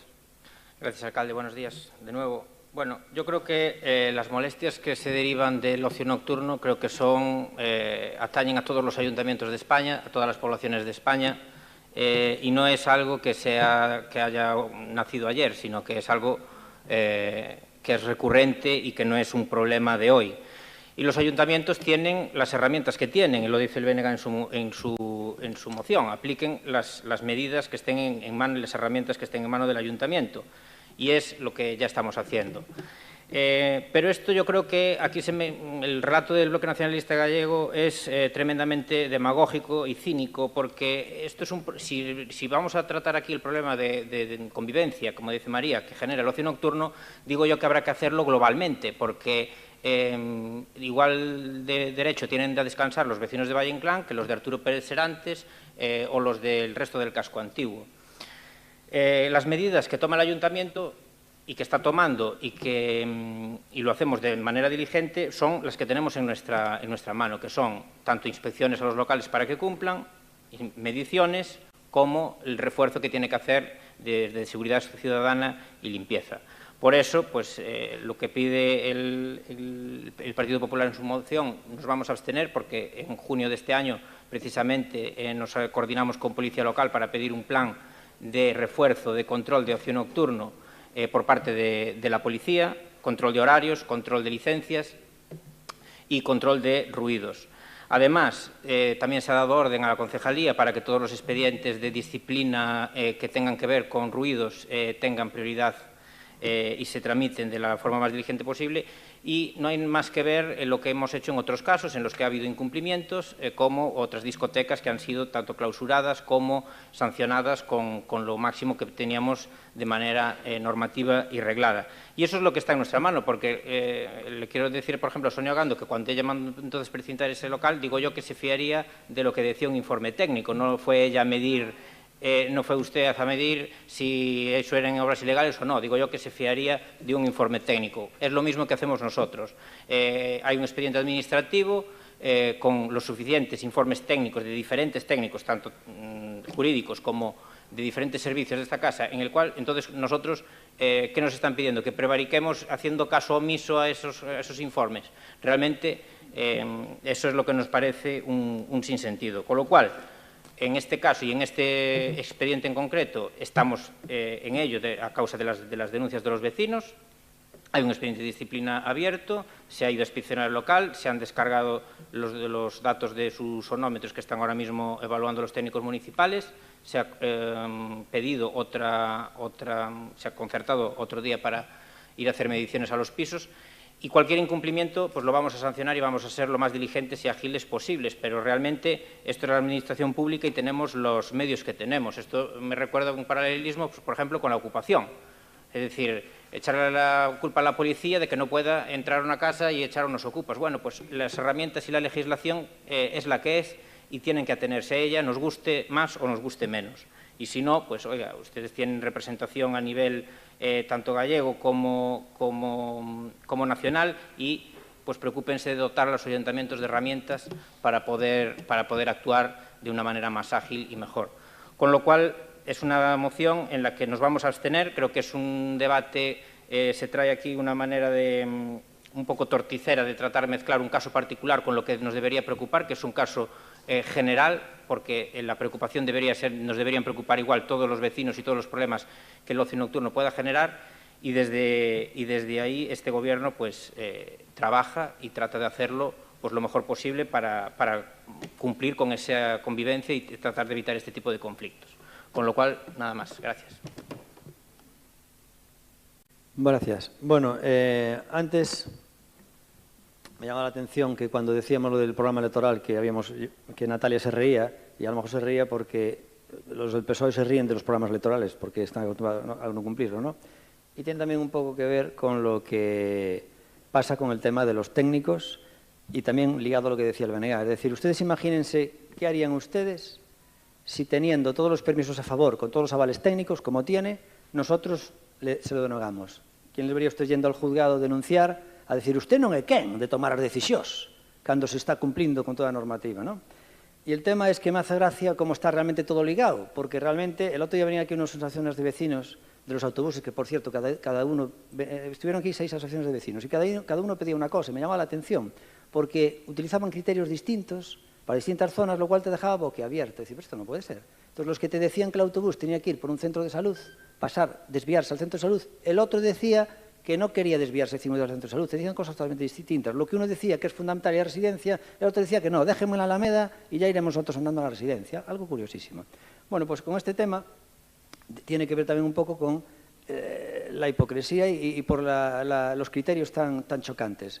El señor Luis Seara del BNG lo que nos está diciendo aquí es, a ver, que hay que tomar medidas todo ese tema, pero resulta que él, una vez más, antes ha hablado de los parques infantiles, pero es que ellos no solo votaron en contra, o sea, si de ellos dependieran, lo que querían es que Ourense estuviera con un estado de sitio, que aquí no se moviera nada.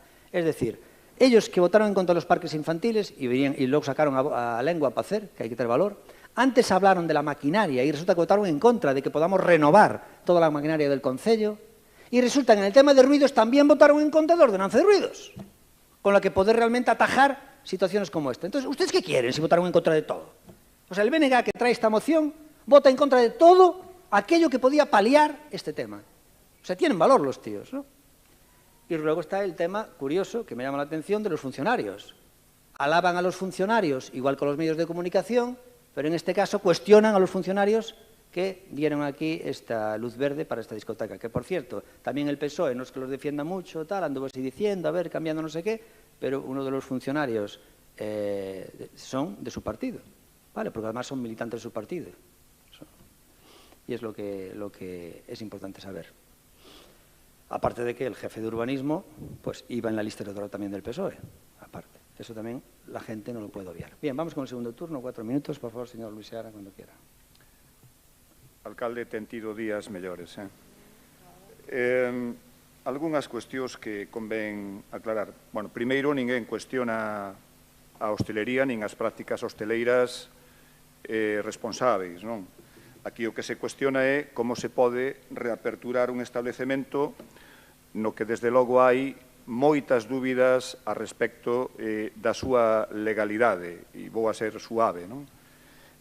Porque os informes técnicos non son a pedra filosofal nin son as táboas da lei. Os técnicos escriben, pero ás veces tamén se equivocan, non? Como dicía Séneca, errar humanum est, non?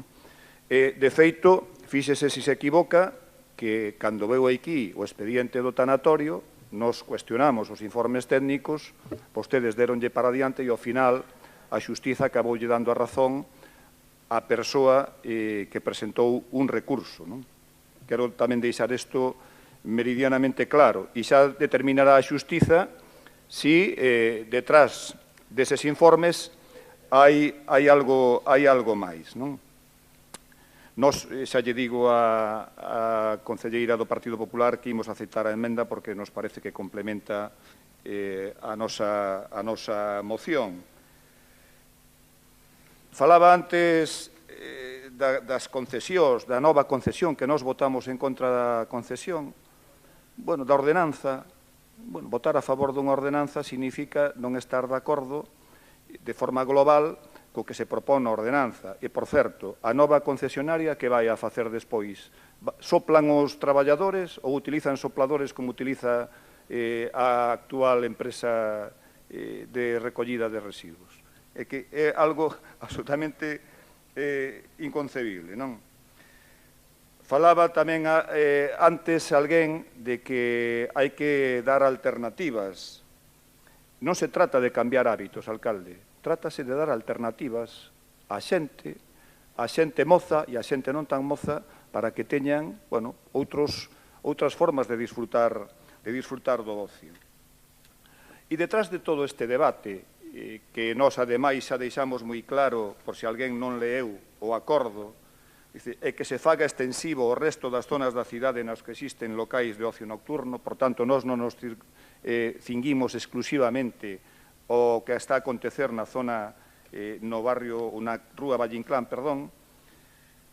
Detrás deste debate hai un conflicto de máis longo percorrido, ou detrás deste conflicto hai un debate de máis longo percorrido, quero dicir, e é por que modelo de cidade apostamos.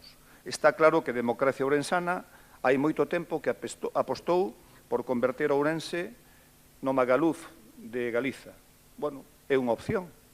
A nós, desde logo, non é a que nos gusta. Nós creemos que hai que apostar por unha cidade onde haxa unha convivencia armónica entre o descanso e o ocio. E, efectivamente, hai algunhas cuestións que aquí non saíron, pero que creo que tamén hai que sinalar, non? O proceso xudicial no que está agora mesmo este conflicto non exime da responsabilidade política. A xustiza dirá o que diga cando toque, pero hai unha responsabilidade política evidente, porque ademais sinala o xuíz no último auto do contencioso administrativo.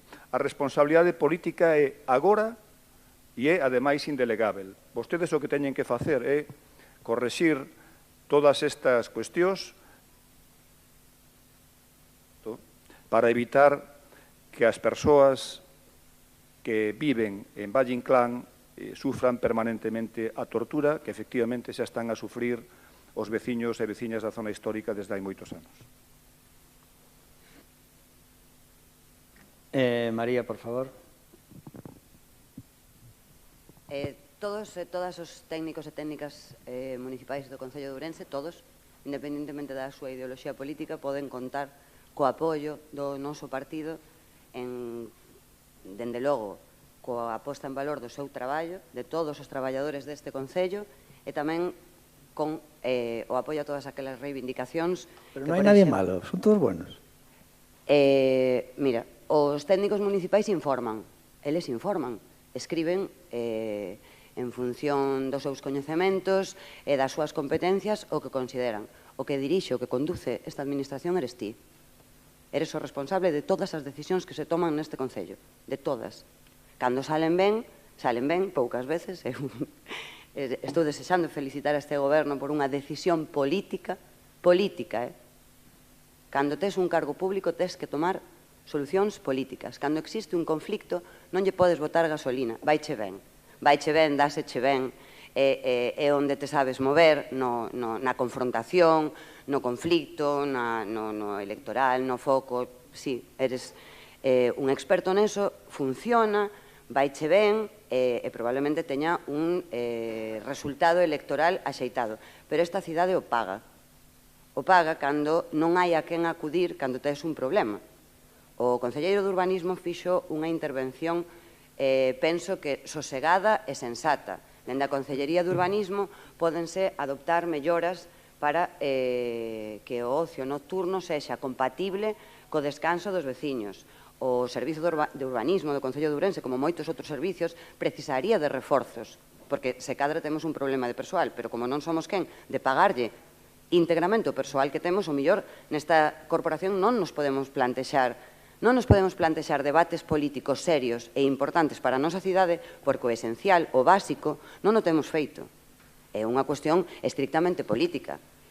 Sobre esta moción que presenta o BNG existe un expediente que está xudicializado no contencioso administrativo e terán que ser os xuíces, como en moitísimos outros expedientes urbanísticos, os que indiquen se sí ou se non.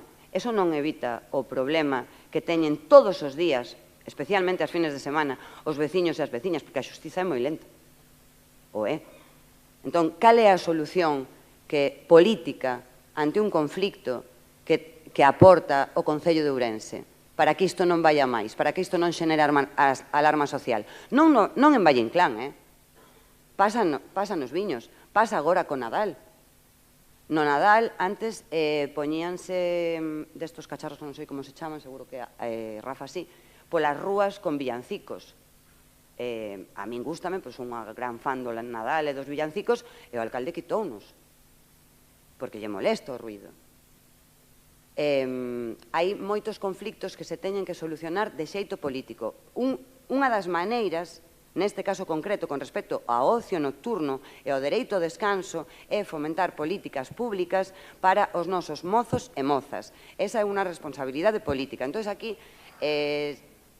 sempre se intenta, dende a alcaldía, o alcalde de Ourense, misturar as cousas e levar o relato ao populismo. E non é así. Este Concello non ten responsabilidade ninguna como administración en moitísimos temas. Vostede, como alcalde, en todos. Porque hai que facer reflexións políticas antes de tomar decisións. E cando existe un conflicto, son vostedes, os que gobernan, os que teñen que buscar unha solución coa maior... Sí, con la mayor inmediatez posible, acabo diciendo, ¿no? Sí. Vale, ¿qué villancicos quité yo? Dices tú que quité villancicos. ¿Cuáles? ¿Qué villancicos quité yo? Antes había altofalantes, chamas. Altavoces. Altofalantes polas rúas. Yo no quité nada. No, yo no sé cuándo había aquí altavoces. Porque ahora no hay. Pero, señora, ya no había cuando gobernaba el PP, cuando gobernaba Jesús Vázquez. Pues a mí me gustaban. Que sí, cuando había fe Trintanas. Usted, lo que pasa es que usted oye campanas. Se había comprado... Oyeches campanas, se había comprado un equipo de altavoces para instalar que nunca se instaló, es distinto. Y luego hace 15 años o 20, sí que había altavoces, creo, hace 15 años o 20. Bueno, pero hace 12, 15 años, yo que estoy sacando. Bueno, ahora es un culpable de todo. Bueno, luego contesto eso. Seguimos, por favor. Sonia, cuando quieras.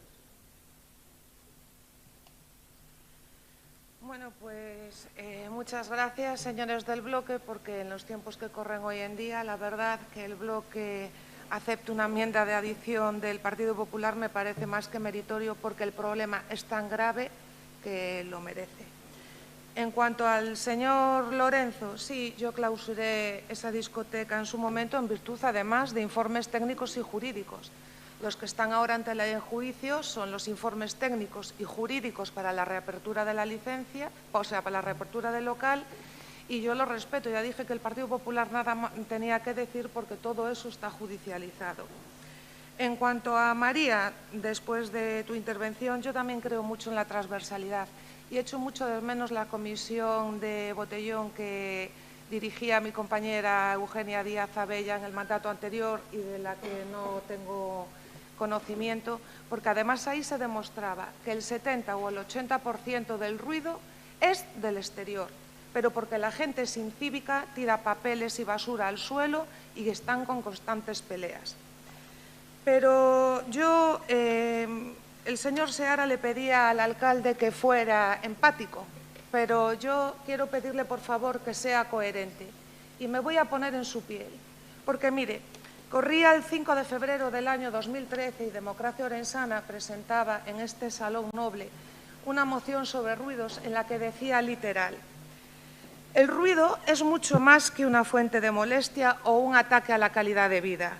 Supone un verdadero ataque a la salud de las personas. Señor alcalde, no, la defendió el señor alcalde y él apelaba a la Organización Mundial de la Salud y al Tribunal de los Derechos Humanos de Estrasburgo. Y el alcalde ilustraba a todos los presentes aquel día en el Pleno, pido coherencia, en algunos de los aspectos en que afectaba el ruido a la salud de los vecinos de Ourense. Y voy a leer literal. trastorno del sistema cardiovascular con alteraciones en el ritmo cardíaco, riesgo coronario, hipertensión arterial y excitabilidad vascular por efectos de carácter neurovegetativo, trastorno a las glándulas endocrinas con alteraciones hipofisarias y aumento de la secreción de adrenalina, cortisol y otros, y así hasta 19. Si yo me pongo enferma solo de leer esto y pensarlo, no me imagino lo que pueden padecer los vecinos. Sea coherente, por favor, y haga cumplir con la ordenanza de ruidos. En la misma moción, usted, por favor, defendía lo que defendemos hoy. Decía usted literal, pero literal que tengo aquí el acta. Alguien que ahora mismo en su casa esté recibiendo un ruido, lo sé porque yo hice denuncias, tanto en un local comercial como en locales, llamas al Ayuntamiento de Ourense. Tardaron un mes en venir a hacer una medición, tardaron un mes en venir. Estos vecinos llevan más de un mes sin las mediciones. Seguimos. Sea coherente. Corría el 5 de julio del año 2013, 5 meses después. Y Democracia Orensana presentaba una moción porque se quejaba del ruido de la camioneta limpiadora de la concesionaria municipal que con agua a presión operaba de noche, despertando del sueño y desvelando a los vecinos. Y usted, señor Jácome, por favor, decía literal. Bueno, pues no podemos meter como máquina de limpieza en la ciudad de Ourense una máquina que tiene efectos secundarios y que despierte a toda la población de Ourense. Vaya máquina do carallo. Entonces, habrá que tomar medidas contra esto. Por eso pedimos que se haga de inmediato. Señor alcalde, ¿me puede dar un poco más? ¿Me estás poniendo a parir? Sí. Sí. Si esos vecinos soportan el ruido de 1 a 6 de la madrugada y a las 7 oyen esto que se ha adelantado el señor Seara con su vídeo,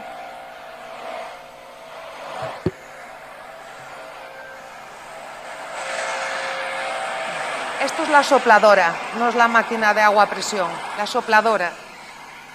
¿Cómo va a solucionar esto? Yo le pido, además de la empatía que le pide el señor Seara, le pido desde el Partido Popular coherencia con todo lo que usted defendía. ¿Vale? Gracias. Has hecho demagogia porque pareces que intentas aquí llamar que yo soy el alcalde ruido. O sea, yo estoy más en contra del ruido que nadie. Primero porque era mi profesión anterior, era el tema del sonido y estoy bastante sensibilizado con ese tema y controlo bastante ese tema y realmente me resulta el ruido tan molesto como todos ustedes y además tengo más conocimiento en ese sentido, ¿no? Entonces, me lo has puesto el tema este como que yo no estoy en contra del ruido. No, perdona, si por mí fuera, posiblemente no permitiera que se abriera esa discoteca. Pero es que, a diferencia de lo que dice aquí esta señora, María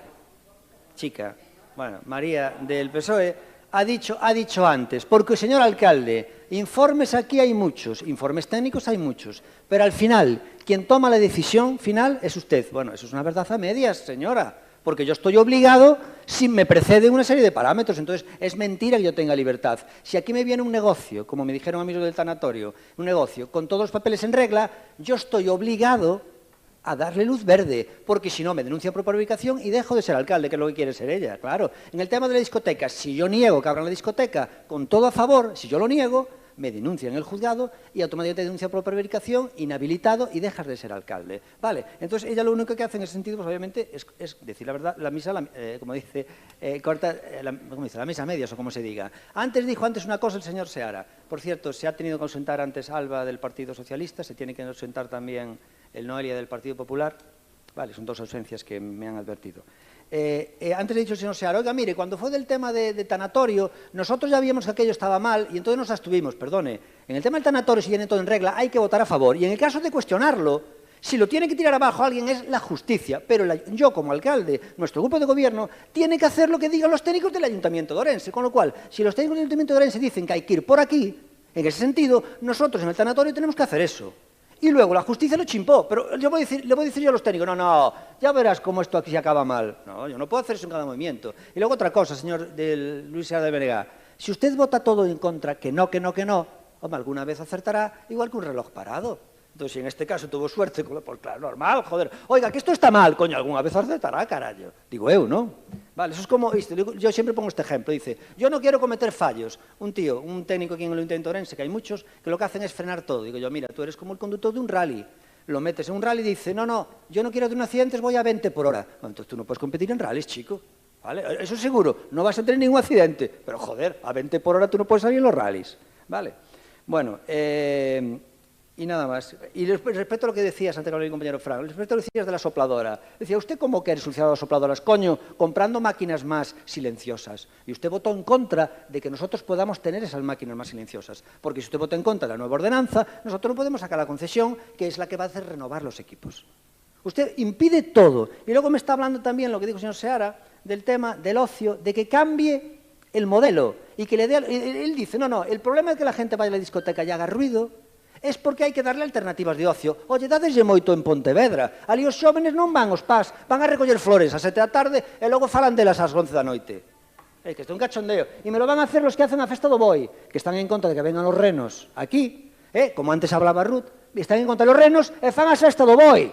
Os que están a favor, os que fan a festa do boi en Allariz, están en contra de que traigamos renos. O que collen o boi cun cordel e tírano por toda a noite a correr por ali a tirar dil, que quedo boi hasta o carallo, fan ese tema. Por certo, na festa do boi, unha persona que levaba a barra dixo que se facturaba nesa noite 30.000 euros. Oiga, e logo como non cambiades o modelo de ocio? Para que a xente non beba alcohol? Non me estás dicindo a min que cambiemos o modelo de ocio. E resulta que na festa do boi venden alcohol que lo mete medo. E me dicen a mí que cambie o modelo de ocio como alcalde. Fran, por favor. Bueno, poco más que añadir, simplemente que nos vamos a abstener porque, como he dicho antes, pues este Gobierno municipal y la Concejalía pues, va a aplicar todas las herramientas que tengamos disponibles para poder atajar el problema y verificar que se cumple tanto la normativa como el descanso de los vecinos. Nada más. Gracias. Le voy a dar un dato curioso, hablando de esto, para que vean ustedes la hipocresía. Claro que lo ideal sería que todo el ocio fuera en una zona de la ciudad donde no hubiera viviendas. Eso sería lo ideal. Es lo ideal, pero no es así. Y si la gente tiene licencias y cumple con la normativa, pues lo que tenemos que intentar hacer, obviamente, es controlar y hacer las mayores amortiguaciones posibles en ese tema. Ahora te doy la palabra. Un tema de aquí, del entroido. Pero antes del tema del ruido. Antes decía Sonia Ogando, es que llevan un mes y no han hecho ustedes una medición, claro, porque los vecinos no lo dejaron. Señora, usted es lo que... El abogado, no fue el abogado. El abogado no dejó hacer las mediciones, ¿vale? No, perdona un segundo, ahora no tienes la palabra. Bien, no se hizo una medición porque el abogado de la otra parte lo impidió. No dejó que se entraran los pisos, con lo cual no se puede hacer medición porque lo impidieron los vecinos, porque su abogado se lo dijo, ¿vale? Con lo cual ahí ya mentiste. Segundo, está diciendo que sí, manda carajo, no tiene ni idea. Fueron los técnicos del Concello a hacer la medición y no les dejaron hacerla. Joder, pues dicen que no éramos tipos. A ver, dime por qué no y luego a Frank, que es el que sabe. A ver, Luis Seara, di por qué la hicieron ellos. A ver, dila. Y por favor, que sí la hicieron, dilo. Es que es increíble. No tienen ni idea diciendo que no. Claro, como dicen que no a todo, es la inercia. No. Claro. Bueno, pues eso por un lado. Por otra, cuando surgió el conflicto, algunos vecinos, obviamente, joder, ¿cómo no vas a estar quemado? Yo también estaría quemado. Entonces dijeron, oye, ¿podemos cita contigo? Claro, ¿cuándo? Pues cuando queráis, la semana que viene. Y escriben el día antes, no quieren ir a la cita contigo. Ah, quieren politizar el tema. Es decir, no quisieron venir a una cita con el alcalde para buscar soluciones. Perdona, tengo aquí los WhatsApps, ¿eh? ¿Vale? Eso va a empezar. Y te voy a decir un tema de lo que es la hipocresía. Resulta que el entroido, pues obviamente hace ruido, el carnaval hace ruido y, coño, nadie quiere tener ruido. Entonces la ley te permite que 10 días al año te saltes el esquema que tienes que tener y se hace, como se dice, festa rachada o como queiras, pero por ponerlo en un lenguaje así popular. La ley te permite que en fiestas populares durante días te puedes saltar lo que es el esquema que tienes, o normativa de ruidos y todo eso. Unos 10 días al año creo que son. Y eso se encaja con el tema del carnaval. Bueno, pues el carnaval de Ourense estuvo a punto de no celebrarse un año, creo que nunca lo dijimos. Fue en el 2022 o 2023. Pidieron medidas cautelares y fuimos en el juzgado in extremis, ¿vale? Obviamente apelamos a lo que teníamos que apelar, explicamos todo y se celebró. Pero estuvo a punto porque se pidieron medidas cautelares para cancelar el carnaval de Ourense. ¿Sabe quién era uno de los denunciantes para cancelar ese carnaval? ¿Sabe quién era uno de los denunciantes? Una antigua concejala de fiestas del Ayuntamiento de Ourense que hacía el carnaval, que siempre lo hizo, y hasta más altas horas de la madrugada, del Partido Socialista. Hay que tener valor, Hay que tener valor de la hipocresía. Dime, Sonia, ¿qué querías decir? Que nada más lejos de mi intención. En mi segunda intervención, lo que apelo a usted como alcalde y máxima autoridad de la gran defensa que hacía de los ciudadanos y en el ruido, y no le estoy diciendo que yo fuera contra usted, al contrario, apelo a su coherencia de lo que usted peleaba y luchaba en el año 2013, que haga cumplir hoy la ley y que haga lo mismo a día de hoy. Nada más, no... Miren, el tema este del ruido está muy claro. Es totalmente... no se puede tolerar y no lo vamos a tolerar que alguien que tenga un local, de ocio, su actividad distorsione, o sea, destroce la vida de los vecinos. Con lo cual, si nosotros detectamos que ese local, cuando está funcionando, pasa los decibelios a una vivienda, no lo vamos a tolerar, porque eso es una tortura, eso es imposible, ¿vale? Entonces, obviamente no lo vamos a tolerar, pero lo primero que necesitamos es datos. Pero cuando los vecinos nos dicen no paséis, ya la cosa chunga, ¿vale? Datos. Luego hay otro problema, que es el ruido en la calle, que muchas veces es infernal porque llega a 95, 100 decibelios. Coño, cuando el ruido está en la calle es más difícil controlar, pero también tenemos que intentar moderarlo, pero realmente es mucho más difícil. Ahora, es intolerable que un local que ponga música se la pase al vecino. Por favor, eso no lo vamos a permitir. Señor Seara. Si eso é así, como di vostede, como é posible que se dea a reapertura dunha discoteca sin facer unha medición previa para saber cal é o nivel acústico que hai nesa discoteca? No, digo... No permitieron, me dice que no permitieron. Porque eu compro ese argumento, Pero no permitieron, me dice Fran que no permitieron. Pero, señor Seara, me dice que no permitieron. Claro. Señor, las licencias no las llevo yo, lo único que hacemos es firmar lo que dicen los técnicos. Pero ¿cómo xaxa? Mire, sabe pero ¿cómo xaxa? Mire, non permitiron, e voulle explicar, mire. Non permitiron, porque era unha empresa que contratara a empresa que xestiona a discoteca. A vostede parecelle normal que quen faga as medicións teña que ser un profesional encargado polos que están agora mesmo en cuestión por os veciños e veciñas? Non terá que ser o propio Concello, a través dos seus técnicos municipais, o que faga a medición? Pero en onde estamos? Señor Seara, está totalmente equivocado. No, señor Seara, a ver, acabe que hablo yo. Está totalmente equivocado. Seara, estás totalmente equivocado. Cuando tú traes unos papeles, tienen que venir avalados y firmados por alguien. Es decir, no tiene que ir el técnico. Cuando tú haces algo de arquitectura, viene firmado por un arquitecto. No va el arquitecto a medir si aguanta la estructura. Es decir, si yo ahora mismo abro un local, Seara, si yo abro un local, yo traeré un certificado de insonorización de una empresa. No tienen que ir los técnicos del Concello. Acabas de decir una aberración tremenda. ¿Tú te imaginas que el técnico del Concello vaya a todos los locales de Ourense? No, hombre, por cotejar puedes ir alguno, pero tienes que traer un papel firmado de una empresa que esté avalado, de una consultora o de una certificación. Tienes que tener una certificación. Otra cosa es que esa certificación esté, ¿cómo se dice?, falsificada. Entonces sí, pero tiene que tener una certificación, no tiene que ir para nada el técnico del Concello, es que es el colmo. Es más, muchísimos concellos no tienen técnico de sonido, entonces según usted no podrían abrir ningún local. Señor Seara, muchos ayuntamientos no tienen técnico de sonido, entonces no podrían abrir ningún local. Tienes que traer papeles. Papeles atiñan os veciños que xa contrataron a unha empresa para que fixera as medicións. Por tanto, eles o único que pedían é que foran os técnicos municipais... ¿Cómo van a tener los vecinos una empresa si no tienen acceso al local? Ya. Mira, escúchame, lo que no es medible no es opinable. Lo que es medible no es opinable. Eso es muy fácil. Se hace una medición, si pasan los decibelios, la discoteca no puede operar y punto. Es que es algo tan fácil, lo medible no es opinable, señor Seara. Que no dice dónde está la medición, te repito, te lo repito sin gritar. Los vecinos no dejaron que se hiciera la medición. ¿Vale? Bueno, y tampoco quieren cita con el alcalde. ¿Por qué? Porque han politizado el tema. Y cuando muchos vecinos se enteraron que cancelaron la cita con el alcalde, están ya mosqueados con los otros vecinos. Os vecinos non deixan que se faga unha medición, que non é certo, pero voulle comprar o argumento outra vez. Non deixan que se faga a medición. Non sabemos realmente cal é o nivel acústico do local e aínda así Vostedes permiten a reapertura do mesmo. Porque hai papeles, señor Seara, hai papeles, hai certificados, señor, lo tenemos que permitir, excepto que detectemos que se vulnera.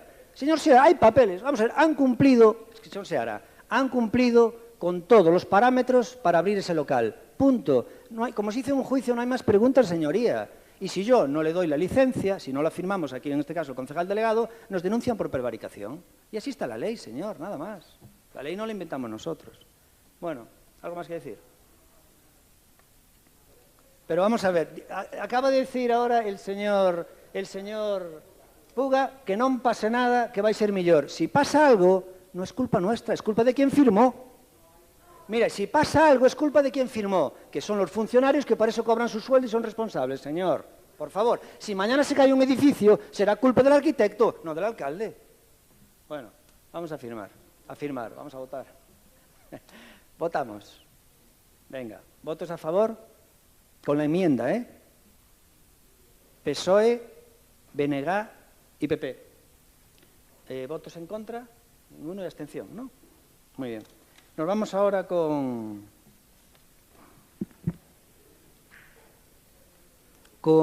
los asuntos de urgencia y tenemos un tema de incorporación que es la unidad de adiciones, no, bueno, UAD. ¿Nos va a hablar el señor secretario? Por favor, señor secretario.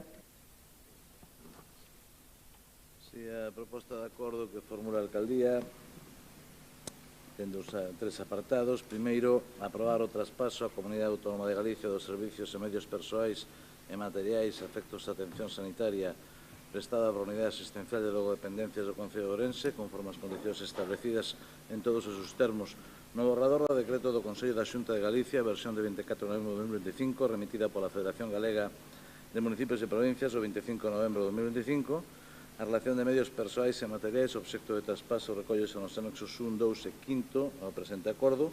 Segundo, comunicar este acordo á Federación Galega de Municipios e Provincias, dándolle traslado do expediente completo para os efectos de continuación do procedimento.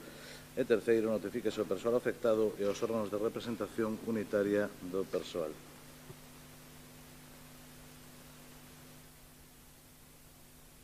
Votamos entonces la urgencia, por favor. ¿Votos a favor? Unanimidad de los presentes. Y ahora exponemos ya el tema, ¿no? ¿Quién lo expone? Vale. Entonces, que a concelleira delegada Noa Rouco, por favor.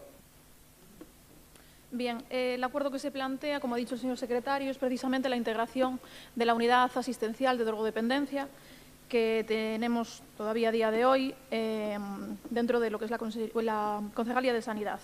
Bien, no se trata únicamente de la integración de nuestra unidad, sino de los 13 ayuntamientos que cuentan con una de ellas. Esto viene de la mano de la FEGAM, es un tema que lleva muchísimos años intentando que lo asuma, en este caso la Xunta, dado que la comunidad autónoma es la que tiene la competencia en este marco. Hasta ahora lo que se hacía básicamente era un convenio entre la Xunta y cada ayuntamiento en la que daban una subvención para que se realizase el servicio. En este caso, bueno, estábamos excediendo nuestras competencias, primero por lo anteriormente mencionado y segundo porque además estábamos atendiendo personas que excedían lo que el límite de la ciudad. Cubríamos toda la provincia. Además, la financiación tampoco era suficiente, dado que ellos aportaban aproximadamente 320.000 euros, algo así, y ya solo en personal se iban en 500.000. Bien, pues la pasada semana entró por fin la propuesta formal de la FEGAM para hacer este traspaso, esta transferencia, y bueno, en nuestro caso únicamente hablamos de material y transferencia de medios humanos. Podéis ver en el expediente, cuando hablamos de los medios a que nos estamos refiriendo, por suerte no tenemos ningún edificio, dado que están ya integrados físicamente, lo que viene siendo el Sergas, con lo cual no hay ese traspaso, pero sí tenemos que traspasar pues, todo el personal. En este caso tenemos diferentes casuísticas porque tenemos personal sanitario y no sanitario. Hay funcionarios de carrera y también personal laboral que está afectado por la estabilización. En las condiciones del anexo podéis ver que este personal todo se va a transferir tal como se encuentra a día de hoy y una vez que se haga la estabilización, ese personal, una vez supere la estabilización en el Ayuntamiento de Ourense, quedará en esas condiciones con ellos. Con lo cual, como digo, se va a traspasar todo el personal en las condiciones que se encuentran hoy y una vez superada, pues se quedarán en ese estado allí. Decir que hay una comisión de seguimiento para todo esto y que durante todas las reuniones mantenidas se hicieron también con el propio personal para que plantease sus dudas, dado que, bueno, supongo que les parecería algo como, bueno, que podía trastocar un poco su estado laboral, con lo cual se plantearon todas las dudas, están al corriente de todo y hay una comisión de seguimiento. Con lo cual el acuerdo es básicamente eso, que queden totalmente integrados, como ya deberían de estar de hace mucho tiempo y como llevamos tantos años persiguiendo. Pues muchas gracias. Turno de intervención, por favor. Erea Blanco, del BNG. Supongo que no votarán que no.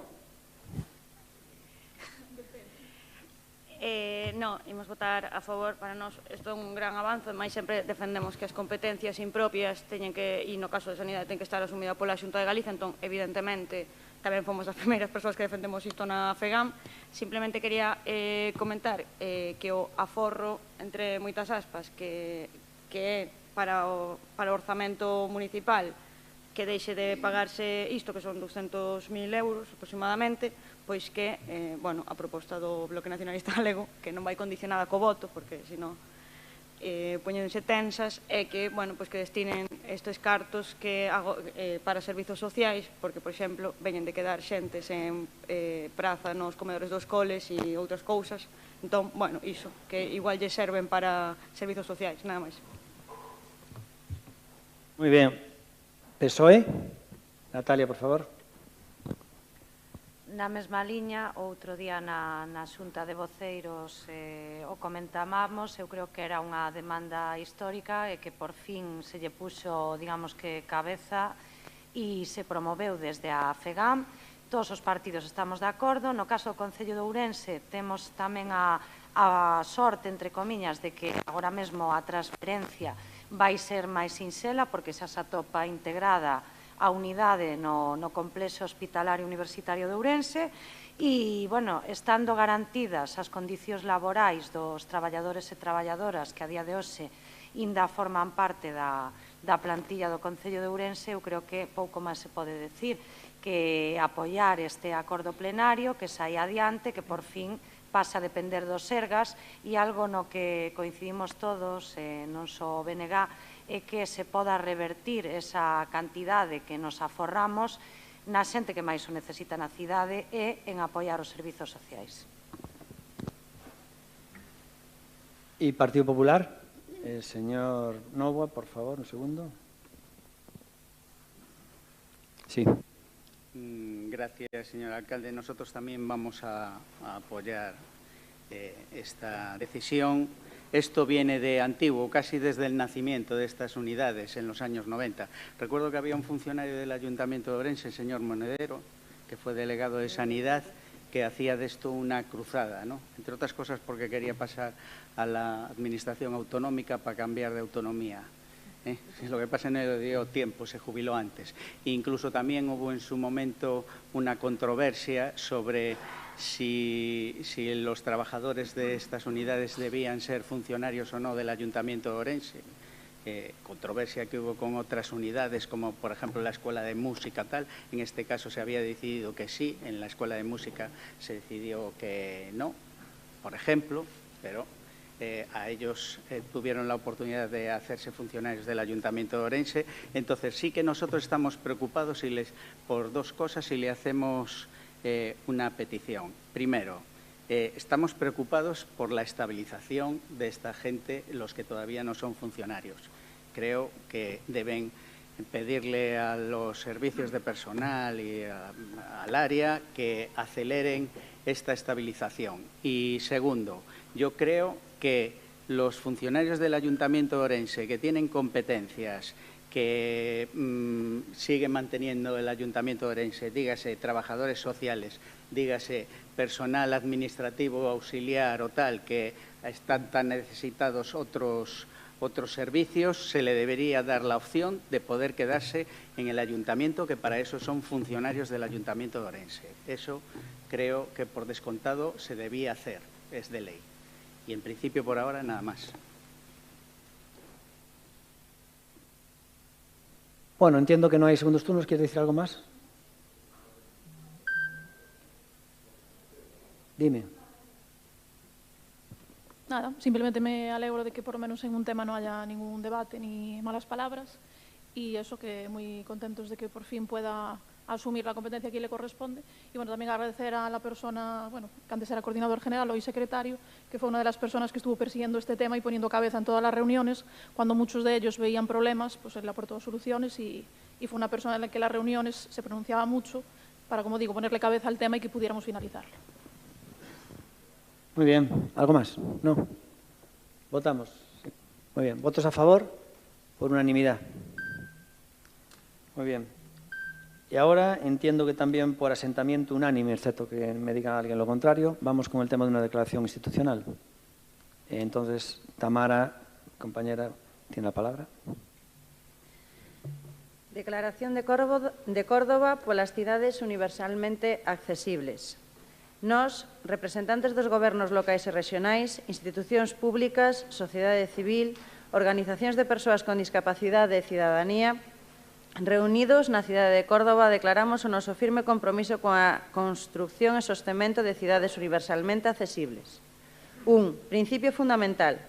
A accesibilidade universal é a condición que deben cumprir as contornas urbanas, procesos, bens, produtos, servizos, obxetos e dispositivos para que todas as persoas poidan utilizalos e comprendelos de maneira máis segura, cómoda e autónoma posible.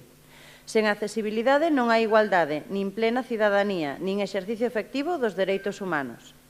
2. Dereitos e obrigas.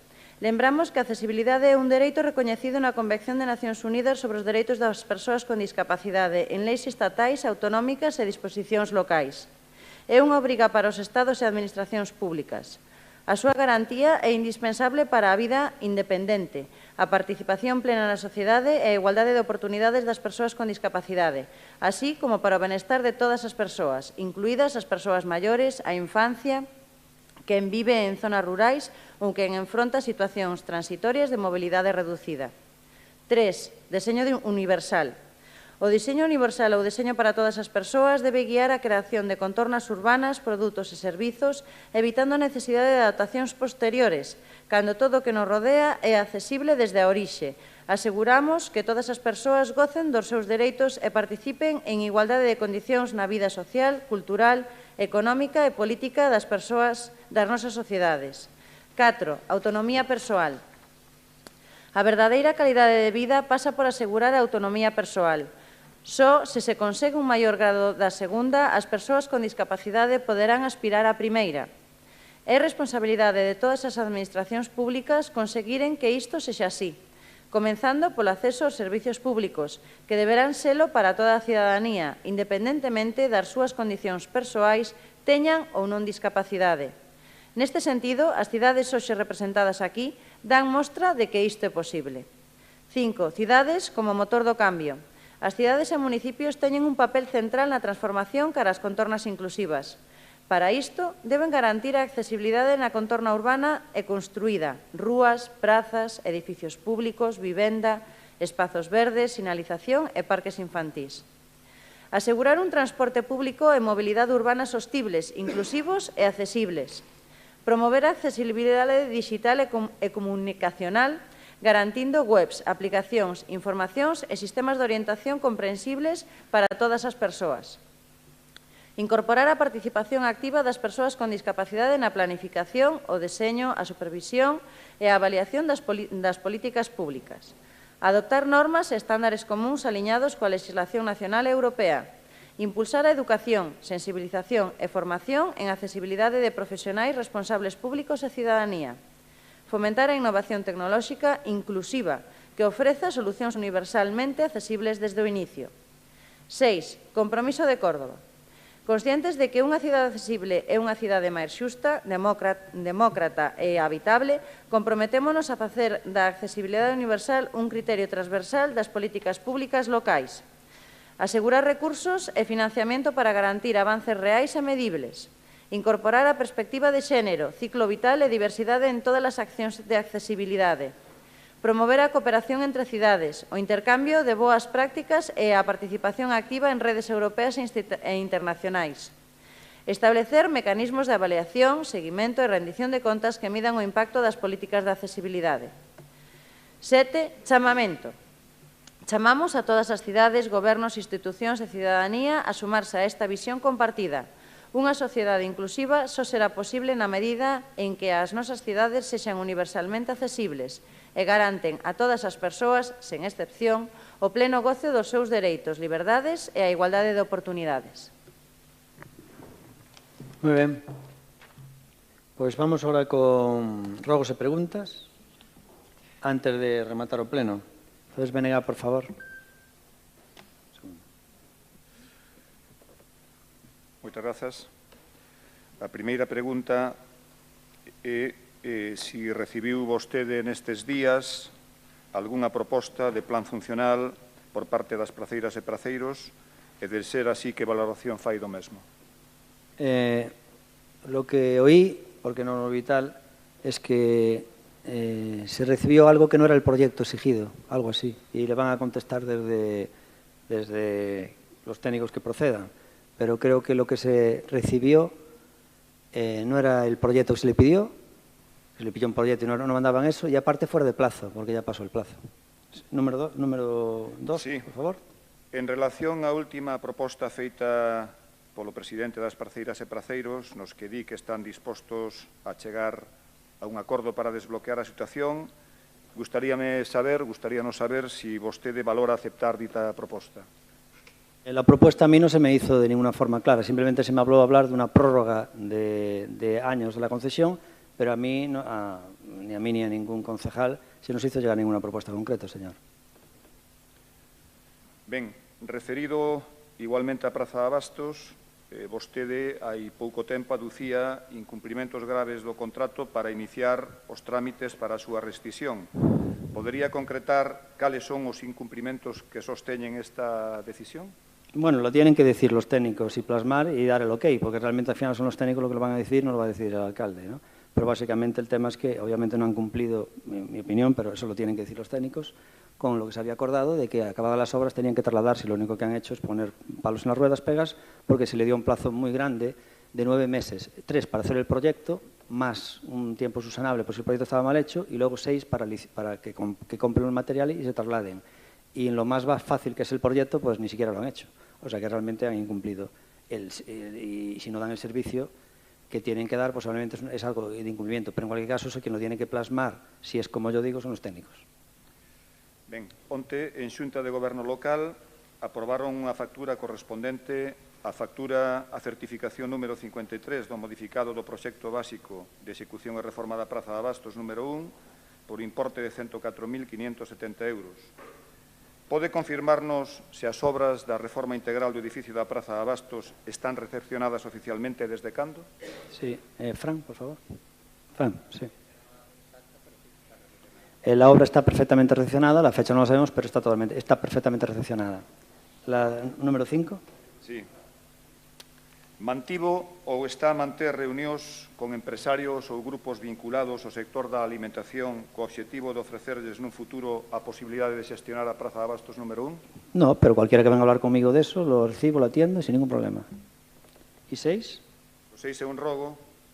Por ejemplo, le comento, ha habido empresarios de la hostelería de Orense, de los que usted defiende, en la zona de los vinos, que me han dicho, oye, en la Plaza Bastos yo podré montar un puesto de tal. Me lo han dicho dos personas de los vinos. Si eso es mantener reuniones, pues entonces sí, he mantenido reuniones. Cuando estaba tomando algo allí, se me acercaron y me dijeron eso. Diga, por favor. Estamos falando de sustituir os actuais praceiros por outra cousa, pero bueno. Esta semana non se puido facer a medición de ruídos en Vallinclán porque a enxeñeira encargada parece que non pudo conseguir unha policía que a acompañara. Dixéronlle que non había efectivos suficientes para facer iso. Nós o que queremos é pregarlle ao Concello que poña ao dispor desta traballadora, desta funcionaria, todos os medios humanos e materiais para que se poda facer esa medición canto antes, se é posible na vindeira semana. As veciñas e veciños levan padecendo máis de 40 decibelios nos seus domicilios desde hai máis dun mes. Gracias, pero no es como usted dice. Fran, por favor. No, simplemente decir que esperábamos la llamada del abogado para hacerlo esta misma semana y nos ha pospuesto hasta la siguiente. Nada más. Bien, bueno, nada más. De 6 preguntas, le podía decir, si usted quiere, en el siguiente pleno, ruegos y preguntas, cederle su turno a Milucho, el presidente de los placeros, para que haga las preguntas, porque de 6 preguntas, 5 eran teledirigidas por él. No, a mí non me teledirixe ninguén, xa lle dixen que o BNG non lle di ninguén o que ten que facer e, en todo caso, tamén debería de saber, porque xa lle dixen varias veces, que a noso que nos preocupa non é a situación particular desa persoa, sino a situación de moitos empresarios e empresarias que en pleno mes de Nadal ven en risco o seu traballo e o traballo, ademais de moitas persoas, porque aí estamos falando de máis de 200 postos de traballo que se están a xerar na Praza de Abastos. A min o que me parece absolutamente inconcebible é que un alcalde poda estar pondo en cuestión en un concello, en unha cidade onde a precariedade laboral e a falta de emprego é evidente. Antes falábamos da xente que se ten que marchar, estar pondo en risco máis de 200 empregos na Praza de Abastos. A min iso sí que me parece verdadeiramente demencial. Bueno, no es así como dice usted, son todo mentiras. Por un lado, aquí hay unos plazos que cumplir. No va a tocar en Navidades porque la notificación, supongo que estará operativa a partir de la semana que viene, con lo cual está fuera de Navidades, así que es mentira lo que dice usted. Y por otro lado, esa es la gran diferencia entre usted y yo. Usted se preocupa de 50 placeros, que podrían llegar a ser 200 puestos de trabajo. Usted se preocupa de 50 placeros y yo de 3.000 comerciantes de Ourense, para que no haya competencia desleal. La diferencia entre usted y yo es que usted se preocupa de 50 placeros y yo de todos. La diferencia. Por favor, Partido Socialista.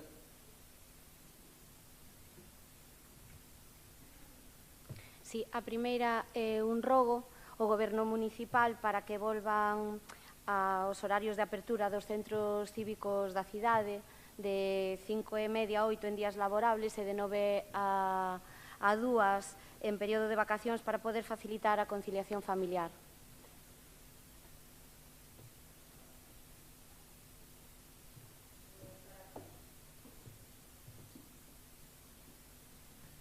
Para a conciliación durante o Nadal, como xa saben, se habilitaron outros espazos para poder disfrutar deste tempo.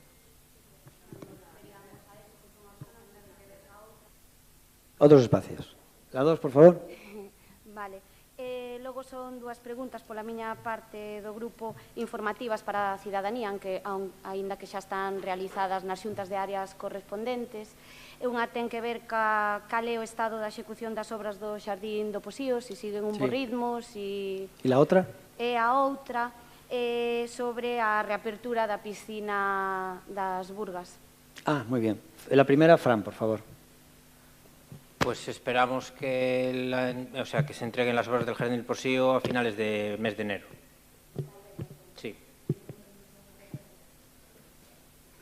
Y la pregunta sobre la piscina de las Burgas, le digo yo, vamos a licitarla para que se externalice y la opere un operador profesional, pero mientras eso no sucede, la vamos a intentar abrir lo antes posible y para eso hemos hecho unas ordenanzas que la intentaremos traer a pleno próximamente con los precios en la Junta de Gobierno. En la Junta de Gobierno, pero luego tiene que venir a pleno. Claro, Junta de Gobierno luego tenemos que dar a los grupos un plazo para sus alegaciones, luego se trae a pleno, los tienen que aprobar y esperemos hacerlo a lo mejor la semana que viene. Y los precios que habíamos acordado los técnicos ya se le pueden decir cómo era. ¿El bono de cuánto era? El bono creo que era de 25 euros al mes. El usuario individual creo que era de 7 y el bono mensual 25 al mes, me parece, y sin matrícula. Algo así. Vamos a ver. Bien, la cuarta, por favor, del PSOE. Un segundo. Despois dos cambios anunciados polo alcalde para as modificacións nas concesións dos vados, en que estado se atopa dito expediente para que se poidan aplicar ditos cambios? Todavía no se iniciaron. Bueno. 5. Ten coñecemento o Goberno e vai actuar ante a reducción das horas no contrato da limpeza de edificios municipais e as horas que non se están reubicando, están contempladas no contrato actual en vigor dos edificios que hai pechados de titularidade municipal? Pues no tengo ni idea. Tomaremos por escrito, le contestamos por escrito. Vale. E a última pregunta sería cando vai aprobar o Concello a conta xeral? Pues que estamos a la espera de un informe, entonces ahora no lo podemos decir. Vale. Pepe, ¿alguna pregunta? Sí. Un ruego. El ruego, señor alcalde, los placeros tienen una concesión porque había una ley estatal que para garantizar el abastecimiento en la ciudad, creo que fue en los años 20, obligaba a los ayuntamientos de un determinado tamaño a tener estas plazas para que la gente tuviera acceso en las ciudades a la alimentación. ¿Vale? Esto, el país ha cambiado mucho y esta obligación ha desaparecido no hace mucho. Entonces, los placeros tienen una concesión vinculada a una legislación estatal, concesión que aún no ha terminado. Lo digo porque a mí el tema de la competencia, y yo también en mi familia somos comerciantes de esta ciudad, aunque mi madre ya se jubiló más de 40 años, quiero decir. Es decir, no me siento amenazado por los placeros. Los placeros han cumplido durante mucho tiempo su misión y tengo que decirle que yo que vivo en el casco histórico, a los que vivimos en el casco histórico, los placeros no son muy necesarios porque los supermercados hay que desplazarse mucho dentro del casco histórico para acceder. Las tiendas tradicionales han ido desapareciendo y tal, y la plaza al día de hoy cumple una función. Pero bueno, este no es el ruego. Mire, señor alcalde, si yo no recuerdo mal y si no me corrige, usted al principio, cuando estuvo negociando con la Xunta de Galicia el tema de solucionar la plaza, el problema que había era que el ayuntamiento tenía que poner una cuantía para el traslado de los placeros. Creo que esto al día de hoy está superado. Le pido coherencia y que se ajuste, no se escuden los funcionarios, porque en este momento estamos en un momento de voluntad política, no de informes de los funcionarios, y si usted tiene la voluntad política, esto se soluciona en 10 minutos. Le ruego que la tenga. Y un inciso. Me sorprendió un inciso que hizo el señor Puga con respecto a la coherencia de un compañero mío, de la coherencia política de un compañero como es Pepe Araujo, confundiendo la lealtad organizativa hacia una formación política con la coherencia ideológica, y yo creo que la coherencia ideológica política se define como la fidelidad a unos principios y valores, no a unas siglas. Quiero decir, yo llevo militando más de 35 años en... ¿Es un ruego o una pregunta? No, es el inciso, Me contesta...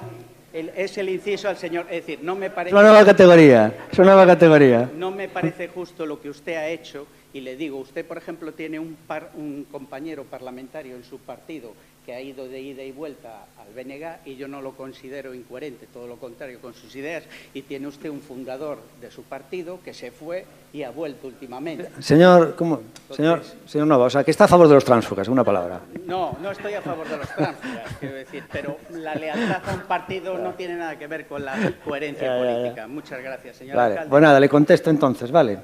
No tiene más preguntas el PP, ¿no? Le contesto entonces a esto que me ha dicho desde la Plaza Bastos. Bueno, no es así, he hecho la verdad a medias. Primero, usted ha dicho que si hay voluntad, pues se lleva un arreglo, si hay voluntad. Eso no es cierto, porque ya se lo dije el otro día a los portavoces aquí. Hay voluntad, ustedes tienen todos voluntad de quitarme a mí de alcalde y no se ponen de acuerdo para cómo relevarme. Entonces, eso no siempre es así, ¿vale? Porque hay que hacer cesiones que unas partes no quieren. Por otro lado, le digo cómo es con el tema de los placeros. Mire, el tema de los placeros no es cierto lo que usted dice. El principal escollo que había antes no era el tema del dinero, porque el Concello estaba dispuesto a poner el 60%, y bueno, de hecho llegamos a poner el 67,5%, luego al final llegamos a un 60-40. El Concello ponía el 60 y el 40. El problema no era eso. El problema era que quedan 6 años y medio de concesión, el Concello tiene que poner 60%, y los placeros diseñan los locales como ellos quieren para algo que va a durar 30, 40 años. Oye, si resulta que tú no pones un duro y resulta que solo vas a estar 6 años, ¿cómo me vas a condicionar al Ayuntamiento de Orense el diseño de tal? Bueno, pues al final eso es realmente el problema, que no llegamos a un acuerdo por eso. Y ahora ellos cambian el rollo, dicen, tranquilo, que el Concello de Orense no ponga nada, que ya conseguimos que lo pague la Xunta y la Diputación. Pero tampoco les vale, porque ahí nosotros sí que podíamos aceptar a lo mejor. Es que entonces nos dicen, no, ahora queremos más años. Ahora han venido con otra historia. Oiga, perdona, no. Nosotros podemos aceptar el tema, es decir, el PSOE, los placeros consiguen que la Xunta y la Diputación le paguen todo, pero ya no les vale.